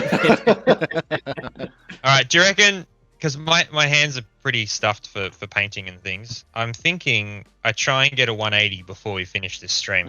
Do a handstand. No. In a word, no. I don't want to. It's taking me a lot of light from the thing. Yeah, you won't see shit. I just came on, guys. While there's a bit of a pause, I just obviously went to sleep and woke up this morning about an hour ago to wake up to 10. Yeah, that's it. $10,000, guys. Yeah, that is truly amazing. And, over that now, actually. Yeah, I know it's over. Yeah, but just really, I mean, we got to nearly 8.5 by the time I capped out at about 1:30 in the morning. Amazing, absolutely amazing. Well done to both of you. And Mike, did you stay on? Yeah, absolutely. Mate, timing is fucking glory hound right there. Exactly. Absolutely legendary. So I've just where is it? I just brought that up in the stream there to $10,317.23. It's amazing. Well done, everyone. Thank you so much. It's been a wonderful stream. We've had some really interesting conversations, some really deep conversations with some people, some really light-hearted conversations, and some hilarious moments throughout the stream. And we've had so many people tuning in. Where are we? Where's the stream? We're up there at the moment. We're back to 73 people viewing it at the moment. My ass as I try and throw darts. And it's been great fun. It's been great fun. We're at 9:35. 25 minutes left. I've haven't really finished anything off, but I've put at least 3 colours on 90 Warriors of Minas Tirith, and this is when we started basing last challenge, didn't we, Viv? Yeah, about half an hour before we were due to finish. We're kind of fuck. Well, I've got to do the bases on all these Rohan figures. So it's been good. I don't think I'll get anything finished, but I've done a fairly reasonable job at plugging through them. It's been an absolute pleasure to be part of it, mate. I really appreciate you coming on, and I appreciate you guys sticking around for so long. It must be getting quite late there in the UK. It must be close to midnight. 12, yeah. Half 12, yeah. Half past midnight. My shit will start turning back into a pumpkin in a minute. You're not the first one to say that either. No, Friday nights I don't normally stay up too late because I'm normally pretty drunk, but I run out of whiskey, so I only had 2 glasses and I've now got no to drink, so I'm still awake. I'm on my 6th beer. I'm pissing like fuck, and I've got a cold KFC to look forward to when I get in the house. That's a classy Friday right there, Steve. Yeah, boy. That's how I roll. A cold KFC? You mean you've just ordered it? Hey, you know what? It's funny story about the KFC. We have an app. I don't know if you have it in ours, the Just Eat app. So I ordered KFC through Just Eat, and it was like an hour wait. And it went past the hour time. I was like, where's this piss? And then it come up on the app saying it had been delivered, but obviously it hadn't been delivered. So I was trying to ring KFC, but you can't ring a branch of KFC. You get through to head office, which was closed by the time I'd rang them. So, I mean, it's only around the corner of the KFC. It was just being lazy. So I went to the KFC. My bag was on the counter with my name on it. I picked it up, come home, we ate it, all the family ate it. And then just before I was about to come on this stream, there was a knock at the door. Another KFC arrived. Whoops. So I said, "Thank you very much. That'll do for after the stream." Cheers. was that cold as well, or was that? Oh yeah. Well, it'll be well and truly cold now, but I'm pretty pissed, so it won't matter. Ah, there you go. So he's heated up. There was a comment up here that I wanted to. Maybe it's refreshing. I've lost it.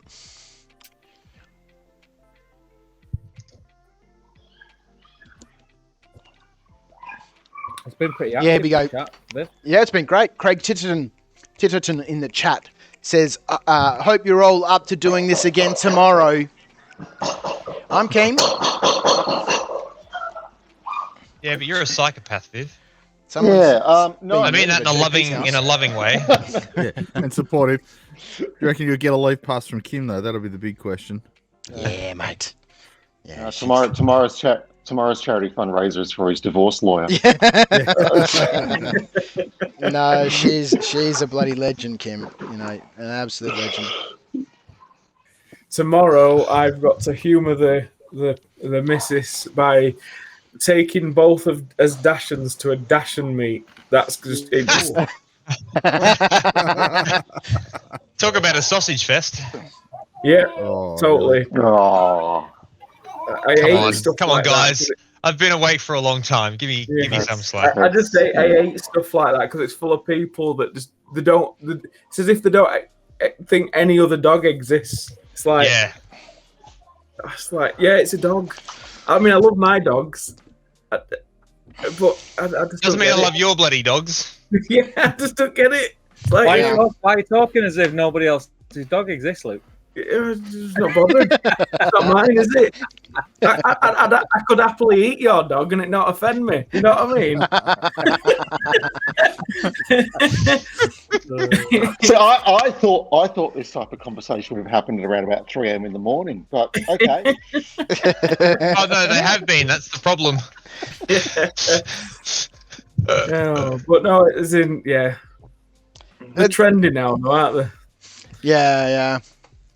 Yeah, they're a breed, dog people. They're a special type of breed.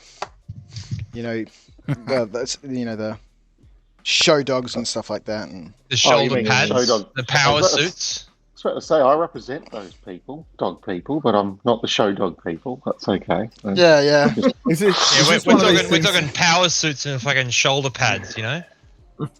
Is this one of these places where the wargamers talk about how other niche hobbies are weirdos? Yeah, we did that at about 12. We were talking about model train enthusiasts. Yeah, weirdos. Yeah. Did you see the video I did of Simon's Railway? No. No. No, he's got I don't know whether it is, but it's called the UK's largest O-gauge railway. Oh yeah, I did. Yeah, and literally 500 square foot is this thing, like around, and what he's done is he's built it based on where he used to go play as a kid. Like obviously not where you're supposed to on train lines, but it's literally a 2-mile strip of a place called Murfield, and the River Calder, and he's just built that. And there's literally nothing there, but he's just built it. But it's gorgeous. Yeah. And he's taught me quite a lot. As in, he's a very interesting bloke. But we think our hobby's expensive. Them railways. Oh yeah, Insanely expensive. They'll pay 12 grand for a chuffing loco. Yeah. Yeah, they're and then you've got expensive. wargamers complaining over a £5 for a pot of paint. Oh, hang on though, that's expensive. Yeah, good engines and rolling stock for train layouts is they can get pricey. They can get real pricey. Especially with all the sounds and the computer control and things like that that's in them now. Like I'm absolutely amazed at the setup, as in it's just crazy. It's like wow, the fact there's a team of 3 of them on it now, it's just unreal. Yeah, that's amazing. Right, gents, I'm gonna hit the hay. Thank you, Steve, for popping on. Talking about KFC has got me. Yeah, enjoy the last few cold chips in the bottom of the bucket. And, good luck, everyone, and well done, Viv and Ed and everyone else who was involved. Hey, Steve. I'll speak to you soon, guys. Thanks, Steve. Bloody great chat to you, mate. Stay safe. You take care. Yeah, it's amazing. I've committed. I'll stay to end. You got 15 minutes, 16 minutes, Luke. You can do it, mate. You can do it. Yeah, of course I can. I'm not going to hit this 180. I'm sorry. I've let the team down. It amazes me every time I go to an exhibition or be somewhere like a tourist location or something where there's a railway, a train layout, display or setup. Especially, like you mentioned, there's a team of 3 people working on it. It's mainly him, but now the other 2 teams, it's just on wiring and computers, and it's all like the behind the scenes stuff. Yeah, right. That they're working on. He's like more the terrain guy, and they're just doing the wiring and the computer programming of it. It's like, I suppose it's like us, like we're wargamers, but we're technically cameramen and videographers, photographers, and every other hobby that goes along with it. It's the same sort. Like, give me a soldering iron, and Christ, I'll burn desk and everything. I've got no idea. Yeah. It's super interesting. I always wonder, how do these guys keep, especially, for those ones that are, exhibitions that are open to the public or you can buy tickets for, and like how do they keep this place, running? Are there that many people coming through here buying tickets to look at model railways and stuff? That model railway is bigger than wargaming, definitely. Yeah, definitely. I don't have any model railways. I actually had one in the loft. I gave it away. I was going to say earlier this year, but I think we've proven my track record with time at the moment is pretty bad. It was probably a couple of years ago. Yeah, earlier this year for Viv could be anywhere between last week, 2017, and 2010. Yeah. Biff thought we'd been mates since he had the battle bunker. I said, mate, I never met you. I've never been to the battle bunker. I swear.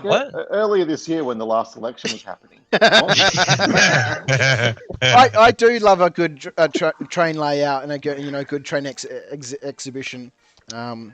It's part of the reason why I think I'm attracted to tabletop gaming and terrain is that as soon as you walk into that, into an exhibition, everything shrinks and you just go down, especially on a train layout, because every detail is there. People, all the little figures walking, people sitting in the park, all the cars, and you can lose yourself in looking at just the little details. And I've always thought it'd be great to have to work on building a model railway layout. But there's a huge amount of work that goes into building those. I've got one guy that comes up to the studio. He was building a double helix to, his train layout is tiered. And so he was building a hidden helix inside a mountain, and we laser cut all the pieces so they would fit perfectly together. So his train layout would go down, they'd go up the helix inside the mountain and then come out on a different level and stuff. And he said, I've been working on my layout for 20 years. And he showed me some pictures, and I was like, I looked at the pictures and I was like, is there really 20 years worth of work there? Because, it still looked like there was a shitload left to do. There was like loads of it looked beautiful, but, for 20 years worth of work, I was like, no, I don't know. And then, we were chatting about it, and he's like, there's so much detail goes in, and so much attention, and so much planning, because you can't just put this stuff in and then go, I think I'm going to change my mind. Well, the helix is in for like the tightness of the track for like certain trains might not be able to go around it. Yeah. There's all sorts of thing is, I could do it, but I'd have to be retired and it'd have to be the only project that I'd do, and there's no way I'd be filming it because everybody will lose interest. This week we're installing a light post. Okay, cool. Yeah. I think the interesting thing today I'm about going to be placing weeds in this square foot. Yeah, I know. And they actually grew. We're actually weeding today because it's been 20 years and something grew from the mold underneath. I think the interesting thing about model trains, my father used to do it. He's actually getting back into it now. I don't know whether it's actually the final display, which is the hard bit. It's the intricacies of the wiring and the all the technical components of it that you don't see that actually make it work. I've seen some really amazing layouts. There's one, I think, in Germany where it's a train setup. Yeah. But the guy's also got a 747 that flies across the top of the train setup. That's it takes off. Under right? something, isn't it? Yeah, and so I think, but to your point, Viv, so you go, I don't know whether that's 20 years worth of work. I think that's no different to most war gamers. It's just that we hide the pile of unpainted miniatures in a loft somewhere. Yeah. We go, look, I've been working on this collection for 20 years and it's thousands of miniatures wide. No problem. This is another 50 boxes of it stuck up somewhere you can't see. Yeah, that's very true. That's very true. With me, I love the building process, but once it's completed, I couldn't give a shit about it. Yeah, are you saying? That's no worries. I'll send you some kits. No, as in literally once I've built it, the fun's gone. Yeah. As in I'm done. Like a lot of people say, what do you do with dioramas? And some of them I just throw them away. I'll build them for video and get rid of them. I have no interest. No attachment. It's just an artistic process, isn't it? I think there's an element to what we do where I kind of agree with you. Sometimes I'll paint a miniature and I'll be like, okay, well, but it was more the journey, learning a new technique, applying a new approach, or exploring a new way of working paint on a miniature. And you get to the end of it, you go, okay. I mean, I painted a Grey Knight army a decade ago, and I taught myself how to, back then the new hotness of using an airbrush to create the variations in power swords and different techniques for getting different types of armors and stuff like that. Painted it, played it maybe 10, 15 times, went to a couple of tournaments, but it was it's just sitting on a shelf now. I'm not really enamored, so I sold it, and don't regret it because it was more the journey of painting rather than owning. I suppose it's photography, as in I make it, I take the picture, and then when anybody asks what I do, I've got the picture, so that's all that matters. Yeah, because you can't carry around your dioramas in your wallet, can you? Yeah, and there's only so many you can display, and before you run out of space to put them. And all I see when I look back at all the. And all I see. You want to come and see my diorama in the back of my van? Yeah, get in love. Hello, police. But it's like with me as well. Like old dioramas, to me, I look at them and go, I wouldn't have done it like that now. They'd look shit. As in, every time I do one, I seem to get better. So I look back at my old work and I don't like it anyway. Yeah. There's that instant like, it's terrible. Yeah. When you look back and you on the work that you're doing now, you're like, well, that was pretty shit. That I don't know. It doesn't look good anymore. I want to say. Go on. I was just going to say we're getting towards the last couple of minutes, and I just wanted to say trying to build a barn in 5 minutes. Yeah. I just wanted to say to everyone who's been there in the chat. I know we haven't been through everything that everyone has been mentioning in the chat. There's been a lot of conversations that people have been having in the chat with other people there. There's been some questions in the chat that we haven't gotten around to asking, but it's been so wonderful to have such an active chat throughout this whole stream. I think that without you guys coming on the stream, without Ed being here for the whole 24 hours, my wife's gonna kill me. without the guests that popping in, Luke, you've been with us now for a few hours. Without everyone here, this stream would have been incredibly difficult. I'm quite used to being awake for 24 hours. Luke, I'm sure you've pulled 24-hour shifts in your studio before, and you just need to get stuff done, and you've just got to do it. Worst I did was 3 days straight through. Yeah. When you get them when you're wired and you're like, I need to do this. Yeah. I've had them moments and then literally just crashed for about 3 weeks. Yeah. Well, I was gonna say I had one of those earlier this year, but we know what I recently at some stage, I did a 42-hour shift somewhere in the last decade. Yes, at some stage I did 42 hours at the studio to just catch up and get things done. So I'm not adverse to being awake for 24 hours, but sitting here trying to entertain a chat, with nobody there, or God forbid, having 5 people watching and no chat would have been an absolute, nightmare. So I've got to say that this has been an absolute blast, this stream. There's been some amazing conversations. We've raised a hell of an amount of money through the Painting for Life charity on the fundraising page on Beyond Blue. I'm just going to throw it back up here on the stream and we'll check it once more. $10,317.23 was what it was when I last checked it. It's gone up $50. $10,367.23. It's absolutely phenomenal. Thank you so much to everyone for being part of this, for donating. We do have a bucket of prizes, a mountain of prizes, of giveaways that have been sent in. Mike, who's on a stream at the moment from Battlefield Accessories, is given us some vouchers for his web store. Steve, who was just on before, has offered to give us that box of Warcry stuff. I've got a table of stuff over there from Army Painter and vouchers for a whole bunch of different stores that unfortunately I couldn't give away during the stream because I broke my chat box and my chat bot. But those will be coming up probably on Sunday. I might jump back on here. So if you haven't subscribed to this channel here is Knights of Dice Live. I will primarily use this channel for these sorts of community activities, getting together, having a bit of a chat, and trying to do something good for the community. So go ahead, subscribe to this channel if you haven't, because this is where I'll be doing that draw for the the prizes for the giveaways once we sort that out. So I just wanted to say that. I'll chuck a couple of vouchers in as well, Viv. So we can pick what they want. You're a legend, Luke. It's been absolutely amazing. I'd quickly run through the chat. Ben Rizzuto says, how do we donate? In the description of the video you're watching, there'll be a link to the Beyond Blue page. You can click there. That'll take you straight through. Daniel says there's a link on the left.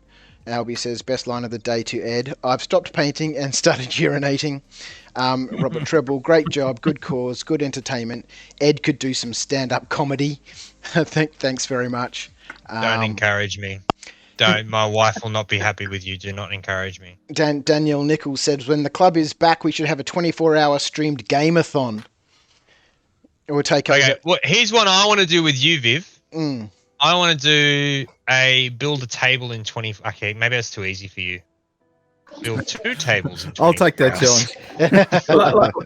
like a one-day board build. Yeah. I've never seen anyone do that. A one-day what build? Sorry. Videos, yeah, of course. A one-day what build? Sorry, Luke. You're sorry. One-day what build? I did 2 one-day board builds. Well, I did one of them in one day, and the second one we ran out of plaster, so we had to stop working. Oh, that's right. I watched both of those. The second one, you were like, "Well, this is awkward," but Yeah, I know. Look at videos like, yeah. So that 1 day board thing, no, not happening. No.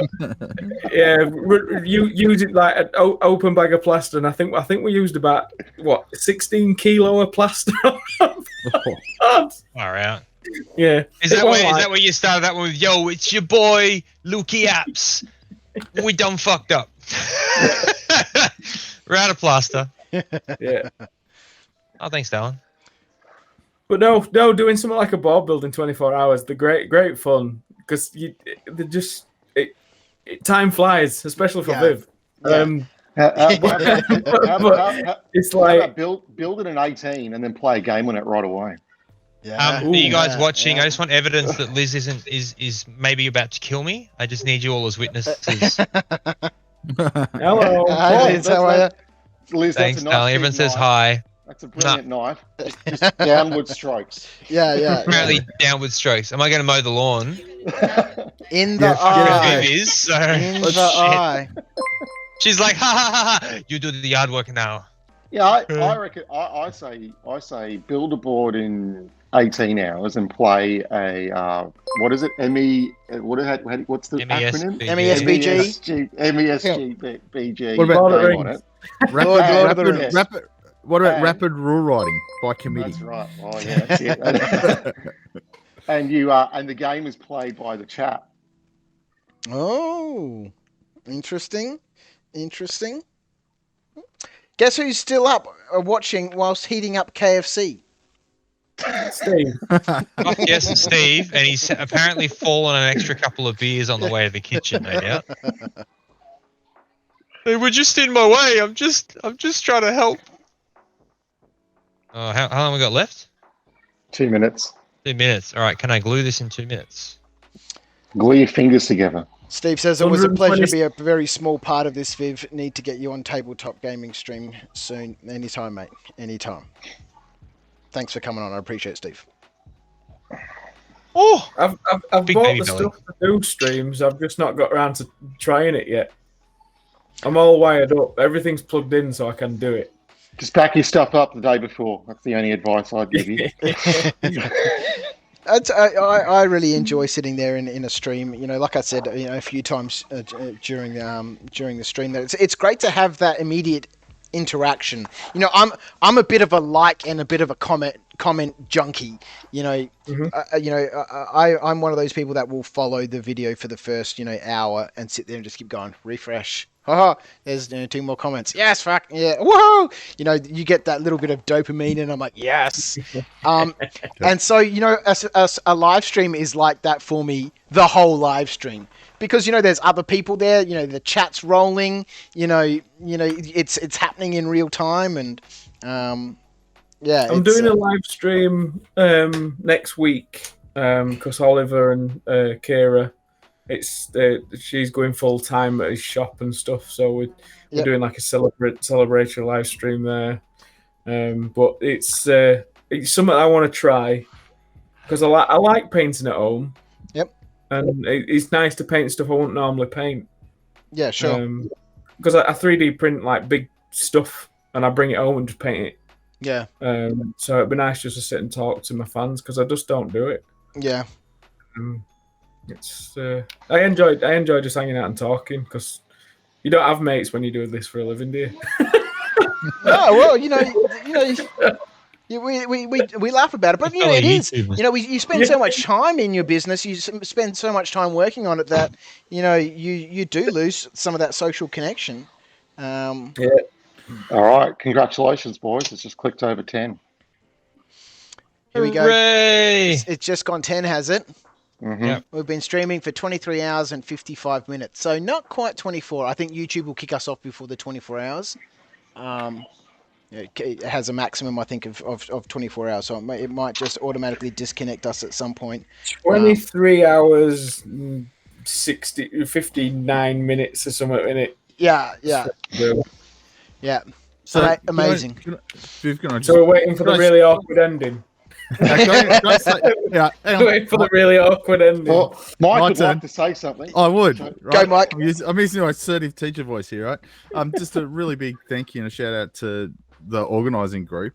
right? And especially Viv, you kind of have done all the heavy lifting in terms of getting this up. So, it's kudos to you, right? It's been Thanks. a really fun event. I've painted more figures than I thought I would have, and hopefully lots of people have done that out in the viewing group. So, well done.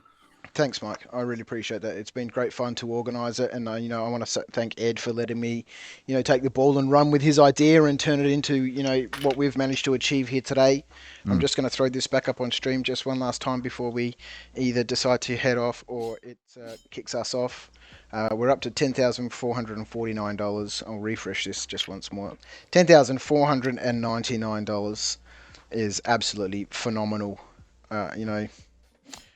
What a remarkable effort. I'm so proud of everyone who's been involved in this, and it's been a pleasure to be a part of. I will where's my chat gone? I can probably hear you. Thank you again once to everyone in the chat. I'll post up all the pictures that I've been working on on the KOD community group or somewhere on Instagram. Hashtag. Yeah, hashtag Painting for Life KOD. If you'd worked on anything or you want to pop it up there, I'll pop it up on our Instagram, Painting for Life KOD. Great fun. Now, you reckon if everybody who's watching now chucked another $5 in, we'd probably get to 11 grand. Yeah, I did notice that somebody mentioned that up there. They said if everybody who's watching now donated $11 or something. But yeah, look, honestly, it's been absolutely phenomenal. I've loved it. Thank you, Luke, for hanging out with me for so long, mate. It's great to have a chat.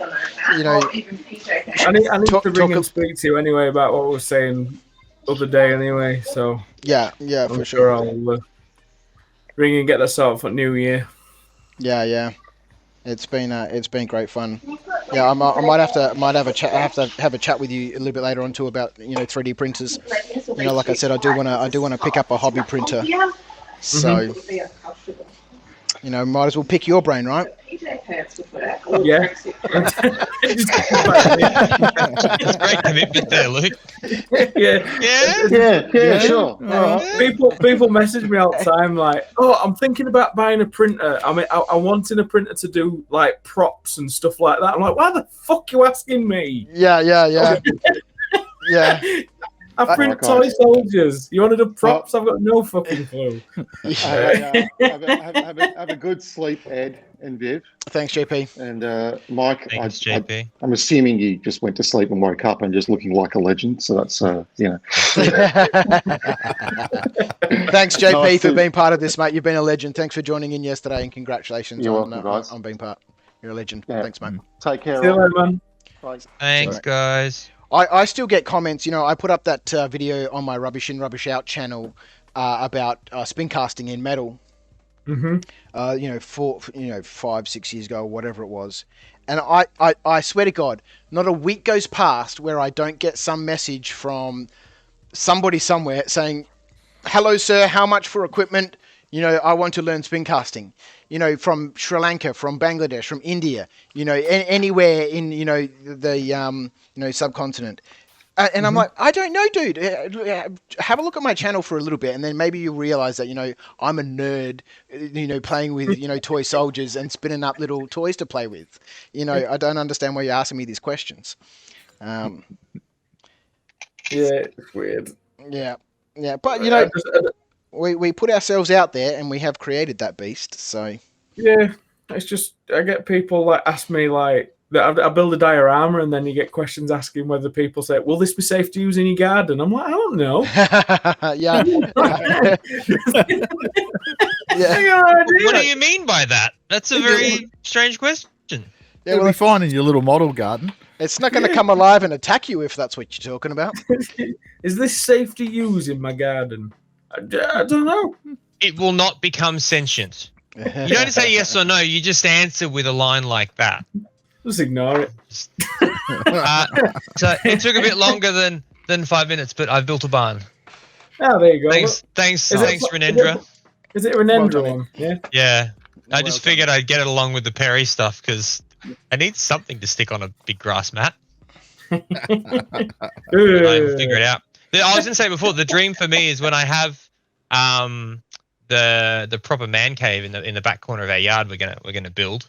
I want to have like a designated gaming table that you can actually store big, like either 2 foot by 2 foot or even 2 foot by 4 foot modular boards under it. Mhm. So I can actually model in proper pieces of terrain and, you know, proper hills that aren't just like, Yeah. oh, sorry, is that a hill or a ziggurat? I'm not sure.